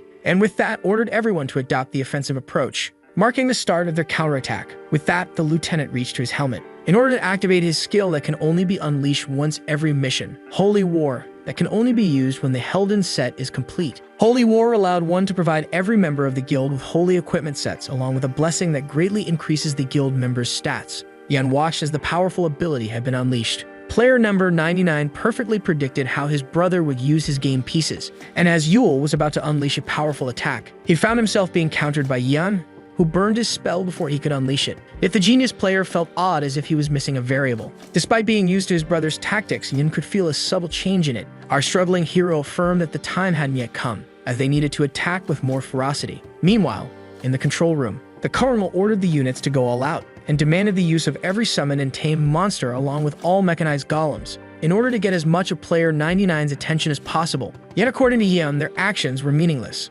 as he was perfectly able to predict each of his brother's actions and had a much better mastery of his unit compared to Yule. Our hero was having a hard time parrying the attack with his shield. Yan realized that his brother deployed more units than he could command, making him think that Yule relied on luck, leaving him disappointed. At that time, the police forces did their best to stand their ground, but this didn't affect player number 99 at all, as he kept on overpowering his brother. Our hero began to think of how his brother never reached his limits before, making player 99 unable to predict the outcome of this exact moment. Yet Yin would simply surpass himself after reaching his limits, but he would undoubtedly freeze for a short moment due to this new sensation, making it city number 8's only hope for victory. Meanwhile, Hiju successfully blocked 2 masked specimens, and despite the struggle, managed to overpower her 2 opponents, leaving Yan alarmed as Yule began to think of how the real challenge was to perceive the said short moment. Back then, all opposed his crazed plan. All began to scold the tactician as he planned to fight and overwhelm his brother, who overpowered him in every category, as Yule tried to explain himself, affirming that this was their only hope against him.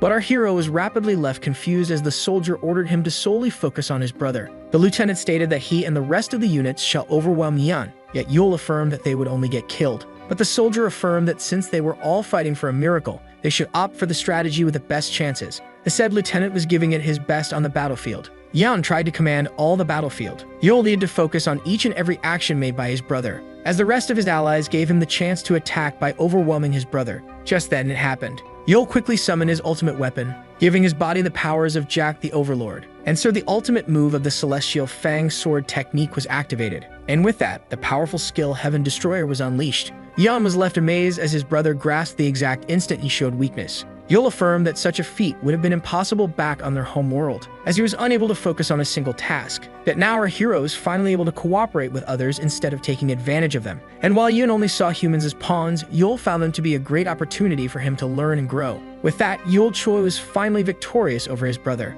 The player was confused as the protagonist had spared his life, before pointing out with a smile how this was Yul's only opportunity to truly beat him. So our hero explained how he never plotted to take his brother's life, as he only needed him restrained in order to reach his ultimate goal. Yul also affirmed that he and his brother had a lot to talk about once the game ends. In order to make someone an overlord, one of two conditions must be met. The target must either fear the book wielder or share a deep bond with him. With that, the book began to absorb the defeated Yan. Despite our hero's inability to foresee his brother's actions, there was at least one fact he was certain of, which is that Yan deeply cared about him and their parents. Our hero pictured that his brother wanted to use the power of the game in order to create his utopia. But a world crafted by a single man is no place for men to live. Yul was certain that his brother will one day open his eyes to this truth. With that being settled, our hero could now focus on slaying the Star Devourer. The protagonist began to walk towards the odd entity, which was none other than his second overlord, who even became bigger than multiple game pieces combined. Just then, Yan's orb began to lose its effects, freeing the original player 99.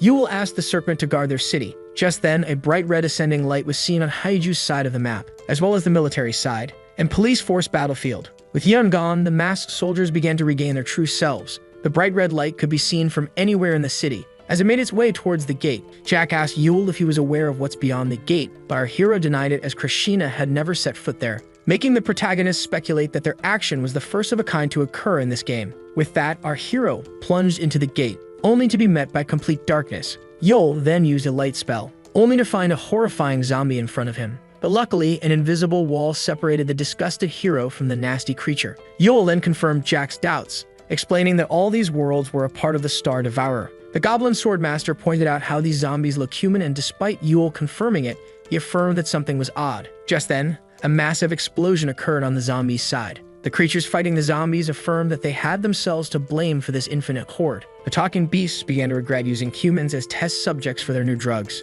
And while Yul realized that humans weren't the dominant species in this world, Jack couldn't resist the creatures' adorable appearances. With that, our hero realized that these worlds were being used by the Star Devourer in order to feast on their emotional energy, before heading to the level below this one, only to find the worlds that became deprived of nourishment for the monster. These maps' inhabitants became frozen in time, waiting to be summoned as monsters in missions. Yul then decided to go even deeper, only to find a pile of broken and useless worlds that he referred to as a graveyard. The Overlord pointed out how they couldn't venture deeper into the gate, leaving Yul with a single option, which was to use his sword in order to break through the floor. A massive explosion occurred, as our heroes passed from darkness to light along with the shards of the broken worlds. Yul couldn't be more shocked, as he and Jack had finally reached their destination. Yul found himself in a place full of gates where Krishina was imprisoned, and so our hero began to roam through the many gates. Despite the Star Devourer's hunger for worlds, it always made sure to save any powerful unit worthy of a demonic or divine title. Jack then pointed out how challenging it will be to locate the Greed Lord, leaving Yul with no response.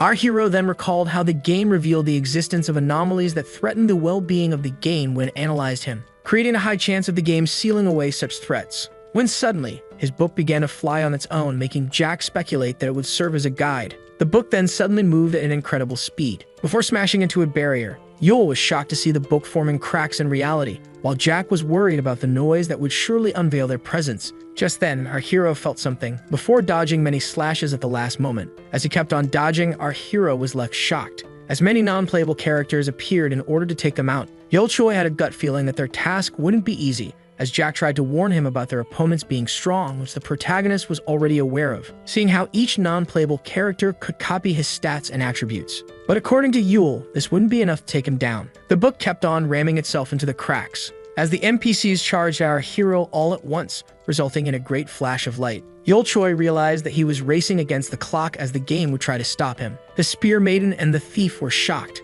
as our hero realized that his home, which was now surrounded by various cities, was at risk. Many cities received the order to defeat Game Piece number 8 as it tried to destroy their beloved game. The blonde girl affirmed to the Dragon Champion that they should expect some people to be willing to embrace the game. The commander was left baffled as his forces detected 42 enemy cities approaching with a manpower of 5 million. City number 8 found itself the target of 10 city eaters and 15 players. To the inspector's shock, his partner found this attack to be a good sign, as the game clearly ignored its own rules in order to take them down. Dusek realized that the game had no other choice. As Krishna prepared himself for his grand return, Yul easily tore through the enemy forces, stabbing and kicking every NPC in his way. Just then, the book created a path, which our hero immediately noticed, before immediately charging in. And with that, our hero entered the said space. The NPCs were unable to trespass, leaving them all broken and powerless. Meanwhile, the Spear Maiden warned the enemy forces that she would charge at them if they trespassed. But the girl was only met with blades aimed at her face as a response.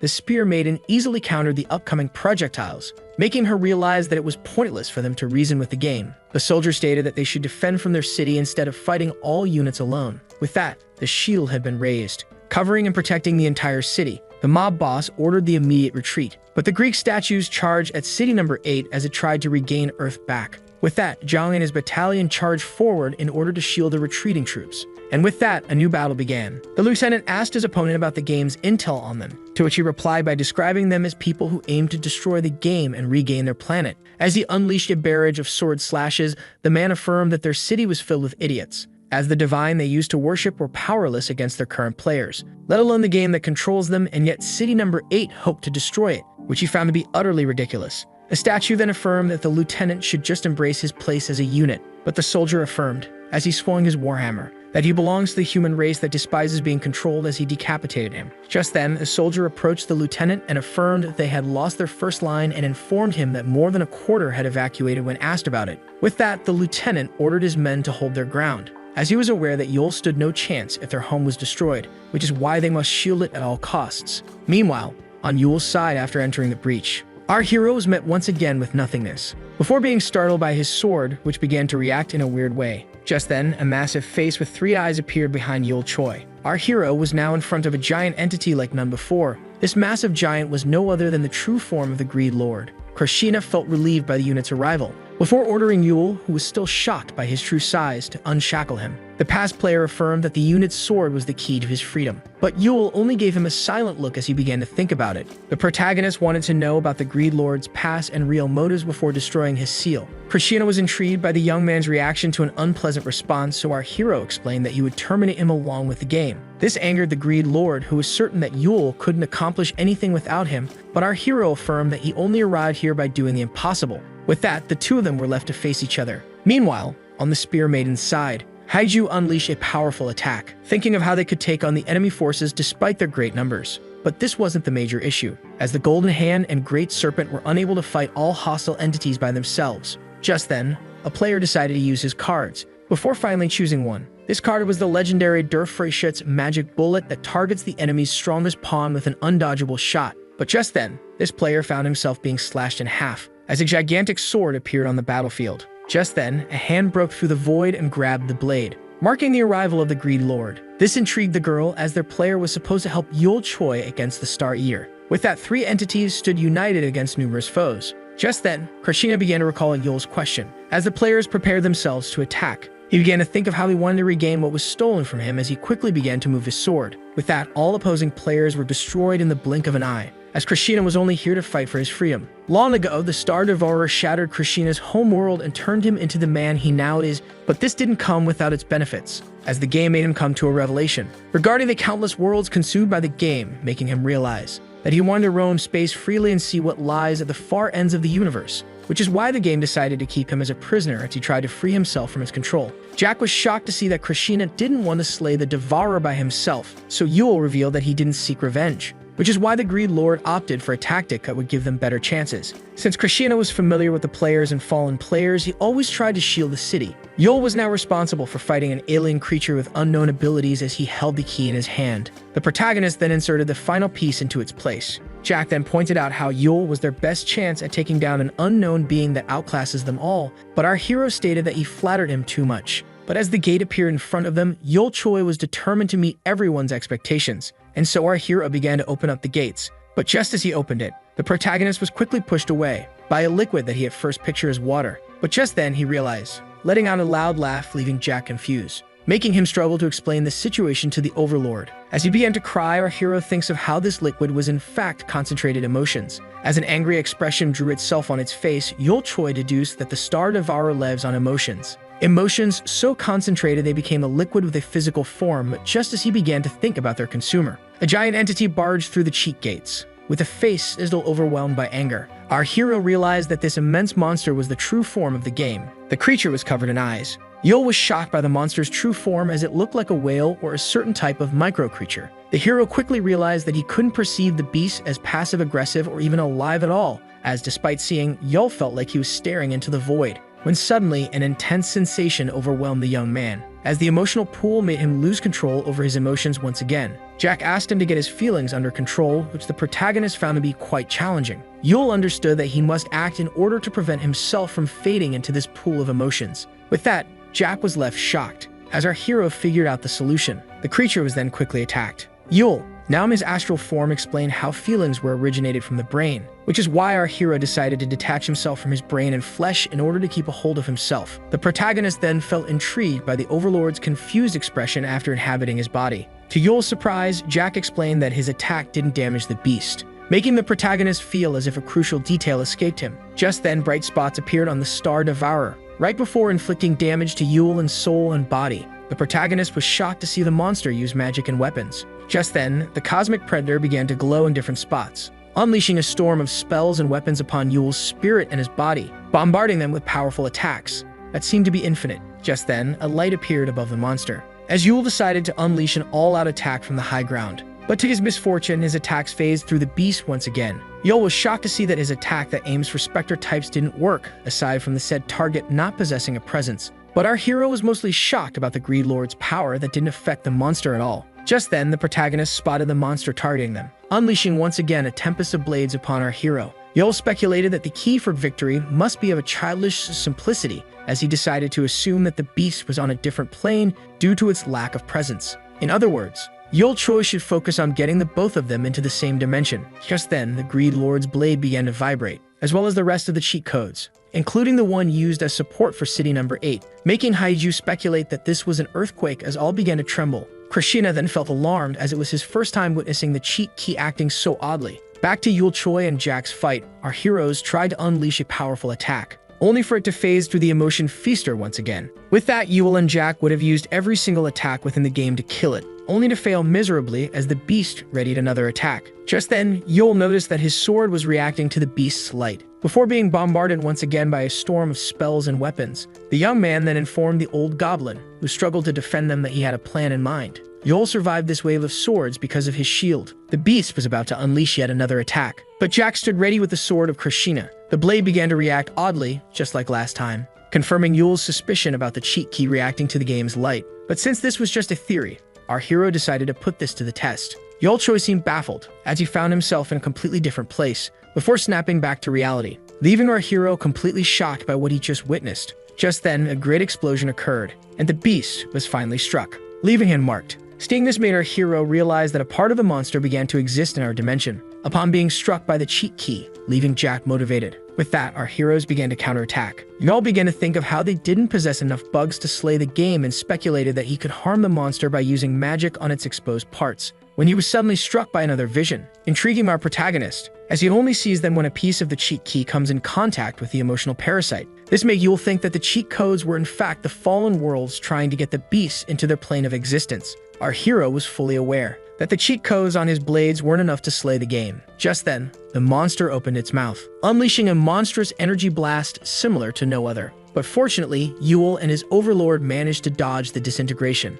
With that, our hero had no choice but to flee the scene, as Jack asked him for a strategy, and so they dashed towards the crack, before quickly getting out, alarming all of the NPCs, only for the game to emerge from its domain in order to chase them while consuming some of the non-playable characters. The beast tried to suck the units in. Yul began to wonder about the fallen worlds, who were the origin of the cheat codes, as they had recently decided to assist him with their power. But the truth was in fact crystal clear, as the worlds had been showcasing their patience for someone to finally reach the core of the game in order for them to get their revenge. With that, countless cheat keys began to rain down from the sky, all targeting the cosmic whale, slowly bringing him into this dimension. With that, Yul Choi confirmed Jack's suspicions, as they were now facing the true form of the Star Devourer. Yul Choi then noticed the cheat codes acting oddly, and was then left shocked as he and Jack were now in their original forms. The protagonist felt great strength within his body. As he regained his flesh, Jack agreed with the young man, who pointed out that this new power far surpasses Berserk. With that, a great blue light appeared in the sky, and from behind the dust appeared Yul Choi and Jack the Sword Master.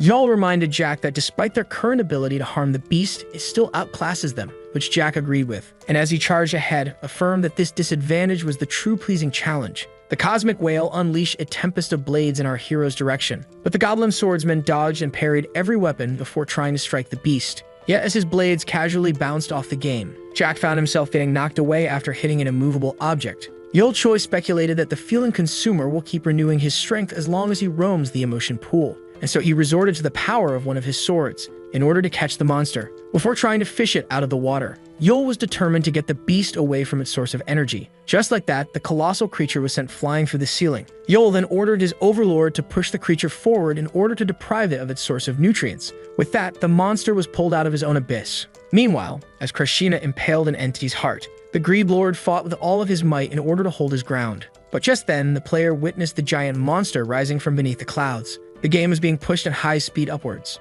Yul and Jack were doing their best to get the beast away from the emotions. The Star Devourer couldn't take it anymore, releasing its first roar and bending the knee of every living creature within its domain, with the exception of the inhabitants of game piece number 8 who were being shielded by the cheat crystals. But this wasn't the end of it, as it released its second cry, crazing every creature in the game. In order to take down Krishna and his units, the lieutenant pointed out how the beast even turned their allies into foes. But despite their bad luck, the soldier decided to see it through to the end. But just as he was about to assault his crazed allies, all began to fall to the ground, leaving the man completely shocked. This sudden collective pass-out even confused the great monster. So Yul Choi explained to the Star Devourer how the plan was never to mindlessly kill him, as he needed to take his powers for himself in order to restore their lost planet. Seeing how the cheat codes could bend the rules of the game, Yul directly connected his blade to the beast in order to access its status window. The protagonist then revealed that he and City Number 8 spent 3 centuries in the abandoned world in order to craft a tool that could hack into the game. This item that can currently only affect units would soon be able to command players after gaining enough power. With that, the whale charged at the 2 units, leaving them alerted. Jack and Yul tried their best to block the monster's massive body, and just as Yul began to think that he reached the end of his path, a fierce blue blast struck the Star Devourer. Yul was left confused, only to find the Spear Maiden and Lieutenant flying to his rescue. Hiju affirmed that they should fall back, which Yul Choi agreed with. Before using the emergency escape code, the protagonist wanted to know how the both of them got out of the city, so Hiju explained how the Greed Lord lent them his power, which confused him, as Krishna supposedly gave him his entire supply of cheat crystals, only to find himself surrounded by an immense number of the said crystals. The Greed Lord hoped to use these crystals to abandon our heroes in case of defeat in order to live and fight another day. But in the end, this entity was player number 8, which is why he decided to use all of his resources, as this was a unique opportunity. Yul Choi felt oddly glad that Krishna planned to leave them to their doom until the very end. As the cosmic whale let out a fierce roar, Hiju stated that the protagonist should focus on draining the creature of its power while they fight it, making Jack eager to witness her progress. Yul Choi expressed his gratitude, as he would now rely on them for this one final battle. The lieutenant activated his shield, surrounding himself with a powerful barrier, only to find himself easily tossed around by the beast. With that, Jack and his pupil charged at the monster, unleashing a powerful tempest of cuts and slashes upon it. But they quickly realized that their attacks were completely powerless, which is why they decided to just keep the beast away from the protagonist. Just then, the Star Devourer let out a powerful roar, making 4 city eaters launch an assault on its biggest threat. But the entities found themselves quickly slashed by Krishna's blade, who protected its best unit. With that, both book owner and book wielder realized that the game couldn't be directly controlled, as their tool only allowed them to manipulate it through the system. With the deities and demons being unleashed, the Cardinal ordered the citizens to keep their composure and slay the entities one at a time, in order to shield their home from harm. With that, all charge ahead, in order to take on the fierce monsters ahead. The Great Serpent Krishna, along with the 2 inspectors, did their best to fight off the attacking players, while Jack and Hiju tried their best to distract the strongest creature, as the Greed Lord tried to resort to his crystals,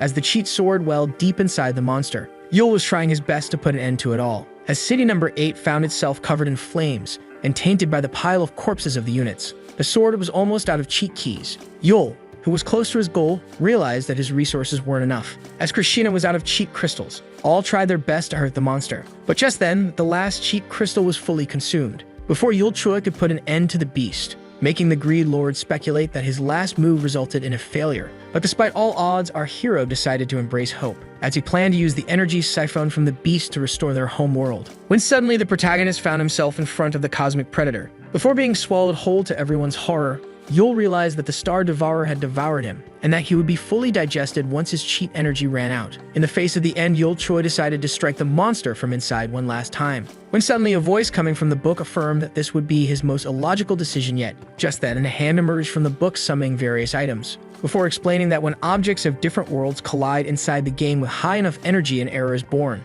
Yet after analyzing the collision, one could use the correct formula to select the correct item set with the exact speed and energy. Just like that, Yeon revealed the secret to create a cheat crystal. This amazed the young man, who speculated that his brother used these errors to free himself from the book before asking him if he was trying to battle him. Yet the player only responded with silence. Before setting up the control panel for his brother, Yul was confused as his brother, who ignored him and kept on explaining, was trying to assist him in his quest. Yeon then affirmed that by colliding more than half of the existing items they would be able to get enough small crystals, but Yul affirmed that they couldn't gather the said items. But his brother reassured him, as he already had the solution. Yeon, who was in possession of the starter dice, explained that they could manipulate its algorithm to reach their goal, as it held every item present in the game. This made Yul realize that his brother, who surpassed him within the game, didn't even receive a starter pack, leaving him speechless. Yeon, who would rather embrace the game, affirmed that this was the hero's decision to make, making his brother even more confused about this sudden assistance. Yeon explained that the reason behind it was his defeat against Yul. Jack Jung and Haeju found themselves with broken weapons against the Star Eater. Yeon didn't want to lose time inside the game, as he was still able to build his utopia. As the game was only a quicker way to reach this goal, the player was about to finish off the policeman. But just as the inspector tried to shield his partner by blocking the giant blade, he was left utterly shocked, as they were now both in a completely different place. And while the first assumed it to be a trap, the second had his doubts. With that, Duzik used his umbrella to gain altitude. The sight left him speechless, as they had returned to their original home world. All were shocked as the status windows ceased to exist and phones began to function once again. All felt relieved, while the lieutenant was left unsure if this was part of Yul's great tactic. Kiju pointed out that neither the protagonist nor Jack were anywhere to be seen. As the plan was being put back in place, Yul thanked Yeon for his help, leaving only one task ahead, as our hero was backed up by his brother along with his two overlords and the Greedy Lord. He will now try to put an end to the Star Devourer once and for all. Krishna advised all to be cautious, as Jack explained how injured beasts tend to be violent. With that, the monster prepared itself to launch a powerful attack. All stood on their guard and ready for the blast. But to their surprise, the game became stone-cracked. Yul couldn't believe his eyes, as two small Star Devourers appeared as the children of the great creature. The two newborns then began to channel their energy. All expected a devastating attack to occur. The hero couldn't be more shocked, as their assault wasn't meant to harm him and his allies. With that, a great flash of light occurred. Just like that, our heroes were left with a giant empty egg, leaving Krishna shocked, as the creature used all of its energy to get its children away from harm. Yul Choi began to think in silence of how the energy that they took had disappeared, speculating that the Star Devourer met his death by using his remaining forces in order to get its offspring to safety. Yen suspected the late monster to use its children as a way for revenge, but Yul quickly brushed it off, as it was only trying to protect its descendants, making the young genius recall his late parents, who sacrificed themselves for his sake. According to the protagonist, the past events weren't a tale of good and evil, but simply the story of Earth, which managed to escape from the claws of a natural predator. With that, our heroes stated that they should return to their world. Since every piece of the game had been put back to its place after changing inside the game, our heroes must quickly act in hope of preserving order. But Yul Choi reassured them all, as he already had a plan. According to the New Earth News, 2 years had passed since the chaotic game was brought to an end by Yul Choi and his allies of City Number 8, who were now immortalized in the Wall of Heroes. The reporter explained that City 8 was renamed Acetol, which the past unit confirmed, affirming that the game reinvented the borders that separated cities and countries around core cities, with Acetol being the most important of them all. The reporter then pointed out how some despised the heroes for their victory, which the man confirmed, referring to them as the outcasts of paradise that mistook the game for a utopia. This group believed that people could be reincarnated within the game, but the said reincarnation is but a code within the game, making these people ultimately deprived of life. Yet some didn't care about this detail, as the arguments were expected to last longer. With that, the duo decided to see what the other heroes of City Number 8 were doing. Meanwhile, in the first felony division of the solar system, the man expressed his annoyance with the outcasts of paradise, as they were only getting more and more out of hand. Despite relating to their pain, Kim Chol was well aware that the path of violence wasn't the real answer. As the man turned into a dragon, he proposed to proceed. With that, the police descended upon the riot. The Black Bear of Storms, Lunsuk Seo, threatened to attack any individual that didn't comply. at the same time the tallest building in the city. The one on the other side of the call affirmed to the chairman that they were now transporting 16 legendary equipment with the lady's approval. Upon hearing this, the chairman felt relieved and wished the man a safe return. With that, the man began to think of how the lady was still in her prime and how he couldn't fathom the fact that she declined his offer. Seeing how no one could rival his offer, as he was Dusuk Choi, also known as the Golden Hand and the chairman of the biggest corporation in the solar system named Homik, under the blue sky. Heiju was shocked to learn that the lady had declined the chairman's offer. Jiayu affirmed that she would rather work alone, making the worried spear maiden express her gratitude towards her and her assistance despite her choice. But the past thief reassured her friend, as she was none other than the Divine Eye, Ji Kang, an elite item evaluator. The evaluator then asked the lady about her whereabouts. Heiju turned out to be on Mars. Jiayu realized that her friend was trying to solve the other's problem once again,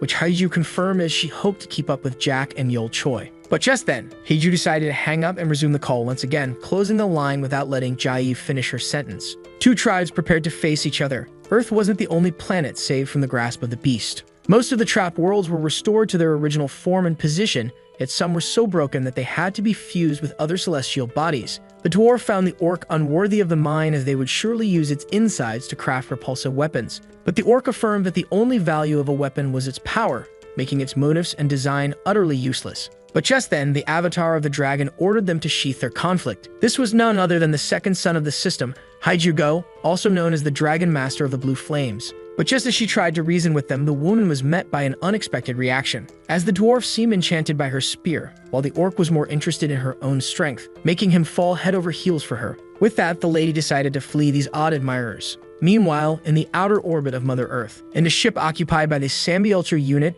an outer space special response unit of the Intersolar System Forces. The White Comet Chief Commander Jaeon explained to the men that they should be careful, as they were charged with escorting elves to their new shelter outside of the solar system. With that, the interdimensional warp began. At the same time, on the moon with the Choi brothers and the Greed Lord, Yul wanted to know if the entity would be going away. Krishna affirmed that despite his love for this universe, he sought a greater goal, as he wanted to see what existed beyond the Star Eater in order to observe the universal ecosystem. But Yul still couldn't understand his urge to leave, seeing how they had liberated numerous universes. But the entity affirmed that it wanted to explore the unknown, before pointing out the possibility that there might exist a creature that preys on the almighty game while regaining his true size, making Yul beg him to stop with the scary theories. Krishna affirmed once again that he was driven by his thirst for knowledge. With that, Yul had no room to argue, yet one major issue remained, as his own brother Yan chose to leave with the Greed Lord instead of staying with him. Yan then asked his brother if he was able to protect himself from him as he tried to prey on his land,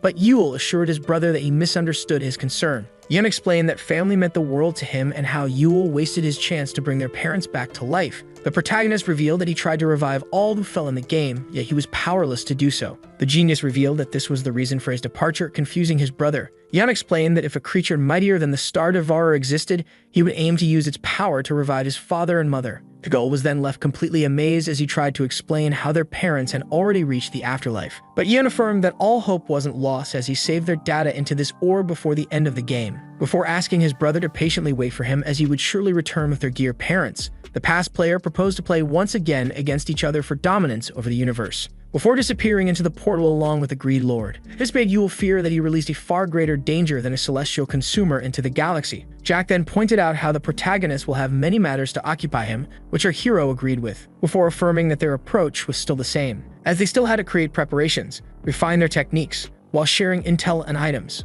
While evolving together, our heroes shall see another day. Even if a threat greater than the game existed, our heroes will surely live on. At the same time, the current events were being watched, along with many others, by entities bigger than the game. According to the system, the humanoid creatures had enough material to craft the seed. With that began the seed's crafting. Just like that, a seed of creation had been created that allowed one to create new life in the selected galaxy. With that, the entity was left with a choice similar to the Divine's actions.